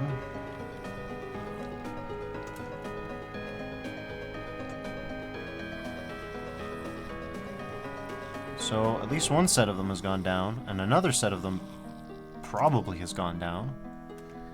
So we're missing an altar piece, I guess. We just need to find it.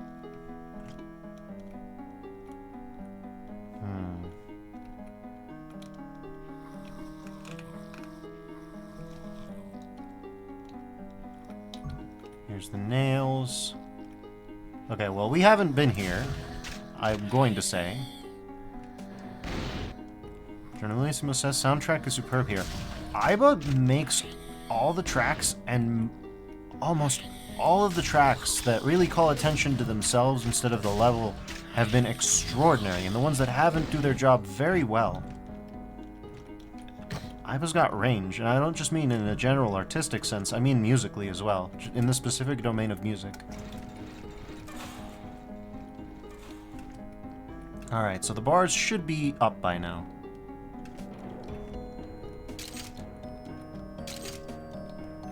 Okay.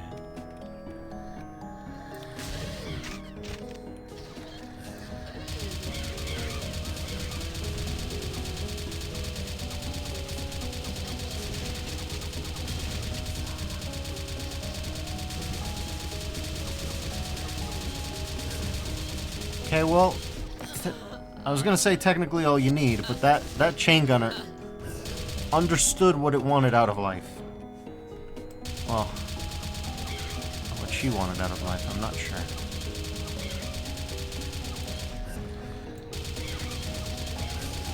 think there's a house there somewhere that I can't see. This is a Baron. This is a Baron of Jacket, so... And there we go. Oh, God. Okay. Time for just a plasma string. Come on. Yep. There are certain rules which are invariant, which is nice. The plasma equivalent will do what we need it to do on an archvile equivalent, as long as you maintain a string. And if you have any damage besides just straight up normal damage, the time that it takes an archvile equivalent to kill you will not be enough to stop you. So you will be able to kill them without taking damage. That was a bit rambly, but it's kind of hard to describe. Basically, if you've got an archvile from full health, if you just douse them with plasma, they might get a shot off at you. But if they've taken any damage besides that, it's just enough to basically serve as a guaranteed protection. We've got some substances here. We've got someone else's house. Oh.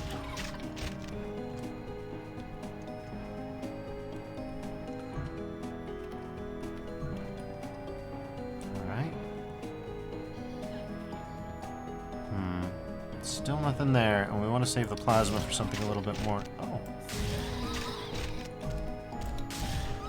Okay.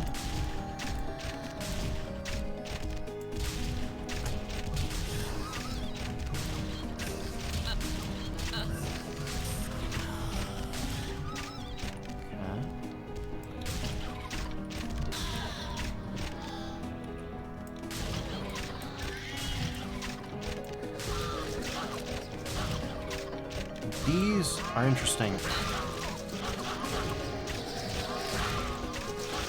I would not call these pain elementals. I think it's time.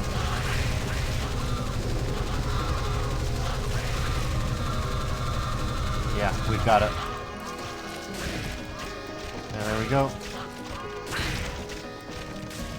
Oof.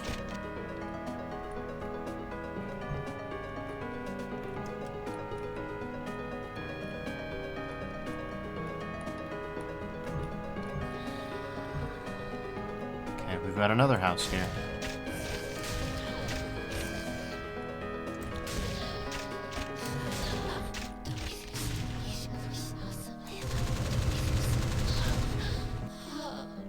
There we go.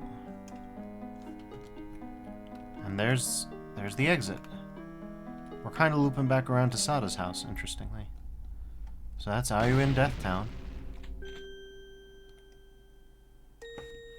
An arduous wading through the sty of rot, all the way into its heart, surrounded now by the many dead, your disciples, all twisted and forsaken by the devastation of your arrogance.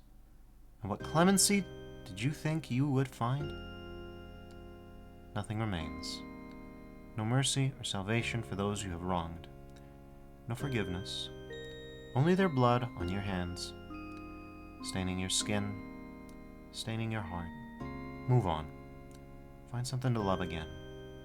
Something to cherish. Your heart mustn't die. Not in this place where death swallows all.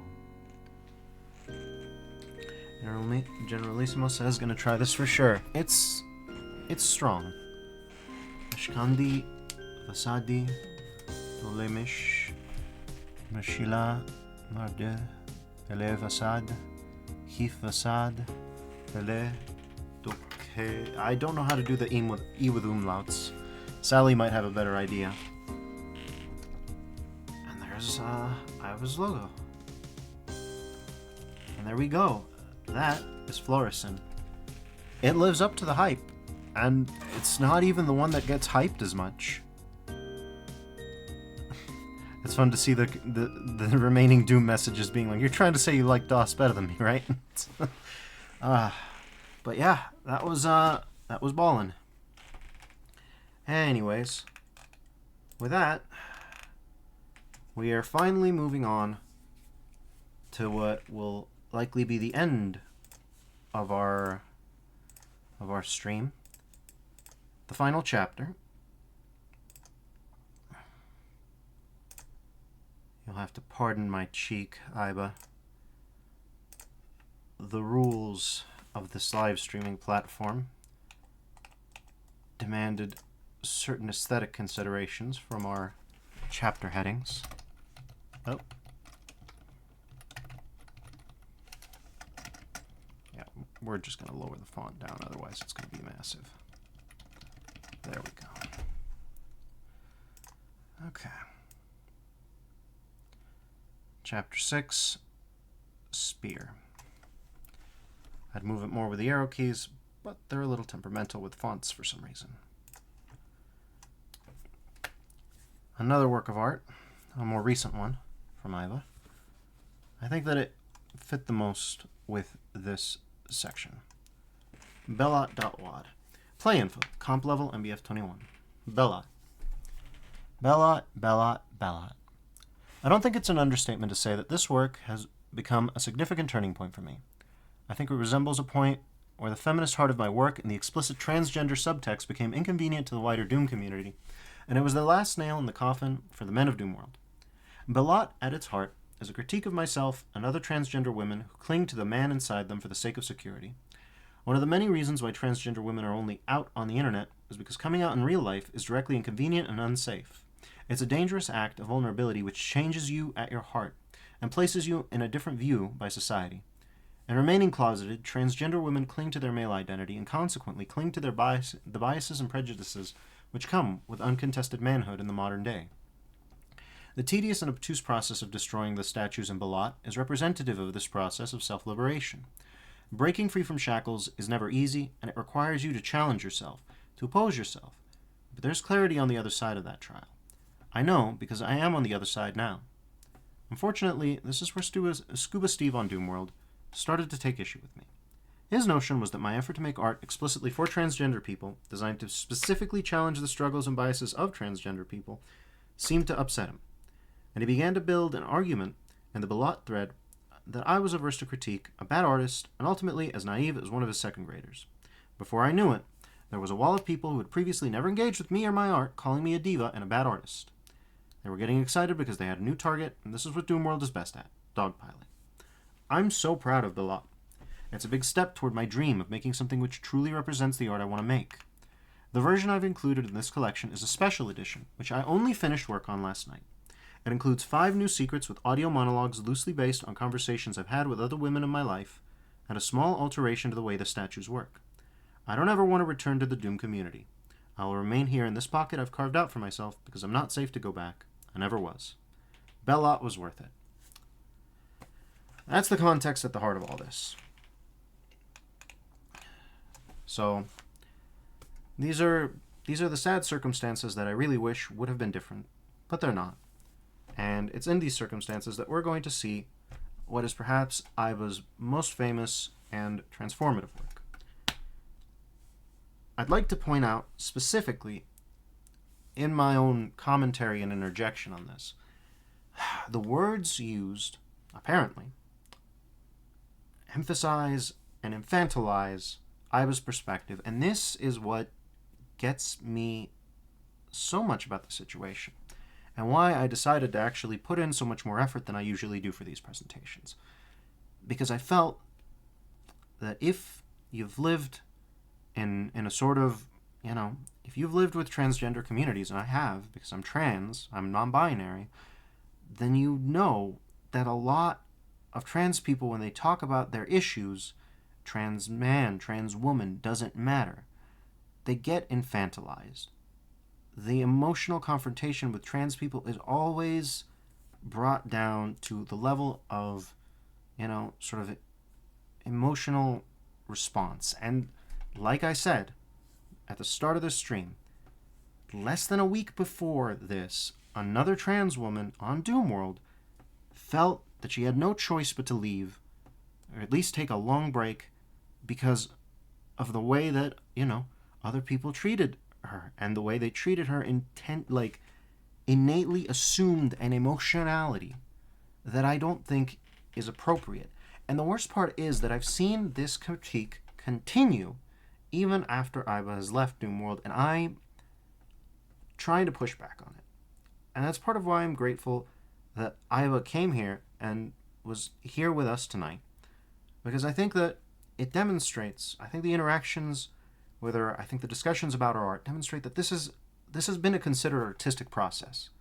This has been real. It has not been a fling of emotion. It was a process, procedure. It had all the hallmarks of real technical artistry, even if that artistry's technical merits weren't aimed at a lowest common denominator. And right now, the only place that there's been discussion of what happened to Ayba is unfortunately in a thread about a beginner mapper that may or may not be in good faith. But people took exception with that, and that's the closest that we've gotten to actual discourse on what has happened. I take objection to that. I don't find there to be merits in the argument that we need to, view trans women from this solely emotional lens. And honestly, I'm very interested in playing this map and in listening to its commentary, specifically because I have never really, I'm not out in my own life, And I'm more than happy to just lay that out there, to be vulnerable in that way and just say, I can't be out in my life. And I don't know. I don't think I'm ever gonna be able to find an encounter with this kind of art elsewhere. And yeah.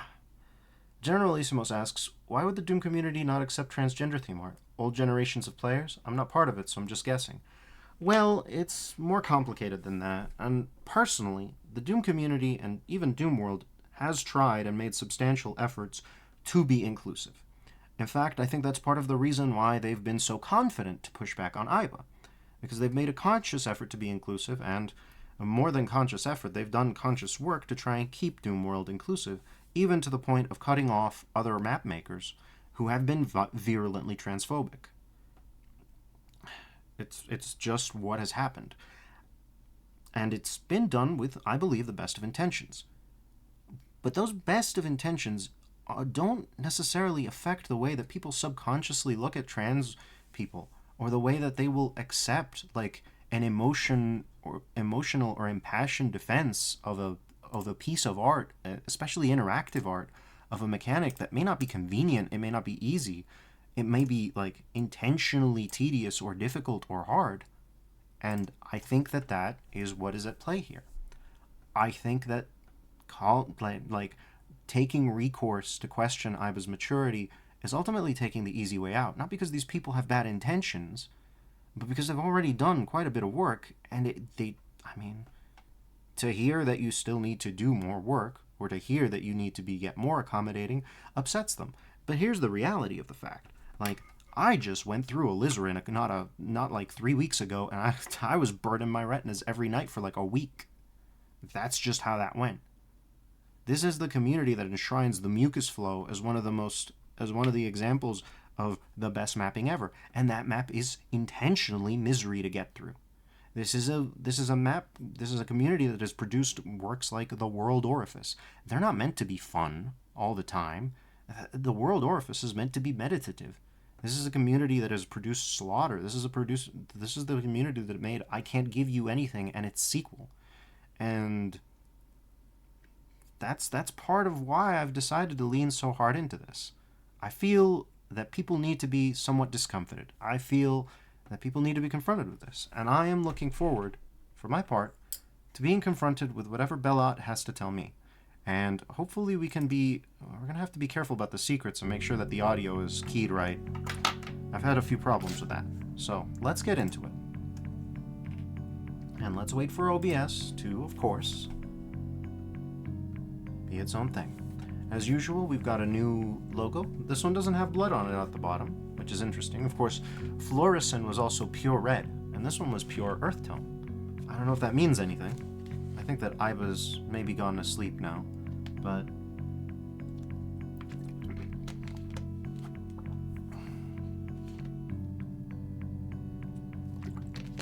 let's go. Let's go. There we go. We are Prophet for now. So let's see. We've got 258 enemies, 5 secrets, 53 items. We've got whispers. Got a bunch of nails. And we've got... God image is power. Okay.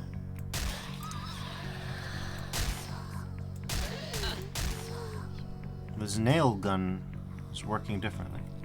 And here's the God image. It's, I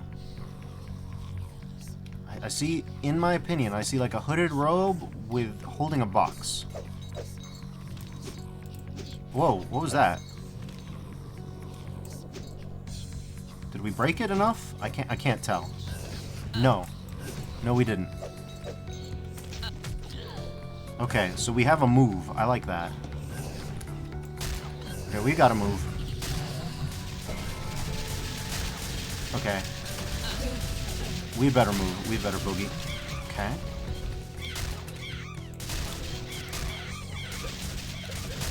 Are those? Yes. Okay. Okay.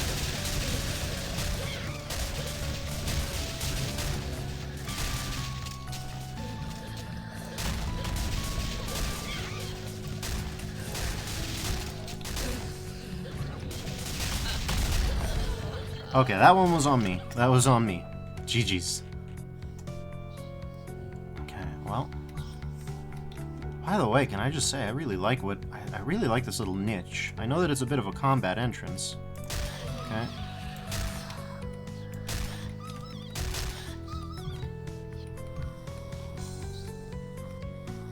So.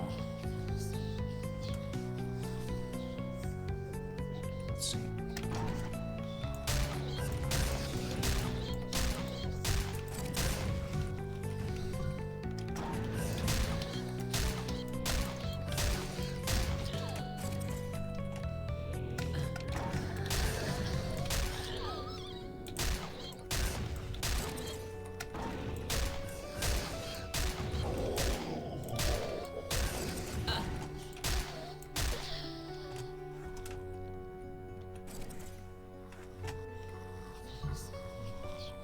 Got a finger down.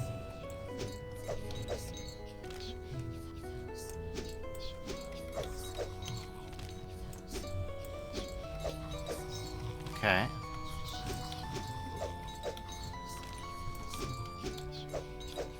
This guy takes a lot. We really got to work on him. Okay. Well, let's get our gun. It might be dangerous out here, but it's dangerous in here, but it's more dangerous out there. So I don't know if he's dead yet. Okay, he's got angle sprite rotations too, I think. So I don't know if the statues are broken enough.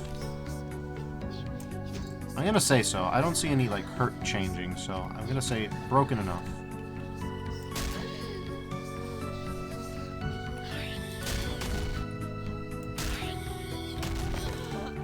Oh, you better believe that was an 80. That was an 80 every time. 80% of the time, it works 120% of the time. How about this? Is this a breakable statue? Oh! The statue came pre-broken, I see. We're gonna have to get a better look at it then.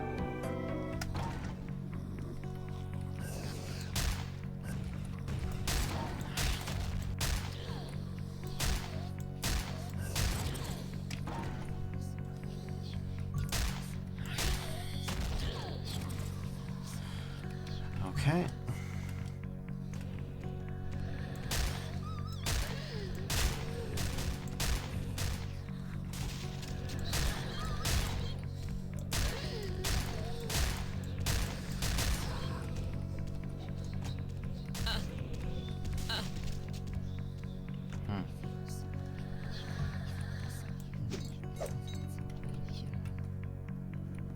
Okay, well, it's...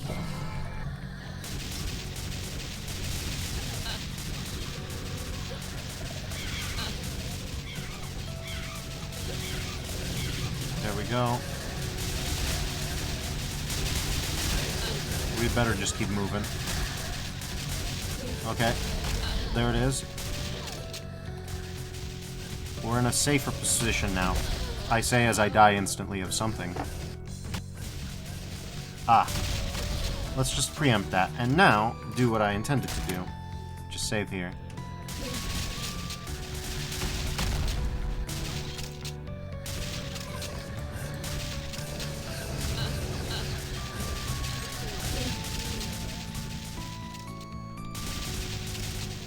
Okay.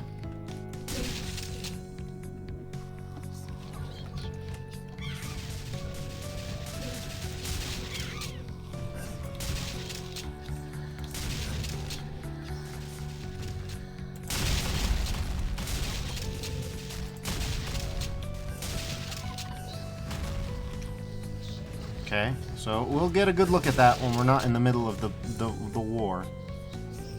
The statues protect her. They are not to be touched.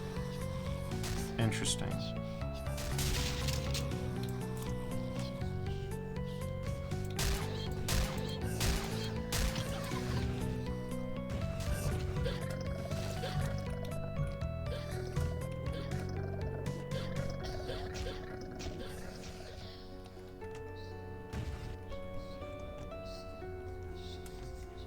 Oh, so they're what's whispering, too. Okay, we've got like a bird head, perhaps? It's a little bit hard to make out. I hope I didn't destroy the one most well-lit statue. But they make themselves known, they whisper, they make noise. In fact, that's... ironically, that's the whispering we were hearing here. And we don't hear whispering here anymore. We hear breathing, but I think it's from outside.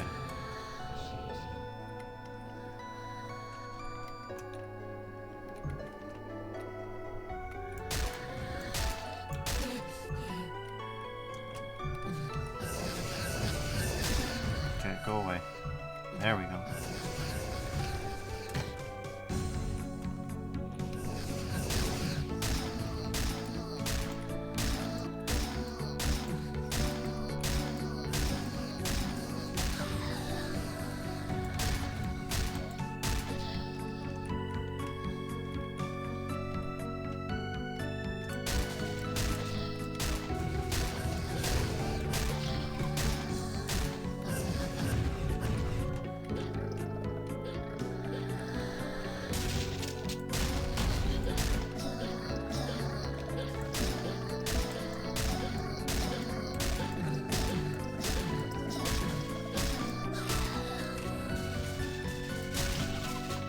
Okay.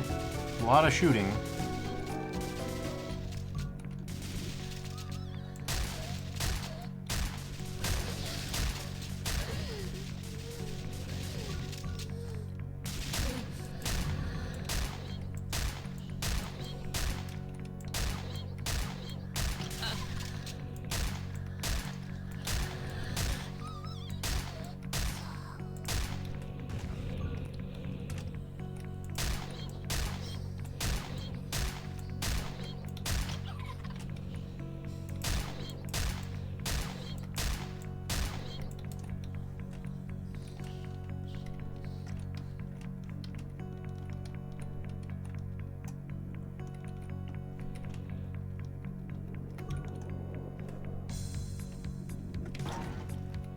Did we end up actually breaking the statue, or did I forget? Well, here's a statue. Let's see. We've got a bit of an avian head. We've got multi-limbs. I mean, yeah.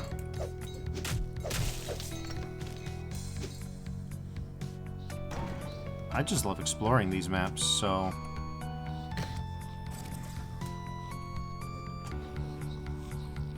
Okay.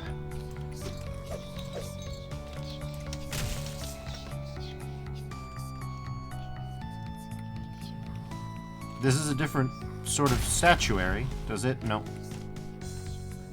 We've got to check every variety of statuary. We've got to try and reconstruct.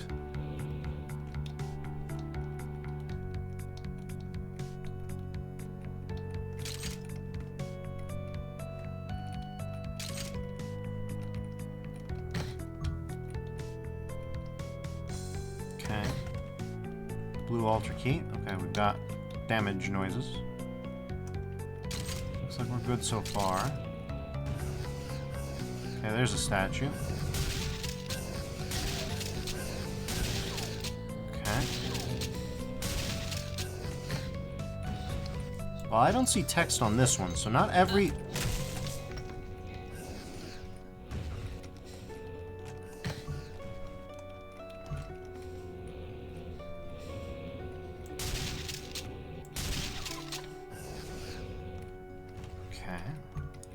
A virgin cocoon, which is a kind of armor.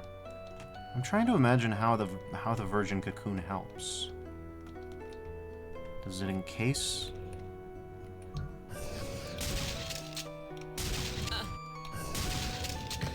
Potentially.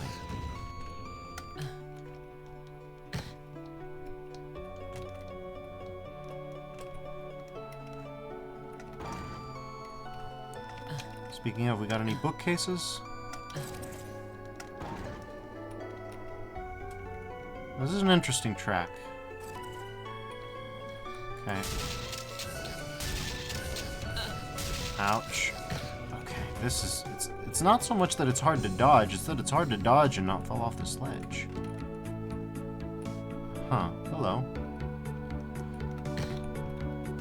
Who are you? You're someone. That's someone.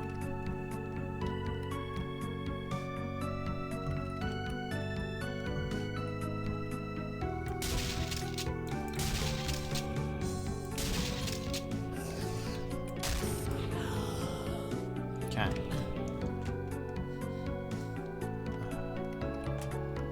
I am on DSDA, so I can do my SR. I have to remember that.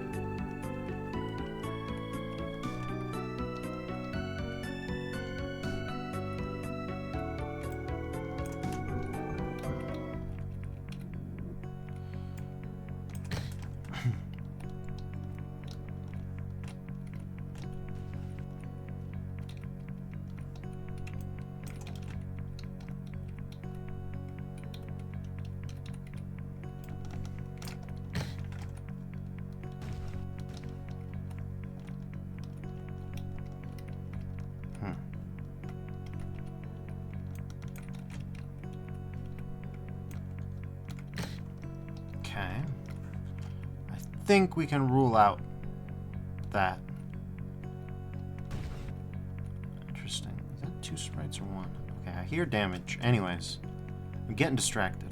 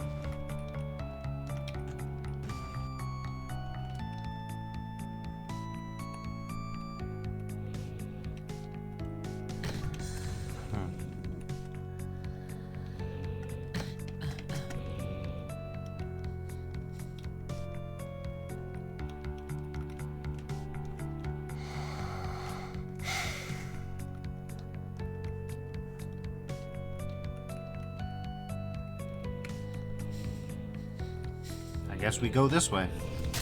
I don't know why this was so hard. I don't... What? We could just do this? Well, no. Not that. Not that in specific, but like this. Yeah, sure, that's fine. Okay. Oh, we've got a melee enemy.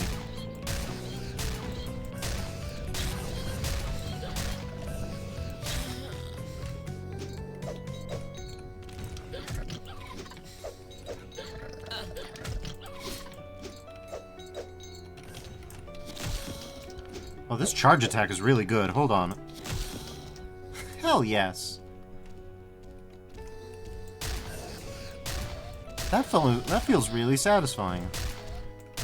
Sure, you've got to swing on it a few times because it's you know, it's the SDA. It's MBF-21. They don't have alt fires in MBF-21. They should, though. Okay. Come on, you know you wanna. Okay. You know you wanna, but...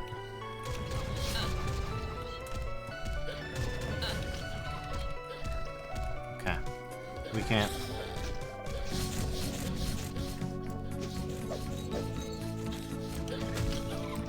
Oh my god, is that a one-tap? Not quite. Not all the time, anyways.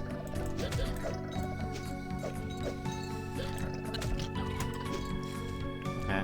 We need some of those, whatever those are. Okay. Okay, we need to be careful now.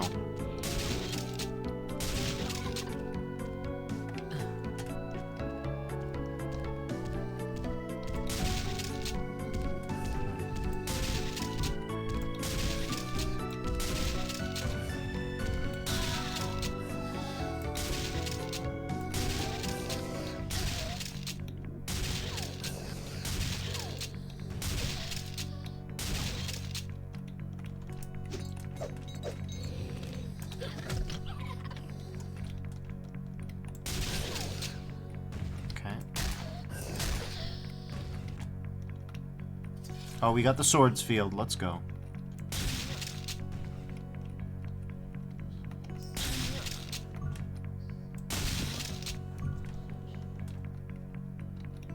Do you whisper? You don't whisper. Interesting. Hello, statue.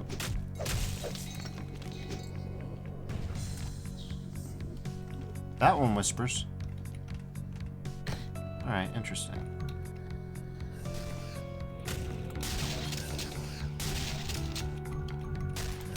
Bye-bye.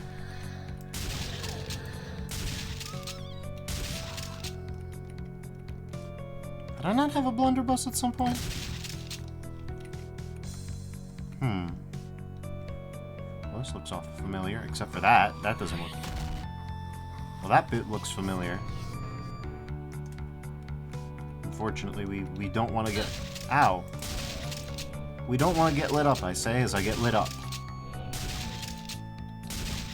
I'm trying to find a mortar, but... no dice yet.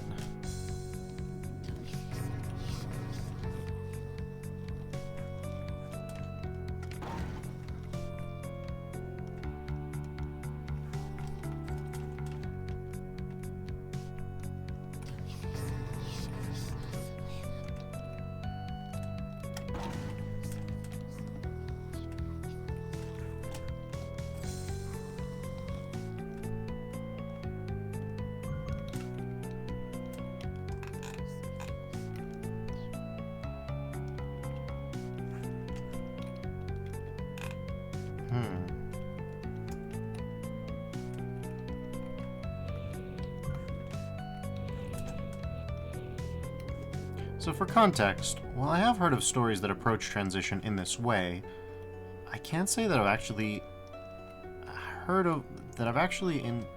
encountered one written by a trans woman yet. Ironically, Michael Kirkbride is the first person who comes to mind, and for God and all the earth, he is not publicly out as trans. Or privately, I don't know anything about Michael Kirkbride.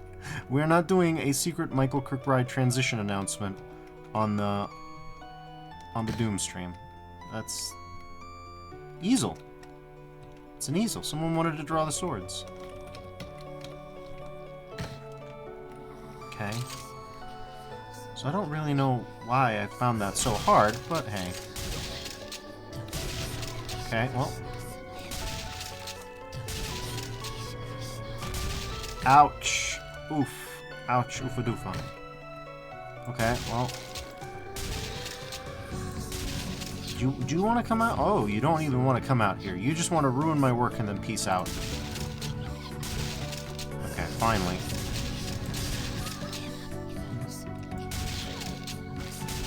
try to revive that.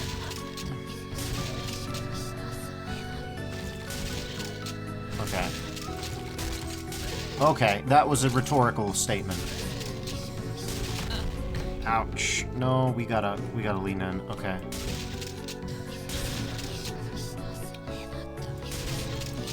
Okay. Okay.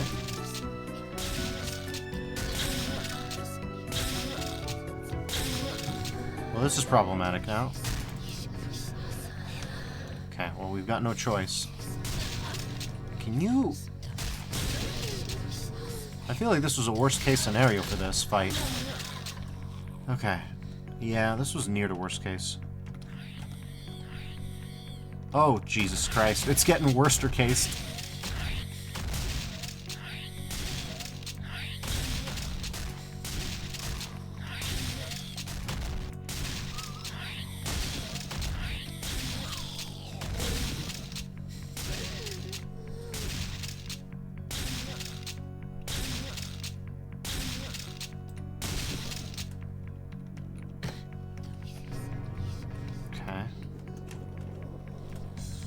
Evil chimes.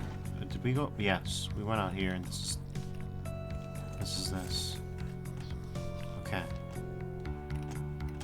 So that archvile equivalent is still just stuck in the petals. She's just dancing in the petal rain.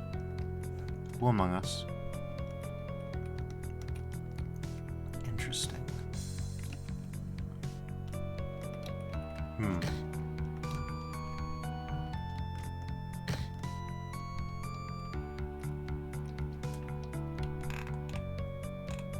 It's a lot of lava, or what I understand to be lava.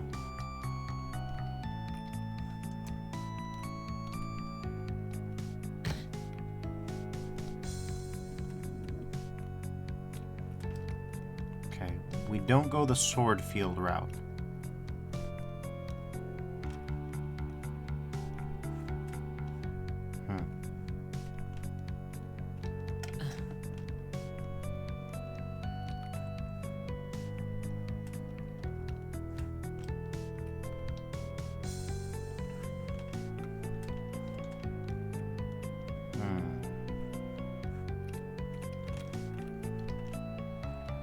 How did I do it last time? I think it might be too late. I think I had to go... Oh, okay. I see.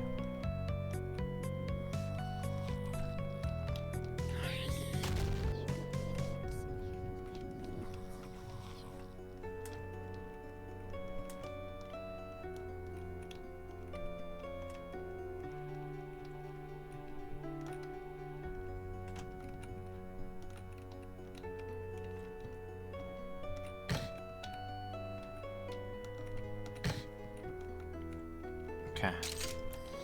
Well, hey, at least we got some pepper.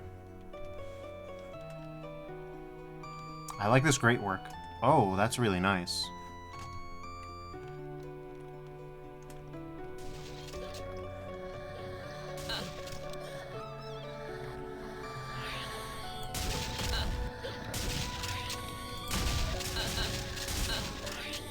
Jesus Christ. We're getting lit up.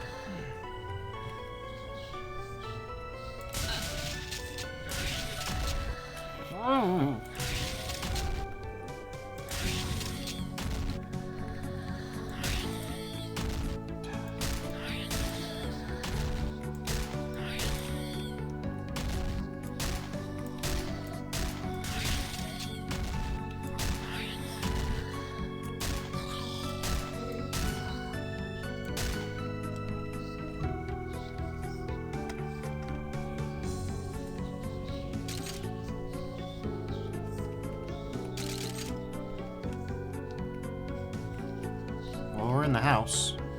It's a nice house, too. This is cozy. The patina's a bit thick on the walls, but I like that. Okay. Thank God. Oh. Yeah, I recognize that. Oh, it's a house. Oh, wow, it's a dance party out here. Oh, are you a statue? You're a Okay, hey. Hey. Yeah, well, we can certainly... Oh, this is interesting.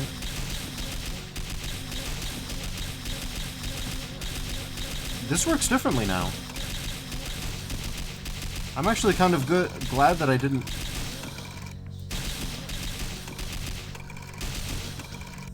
I'm glad that I didn't check on these gameplay mods ahead of time. Actually, it turns out that it was the right choice. Okay. Okay, well.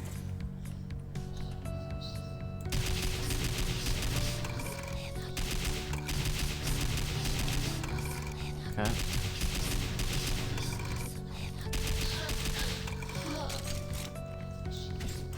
Oh, we got sword. See, this is good statue. We're good.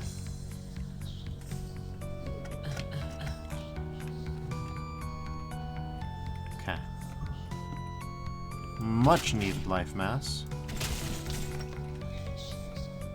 What is... Okay, well that was on me. Where am I?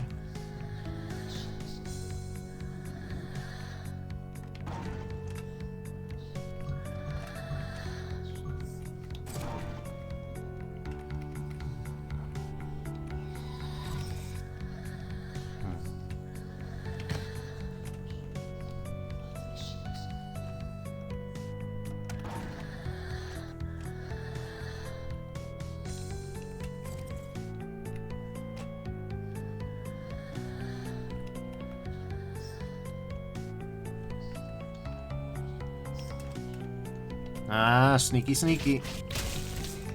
Whoa. That's pretty high speed, actually. Sneaky.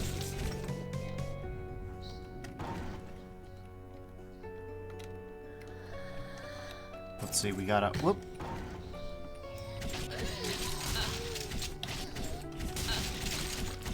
In my defense, I'm trying to stab someone with a shotgun. Okay. Ouch.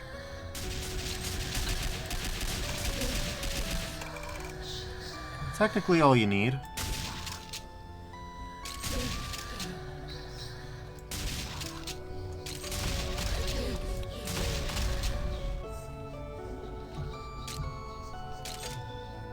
And hello. Good statue. Just imagine whenever Ayba doesn't destroy the statue, she's secretly giving it head pats with the sword. Okay, let's see. What about you? Can I win this? I can actually win this matchup. That's pretty good. Hello. This is a painting that I don't know about. We've got more whispers. Aha! And then there's the scissors painting again.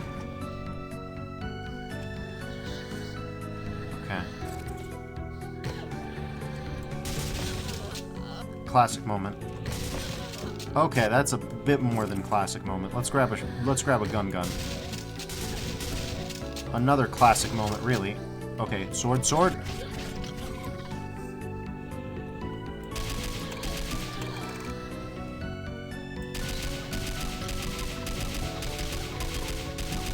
Don't stop shooting.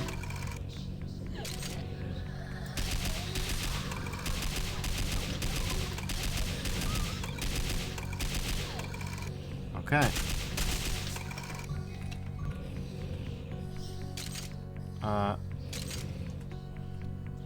Kurtoloi ovuhulas no norkamenela elfectorai pelor theperi no dofole kif kenne minelo no coloro mi kinkes. I can't read that last bit very well. We gotta be very careful. We're technically all... Yeah, the old corpse trick. Alright, let's just leave them encased. We need health. Health is what we primarily need right now. Okay, we're gonna get shot. Yeah.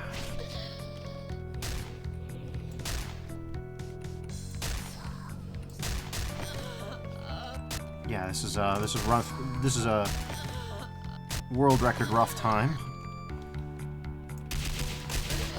I really beefed it. Okay.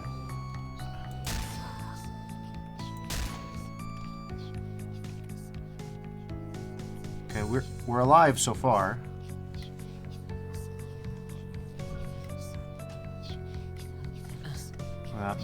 Book.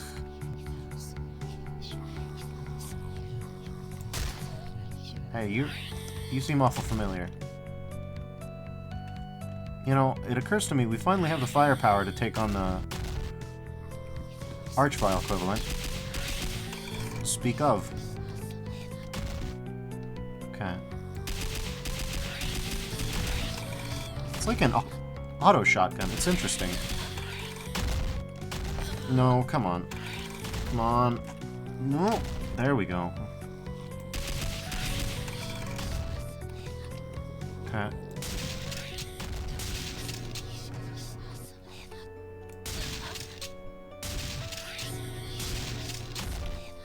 Interesting.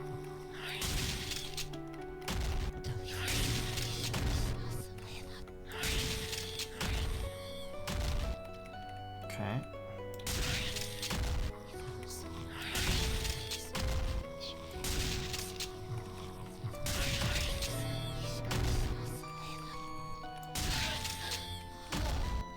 Freedom! Alright. Let's light them up. Now that we know that it won't be for nothing, let's light them up. Hello, mean statue.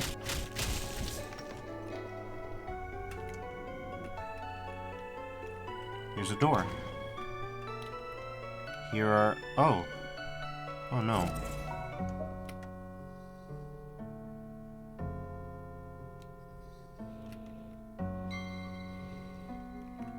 I said this was going to happen. Okay, hold on. I'm sorry. We need to come into this with a... We need to actually lower the music volume. I was afraid of that. So we've got 2 and 4. So we're gonna swap the SFX and the music volume, I think.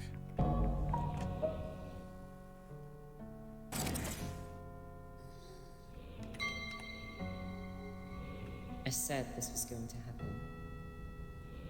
If we were going to worship a man in any capacity, even if he was a god, since that's supposed to be something that exists now,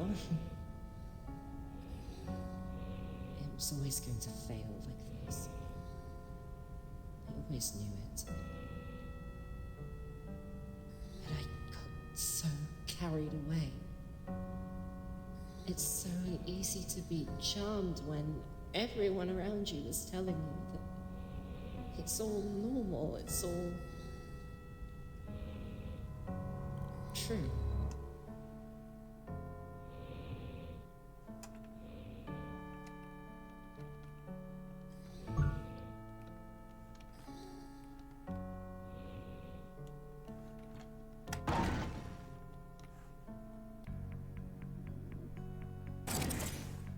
Well, we found the first secret. So yeah, we'll just have to remember to, you know, swap the sound. Oh, God, that is... Yeah. There we go. So yeah.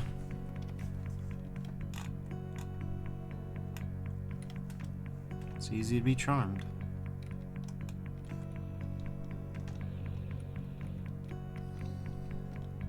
Oh, interesting arches. And good choice of lighting, too. That's probably one of the best sector arches that I've ever seen. Solid. Okay, so the good news is we found a secret, 1 of 5. The bad news is we are still no closer to fixing our health issues.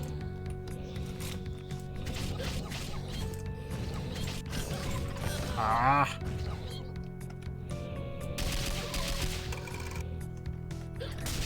Okay. Ghost.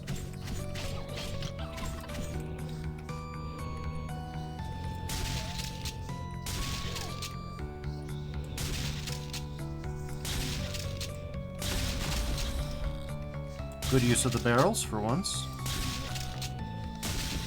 I'm not very much of a barrel technician, I hate to say it.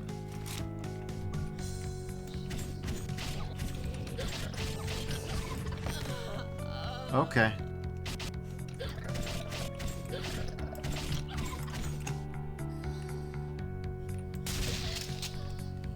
Hey, Wrath Totem. Rage Fetish. Oh, interesting. Wait. Is this...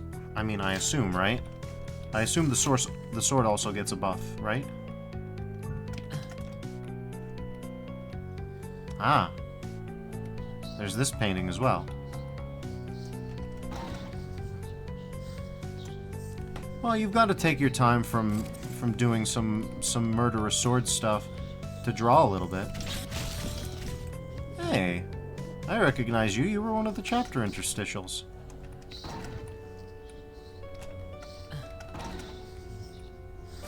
Okay, well. Yeah, I'm gonna say that this is yeah, I'm gonna say this is buffed.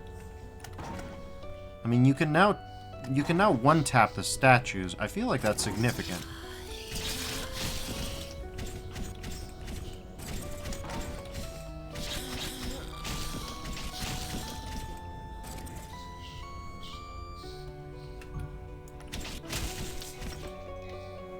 Okay. Oh, we found some armor.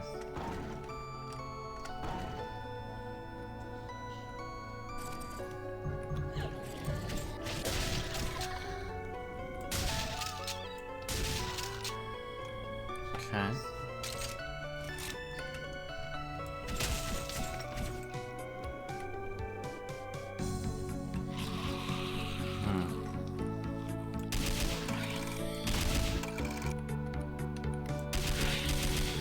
Okay.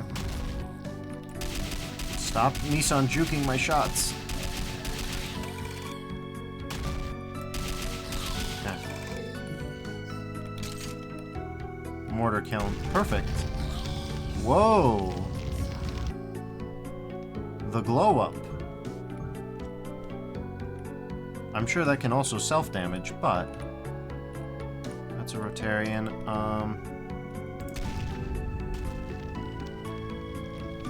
There were any people hiding in ambush formation. No, they're not. Okay. I should have gone with a mortar kiln on that one.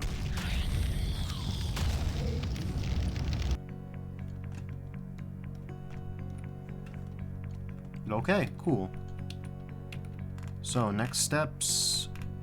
We've got something behind the painting, huh?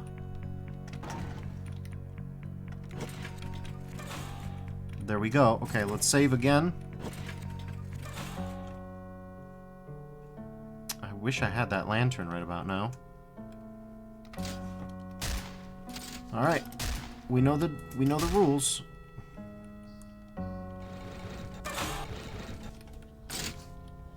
Ah.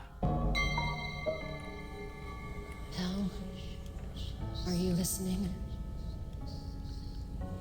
I don't know what to do. I feel like I'm leading my children astray. I feel like they expect so much of me. And I don't know what to do without you. I promised myself I'd never be this weak. I had promised myself I would never rely on anybody, on God, no less, but I'm running out of options. And I don't know what to do. I don't know how to get away from them. And I don't know how to be good enough for them. Please. Please show me. I'll do anything.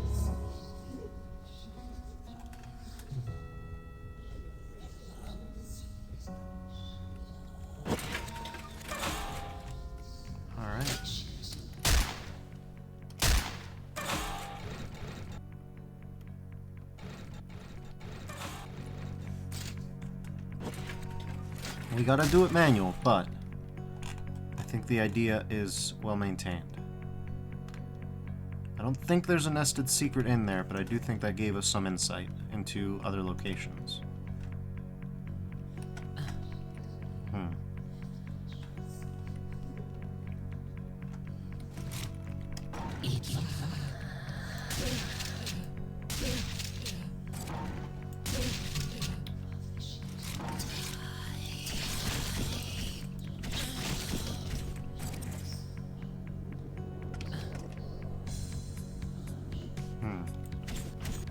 Good statue.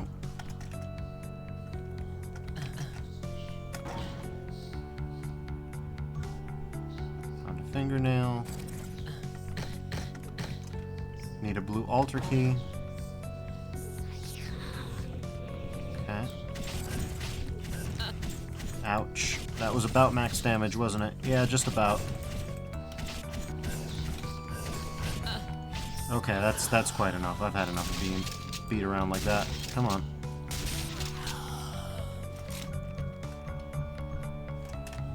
Okay.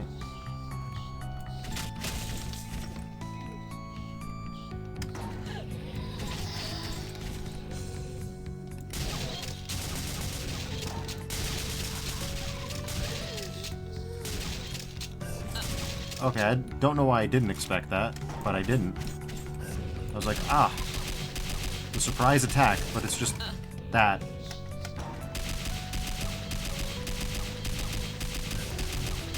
Damn, strong. Okay, well, we got very lucky. Okay, evil statue.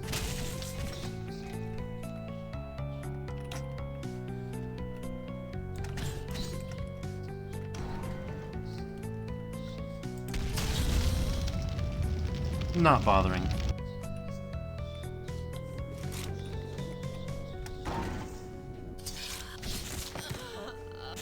We are back on that grind, huh?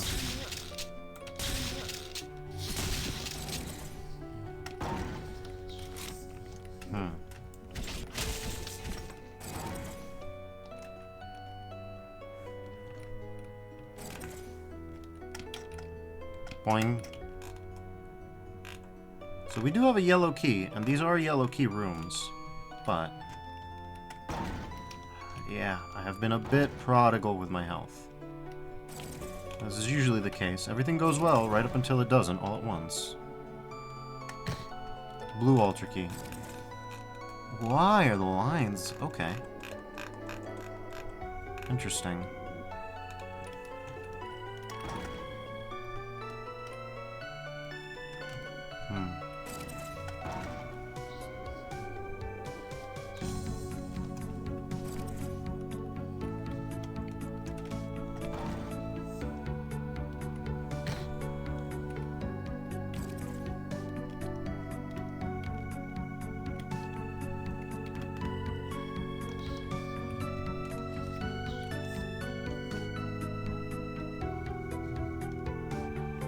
So we need the red altar key so that we can get to the yellow altar key so that we can do another thing.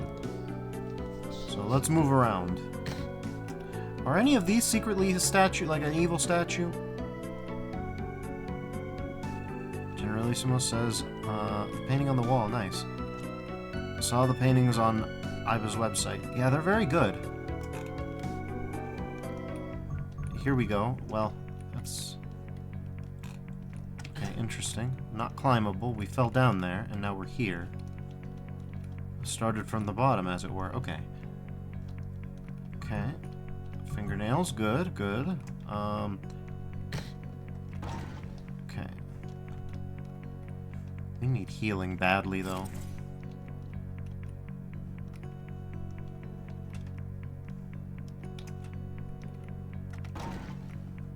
Okay, in here.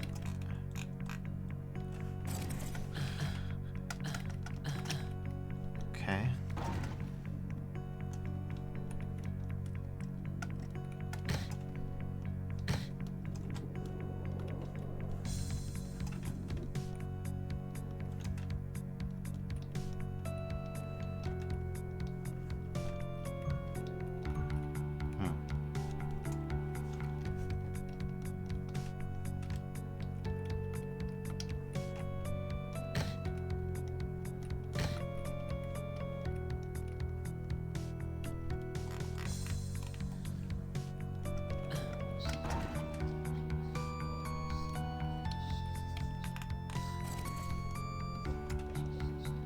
Okay, so we can't be here, but we can be there.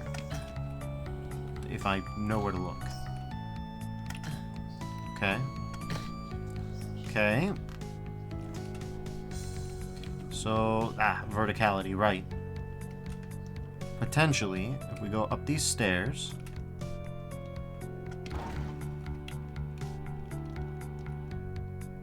Oh, whoop. Yeah, you gotta do the little walkie thingy. There you go.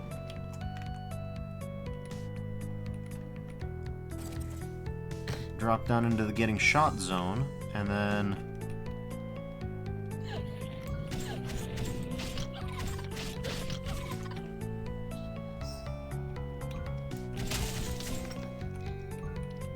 Okay.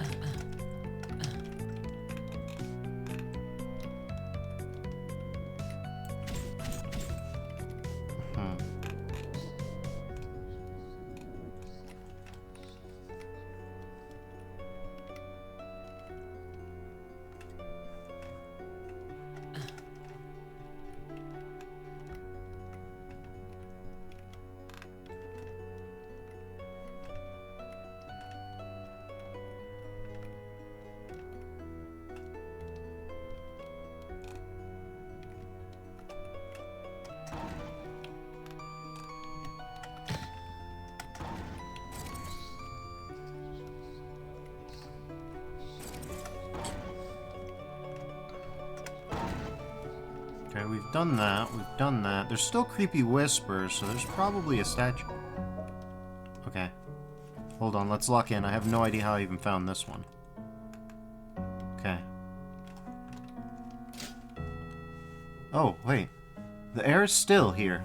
It's as if the rest of the world gave up on this place already. Do you really feel like you connect with this place?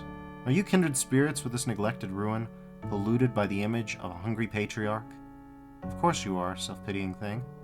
You'll only ever come to pity yourself more unless you tear it all out at the root, unless you kill him, destroy him. But I'm so sure. Not all men are bad. You just met the wrong ones. How many times have you heard that? From another man who has hurt you and will hurt you again. Sometimes that man is you. That was the F1 key, by the way. Okay. Glad I noticed that. We should check fluorescent as well. Okay. There we go. This should help.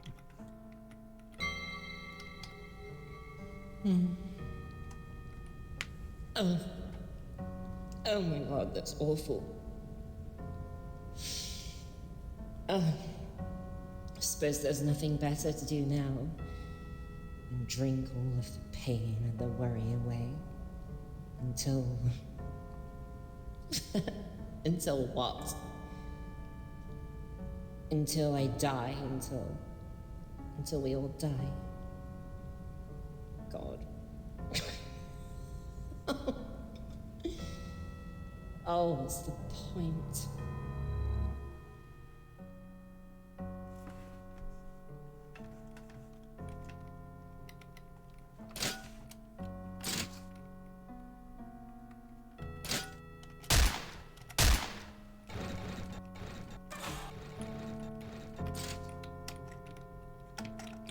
Oh. Interesting. I think we might be a little stuck. But to be fair, these were recent additions. Okay, yeah, so I am gonna I think I'm gonna have to id-clip out of this one. Yeah, sorry about that. These were added spur of the moment, so something to consider.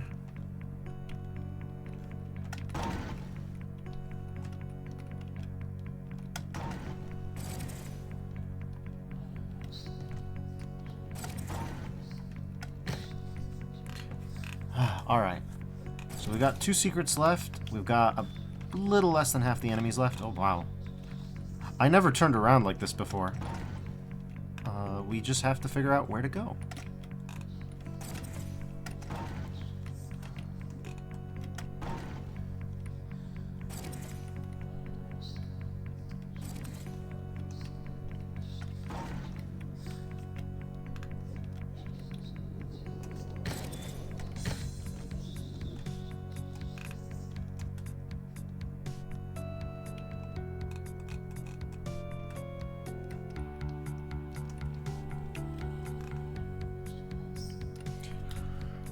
Huh. Interesting. So we've got... Ooh, maybe we haven't found everything yet. Well, maybe so, but the part that we haven't found, we're still stuck up against.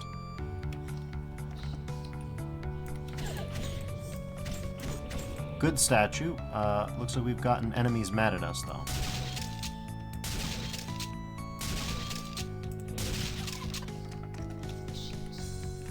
Alright.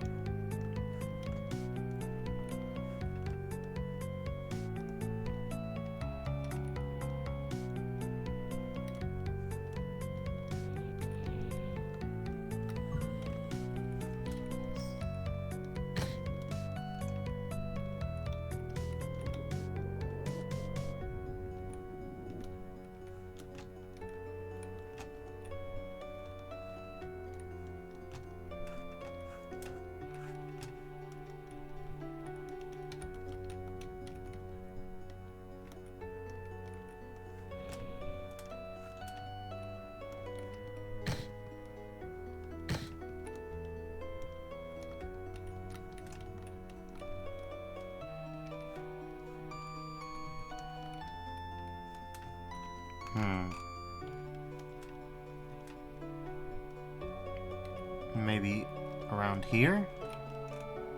I mean, we've already been here, right? But then there's that place. Yeah, let's look at the structure over here. There must be stuff that we haven't done with the yellow ultra key here. But how? Okay. Huh, we got good and stuck, though. That's alright, we'll figure it out. We'll power through.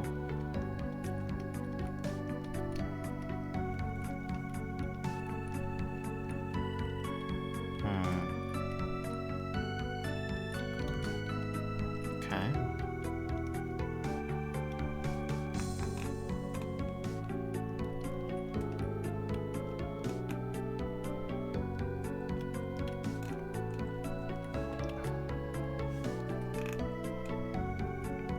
We've been there. We haven't been there.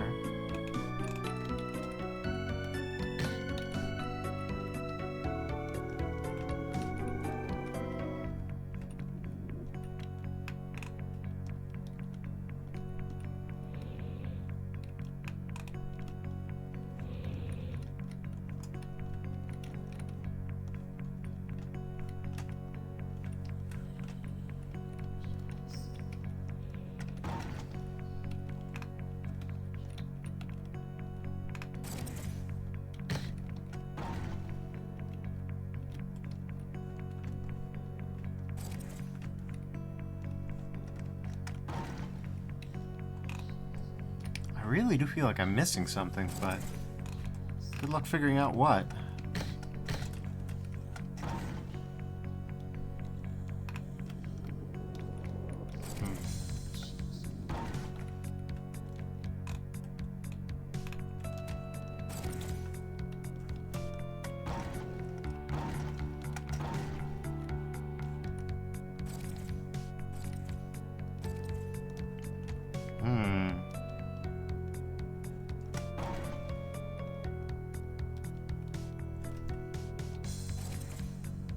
I think I might have to ADT this just to find the key, and then go from there.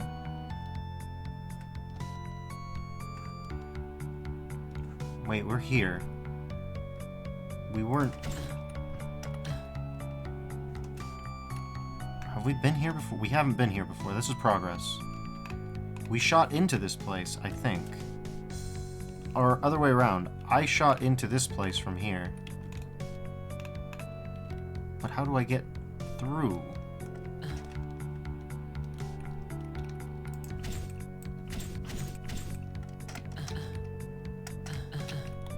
Why is that? That is a decal, isn't? Oh no, no, it's not. There's the blue Ultra Key Zone. So yeah, if we can find a way in there, we're good. But what am I missing?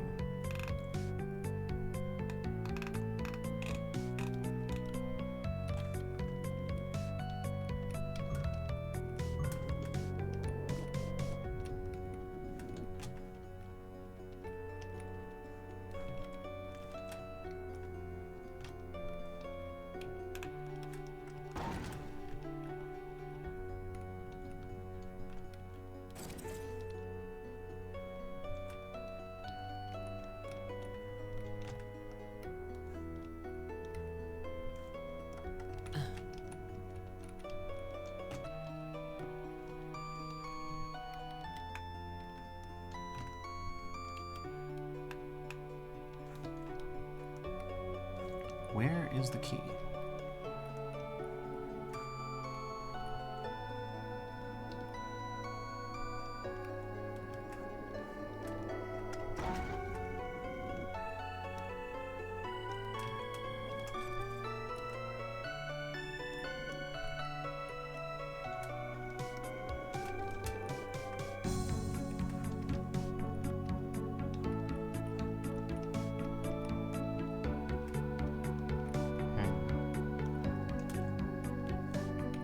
Only got one.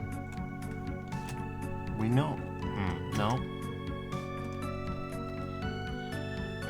Okay, yeah, it might just be the most field expedient thing in the moment to IDDKT. We know help's not coming otherwise.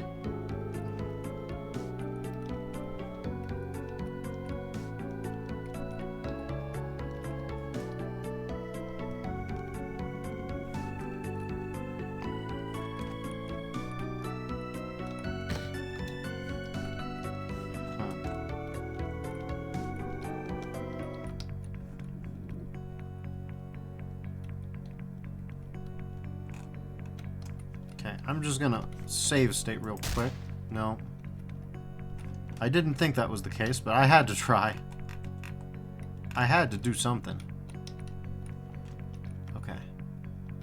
Let's see. There's that whole zone over here, but nothing here. Okay. Nope.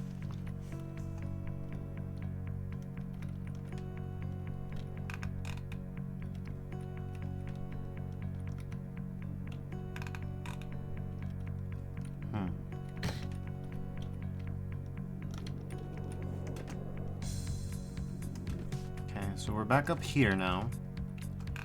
Are there any other routes we haven't taken yet? Potentially? No. Not here. Okay.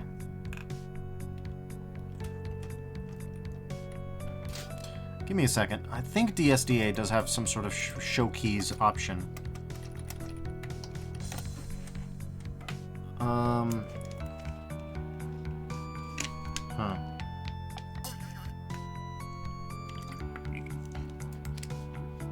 Alright, let's see what we've got. Key? Gives... I don't need IDK, no. I just need to see the maps.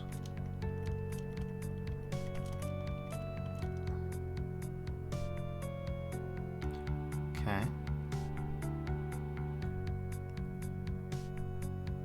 Oh, cool. Neon Doom has that, but DSDA doesn't have that.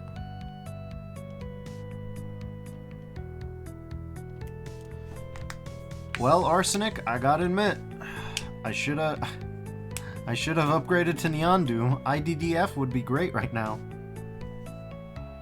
Okay. I guess we can try... I hate to spoil myself, but I am a little stuck, and I do want this to be, you know... Let's see. Rendering. I know that it's really weird that we have to be doing this, but Doom format. No, everything there is good. Demo settings, casual play settings, task settings.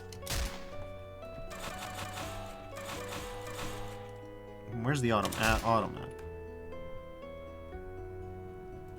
Okay.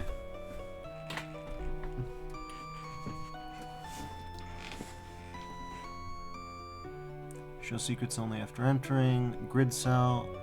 Translucency percentage. Okay. So maybe I don't know what I'm doing. I really would have thought that it'd be in video. Video mode. Yeah, here we go. Software rendering, please.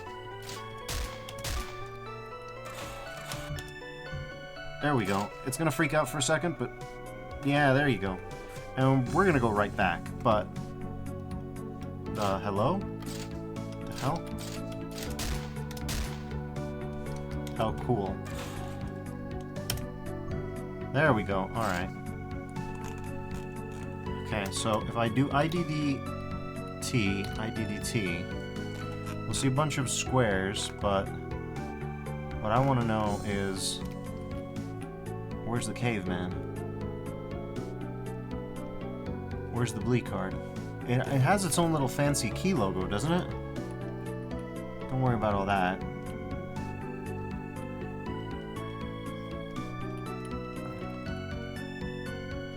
Well, we can start marking things, I guess. See if we haven't covered them. Cause yeah, but besides that, I don't know what else to do.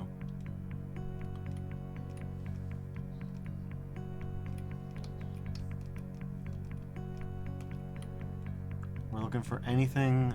Yeah, I think we've marked the only place that we haven't been, potentially, and even then, I'm suspicious. And there's whatever's going on here. I don't think you can soft lock, but okay, we've got a marker here. Anything else? No, just green stuff, but green stuff isn't usually pickups, so I don't think that a key would render green. Yeah, alright. I think that's the best we're gonna do. Alright. Let's see. So we've got that. We'll see if that's anything. It should be. Okay. Yeah, there we go. And OBS should be normal soon. Yeah, there we go. It takes it a few seconds. I don't begrudge it that.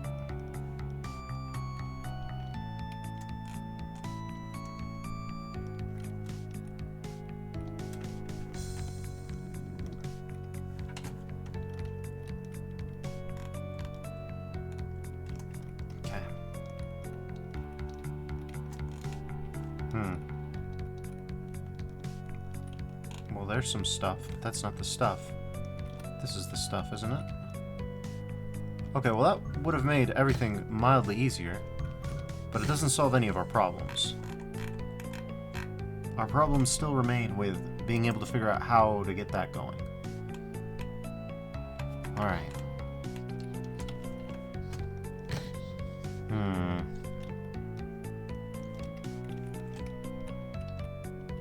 I'll take the free polyps. Polyp's polyp, but it was not as revealing as I would have liked. Yeah, that doesn't help us, actually. Okay, how about here? Okay. Hello, tree.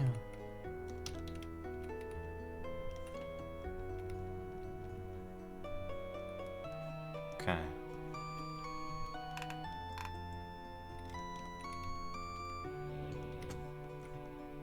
Well, there's definitely enemies. But here's the problem I'm having, right? Right here. If we could climb up there, we'd be good, but we can't, and I don't know how to fix that. If that's even something that can be fixed.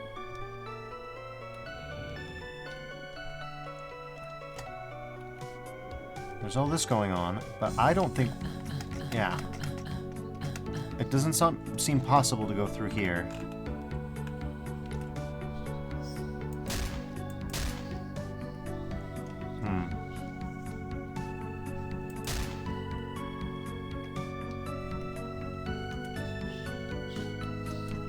That's the big problem, isn't it?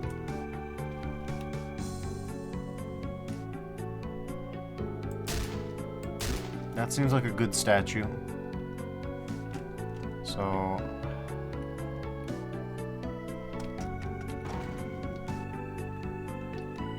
okay. That's a red key door, too.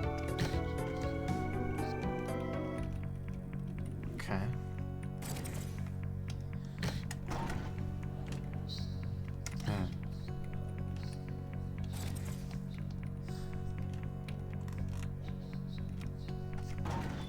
Maybe it's in one of these. This one isn't complete.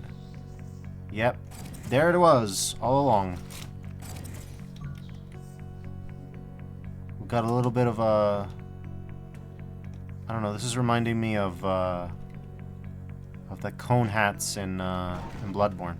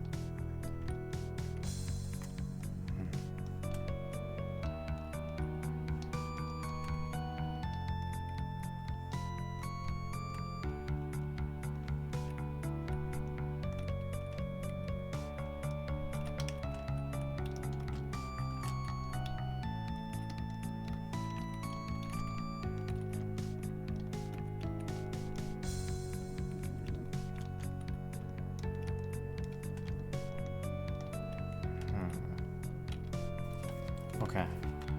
But wait, why did I even come out here in the first place? Wasn't I able to get to where I needed to go from inside there?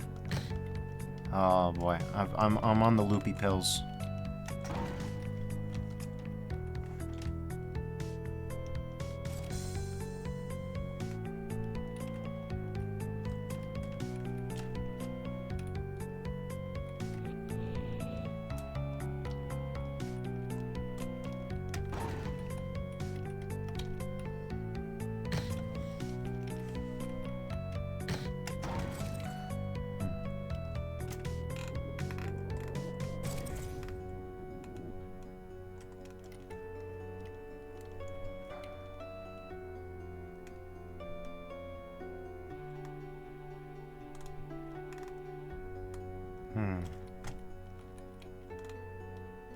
Yes, definitely. Okay. Okay, yeah. We're... do your best. Beat up that bully.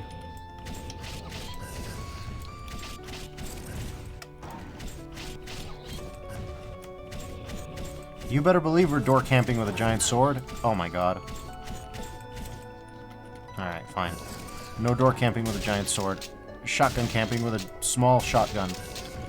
So we can get a big shotgun later. Okay. That'll do it. Yeah, that'll do it. I should have remembered. A Buckio. Okay, this is new. This is a new manner of being. Well, oh hey, creepy statue, before I forget. Gotta talk about... hey, the whispering's gone. I don't really know how the whispering is managed, but it seems to be fairly strong.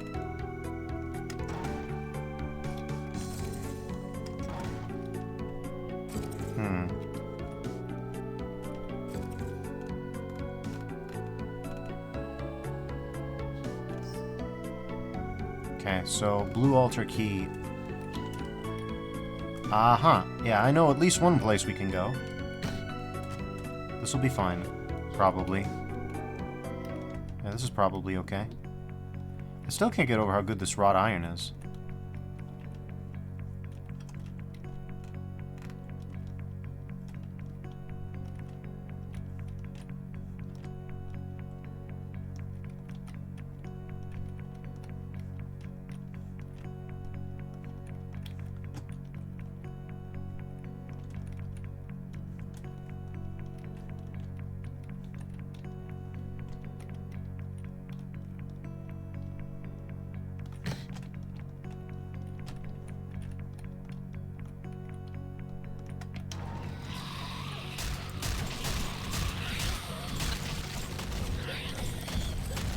Okay, we're out.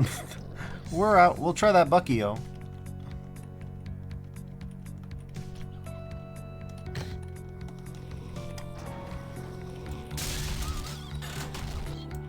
I do like the ratchet noise. Okay, enough. Okay, that was a little intense.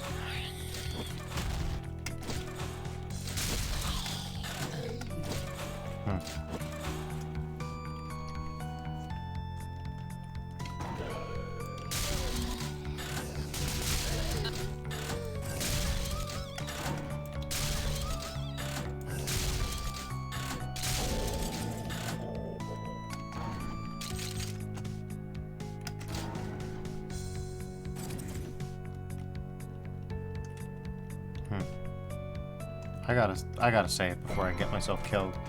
There we go. Angel Heart. I definitely think this is another zone. Get ready. Yep. Time to swap our audio. Good.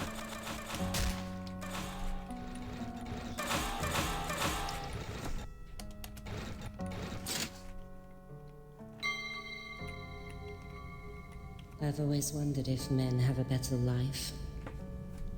I suppose they do in some ways. That's indisputable. But they always seem so utterly miserable. I suppose it can't be helped. It's not worth thinking about too much. I wonder if I'd be happier as a man.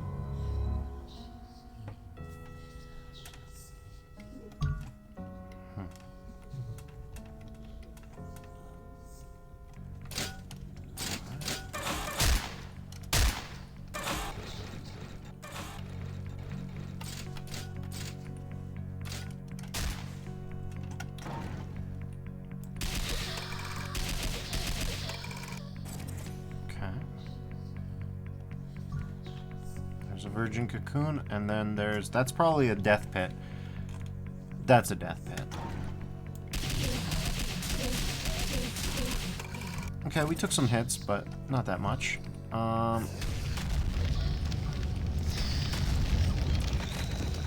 Damn, this mortar is crazy. The mortar situation is crazy.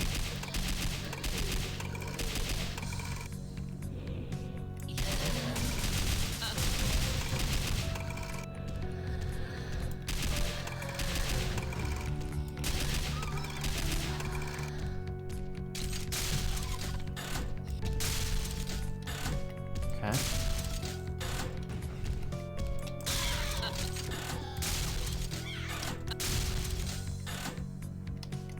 Sneaky statue. Speaking of, I haven't been on statue watch properly. Suddenly I'm wigging out. I gotta make sure. I was so overjoyed with the key. Have I been diligent?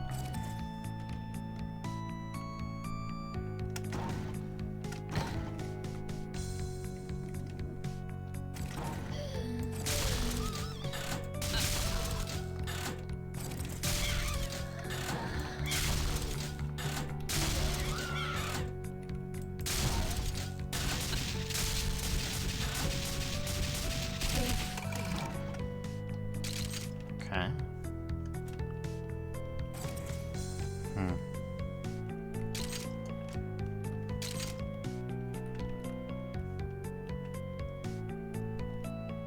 Slow crushers, okay.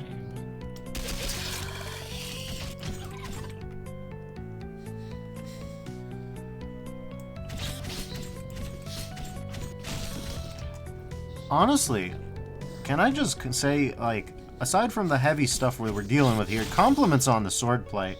It's hard to do a good melee in Doom. And this feels satisfying. You know what also feels really goddamn satisfying? Getting that red key. So yeah, just check all your doors. Check the doors. Don't not check the doors. Check every door. Did you think you checked them all? You didn't. Check again. That's all. That's at the core of it.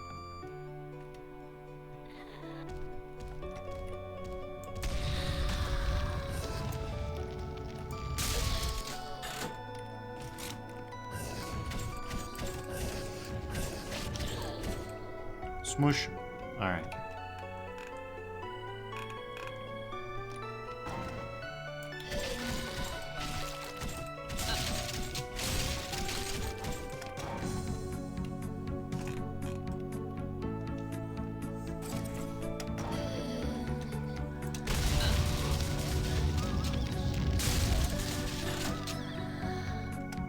Door.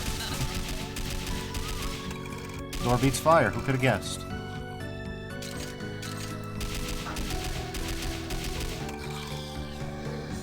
Okay.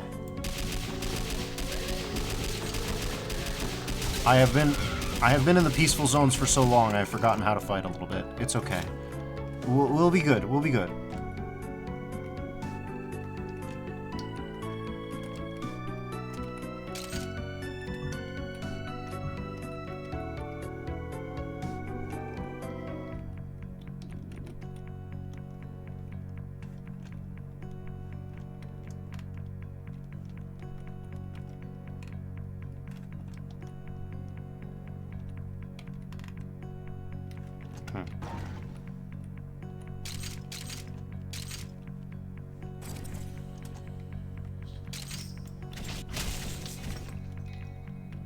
Okay.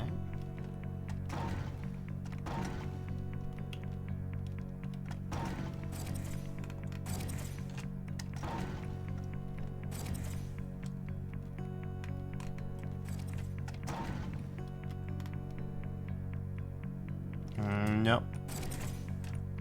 Sorry, did I see someone move? No. I'm getting loopy. We're hitting the 6-hour mark, but it'll be worth it. Mark you me, it'll be worth it.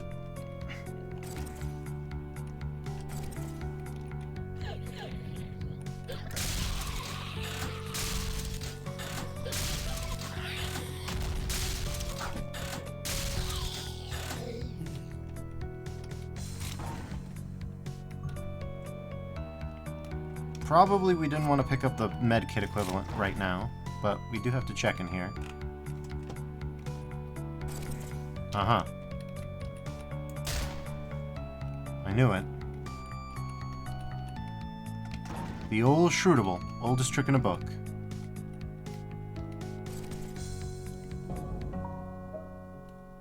This one's already smashed, incidentally.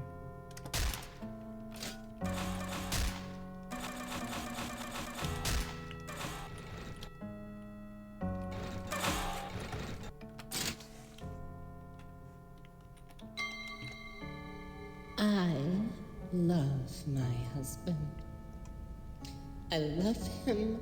I love him. I love him. I love him.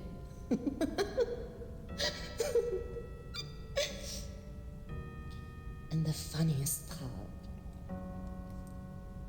is that my husband lives in me. I am a slave to him. I serve him. I fail and die for him. And he is me.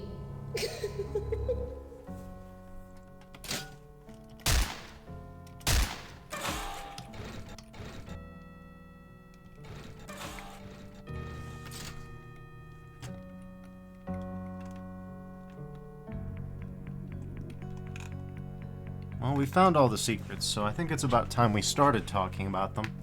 I wanted to grab them all together, as it were, just to make sure that I wasn't, you know, going off kilter. Like I said, my experience of gender is my own. It's distinct from this. So I definitely wanted to give it room to breathe before I started, you know, putting in my own theories or theorizing, and also this is definitely part of the main intended path, the playable area, so whatever's going on here, we'll have to come back. We've got to use the red altar keys now, which is up there somewhere, probably, I think. Because, yeah, I'm going to say it was... Yeah, this place we haven't been to, for example.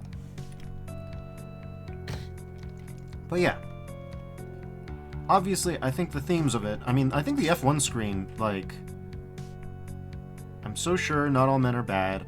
You just met the wrong ones. How many times have you heard that from another man who has hurt you and will hurt you again? Sometimes that man is you. And I think that's kind of that paragraph is probably central to the entire thesis of this entire situation. So, to sort of put out my background, as it were, I tend to favor xenofeminism, which is more about gender abolition and alien femininities than it is about a sort of more direct version of it. Essentially, if you couldn't guess, reject the binary, right? But that doesn't necessarily mean that this isn't applicable to me, or that in any way it is irrelevant to sort of my lived experiences. Like, all those were harrowing to listen to. There's something about them there that reflects the lived experience, the experience of living with internalized misogyny, and all the ways that it, affects and effectuates self-denial, self-destruction, all the ways that it makes you doubt yourself. There's a lot going on there that I think any trans person can dig into. Like the spooky statue. Okay.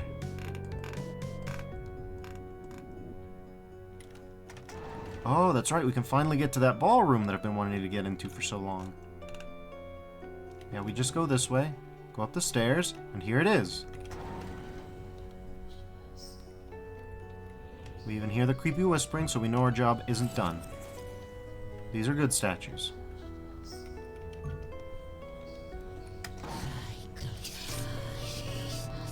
Okay, but this is a very different...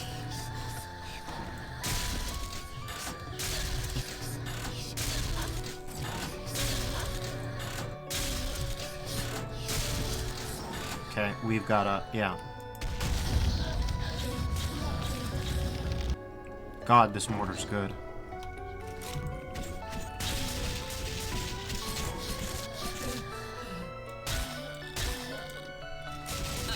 I like to believe that ammo scarcity is supposed to be a problem, but if you really embody the dark fantasy protagonist mood and just start cutting things, it really helps.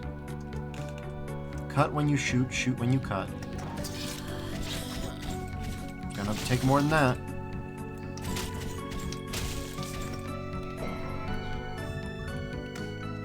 Okay.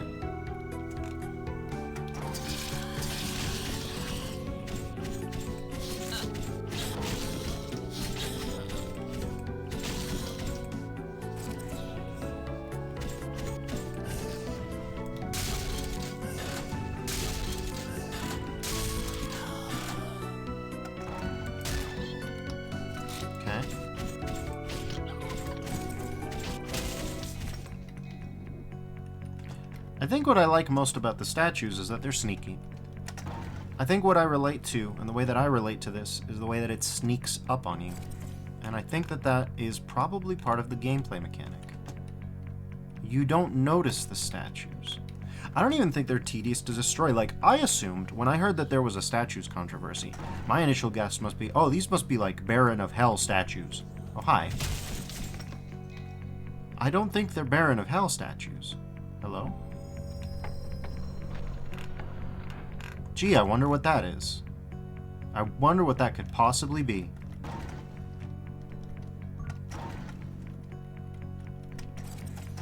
If I had to guess, I think I know what it is.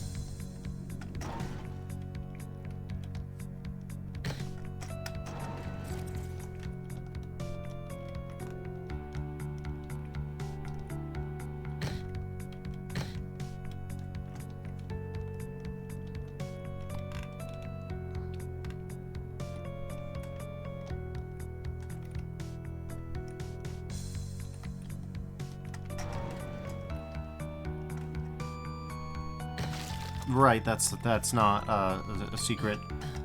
That's not like the other parts. I do appreciate the attention to detail and the love of the little fiddly details.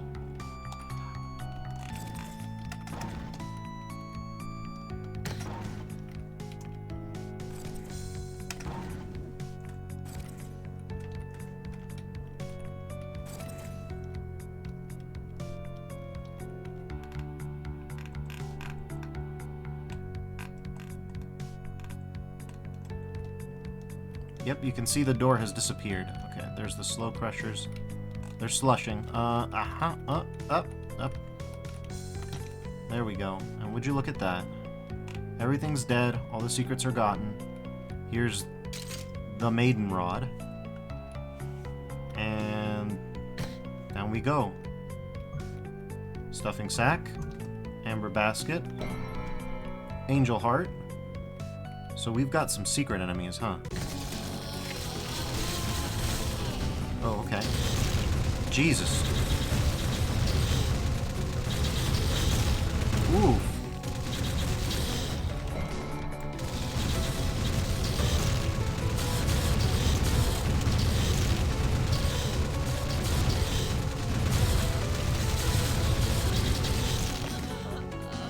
Whoa.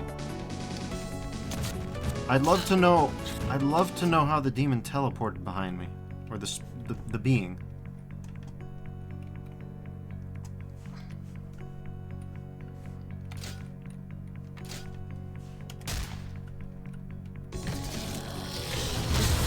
I think I know how it teleported behind me. It's really, really, really fast. Jesus. Okay, this is gonna be some work. Wait, work? Okay, yes, actual work, though. My goat, the mortar, is too slow for this thing.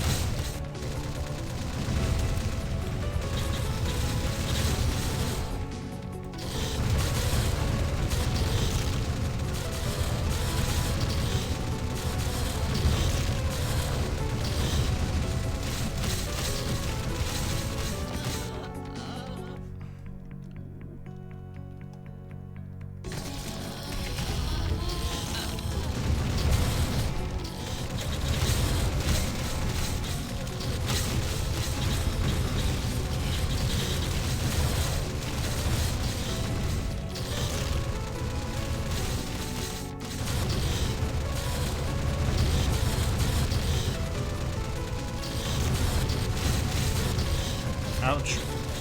We really got hurt. Okay. Okay. Oof. Good thing I saved stated. That's okay, I saved stated. I found a safe spot. Ooh. Okay. I think she can outright teleport, including behind you. Strong melee, too. To be fair, nobody's figured out parrying in MBF21 yet. Yet. I want to believe. Well, id24 though has parrying. Hexen plus Heretic showed that off. Okay, we need to boogie. These are strong. Okay. And we need.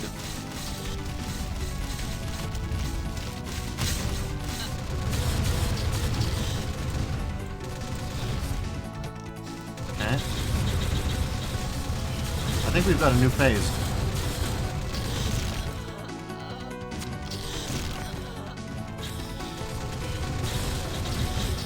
Okay.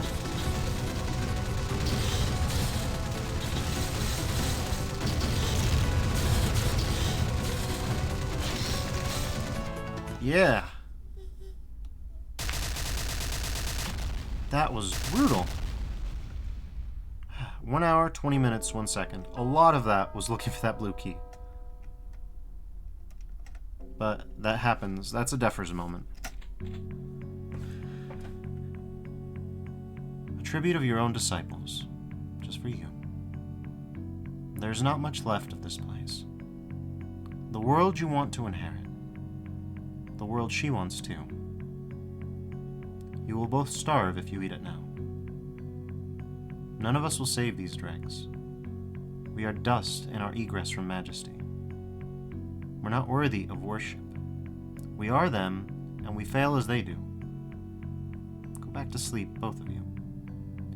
I will take the burden for now.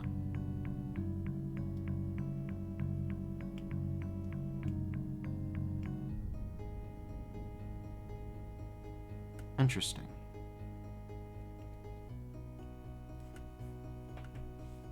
Ooh, we got a scrolling picture.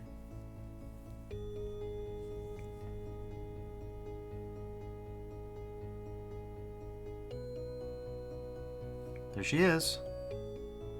Ayba.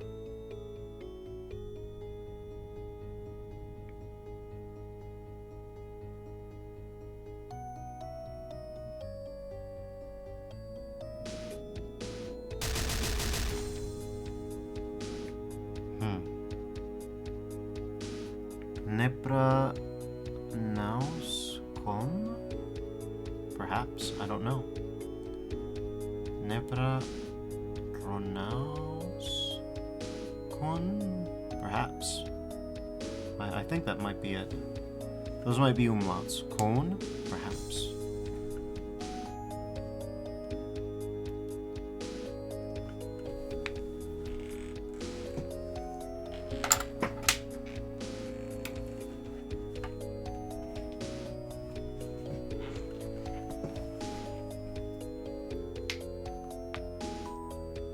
We're just gonna let this play out for a little bit.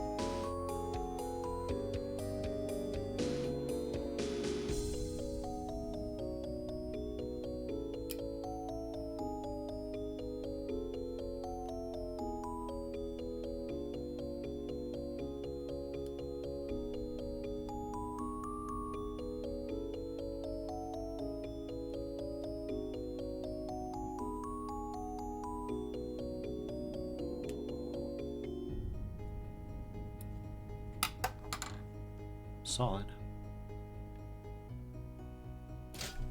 Alright. So that was Bellot. I think I can say with confidence that was incredibly beautiful. I think I can say it was great. It was great. And if I may problematize it, I don't want to criticize it in the ways that DOOMworld criticized it. And in fact, I don't want to criticize it at all, not in the sense that that word is understood. But I do want to consider or discuss the fact that, you know, in my experience, in my lived experience, I've also lived and spent time with trans women who aren't out socially, right? Who are out on the internet and who are, you know, together on the internet. And I've been in community with those people. And what I mean by that is that we've all worked together to keep a community of trans people and trans femmes mostly safe and okay. And we've worked towards supporting each other. And that perspective makes me think that if I had to point an analytic lens at this, I think that the central thesis, the kernel on which Bellot rests as the thematic pieces of an exploration of transfeminine anxiety, which was the tagline that I remember from the DOOMworld thread that once upon a time I was like, oh, I'm going to do like a jokey bit where I'm like, transfeminine anxiety, sign me up. That's every day.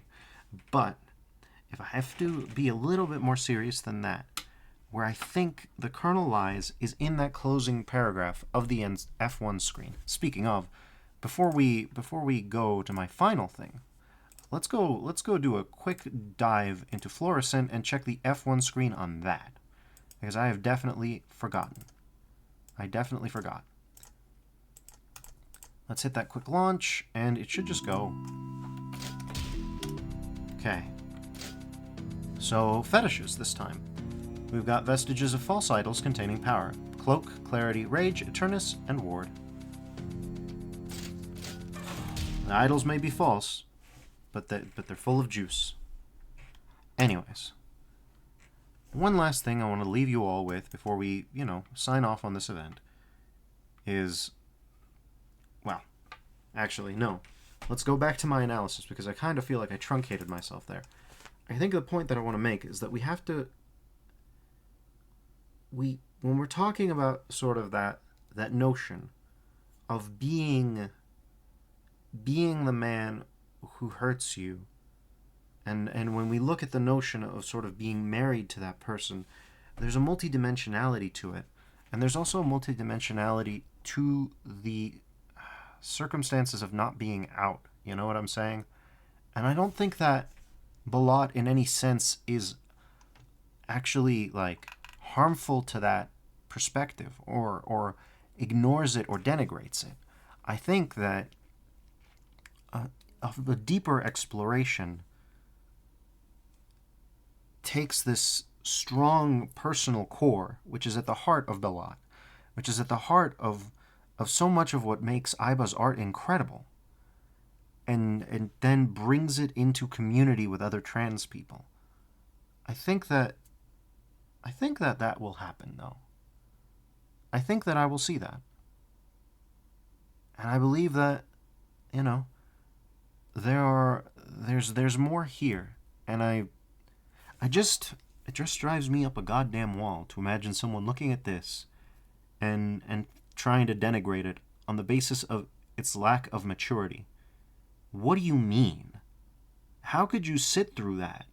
How could you imagine someone recording all those lines and think that this isn't the work that someone wanted to produce, that someone put effort and production and technical skill into producing?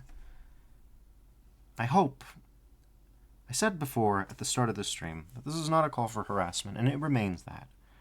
I said before that this is a call to action, or that this is not a call to action, but it is a call to consideration. It is a call to discomfit the easy story. It is a call to look at that and think, hey, maybe I don't want to be in community with Ayba, some might say. I obviously do want to be in community with Ayba. I obviously find her work incredibly worthwhile. But I want you to be at least a little bit honest with yourself. You know? I want more self-interrogation. Like, people, sometimes to be in community with someone, you need to accommodate, you know, their concerns. Sometimes you are a strong and supportive, you know, individual to some parts of a community, but not everyone. I hope that living in, if you'll pardon the pun, current year, or pardon the wordplay, if you'll pardon that, like, I hope that living in current year demonstrates that there's not really any consequences that you have to be afraid of, that there's no real tyranny at play here. There's no real, like, coercion involved. It's just an ask for consideration, you know?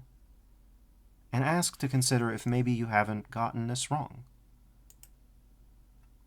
Anyways, with that subtle shift, I'd just like to close out the stream,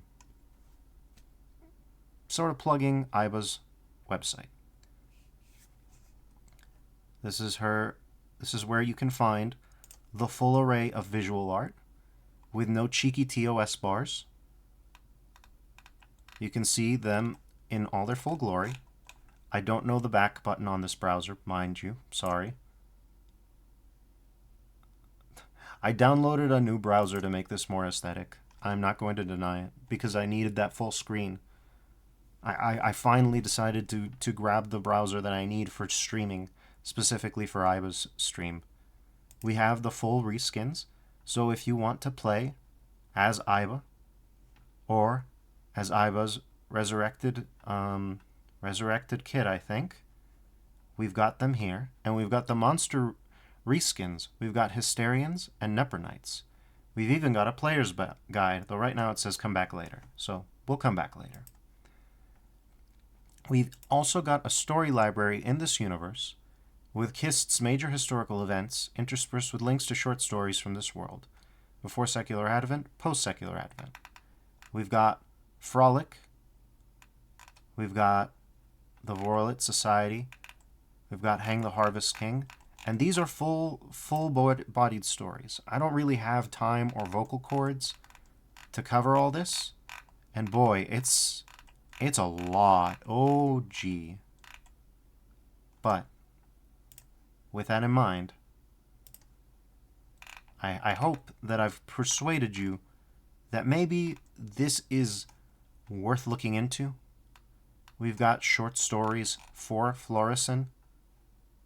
We've got all kinds of things. We've got stories for Balat. And we've even got more beyond that. And there's just one last thing. There's also a diary. And that diary does have something I think is relevant. Because there is one hypothetical explanation for the reaction that Ayba received in DOOMworld that I'd like to preempt. So, it recently came to my attention, vanity searching, I know it's terrible, that some people are trying and having trouble accessing my works or figuring out how to play them. This is a bit unexpected, and it's difficult not to be a bit jaded about it since I'm pretty sure it's just because of the petty spectacle of my leaving DOOMworld. I'm an insecure woman, and I really hope that people aren't engaging with my works just for drama purposes.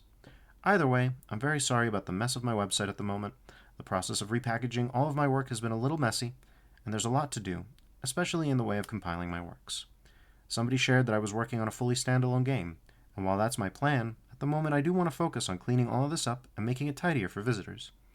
Thank you for coming by, and please remember that I left DOOMworld because I don't like emotionally bereft people telling me what to do. My art is messy, and I like it to be messy. I don't want to make video games. I went to college for game design, and it was a waste of time. There's now a section dedicated to my vanilla Doom reskins, and I will populate it with more works as time goes on. The library section is for all of my explicitly narrative work. Please enjoy. And so, yeah, I think that last little message is important. You know, sometimes people forget, or sometimes people think about the modding community in terms of the doors that it could open, and so they start thinking in industry terms. And it's important to remember that a modding community is a modding community, and a modding community it can be about more than that. It can be about the art. Some people have the technical skills and the technical knowledge and the technical expertise and the formal training to pursue something that is a little bit more consumeristic, a little bit less personal, a little bit less involved. And that can be done. But not everybody who's here wants to do that. Some people want to make art. And with that, I'd like to thank all of you who watched. Next week, we'll have something a little different. I'm never going to take a break from Doom altogether, but I am going to take a little break from Doom for highlighting another boomer shooter community who's doing some interesting things. Till then, stay safe out there, and please consider the people in your life, and when they tell you something, when they tell you that you can do something for them, try not to dismiss out of hand on the basis of their supposed emotionality what it is that they're asking of you. Please consider the people in your life as people, and consider them as people with insight.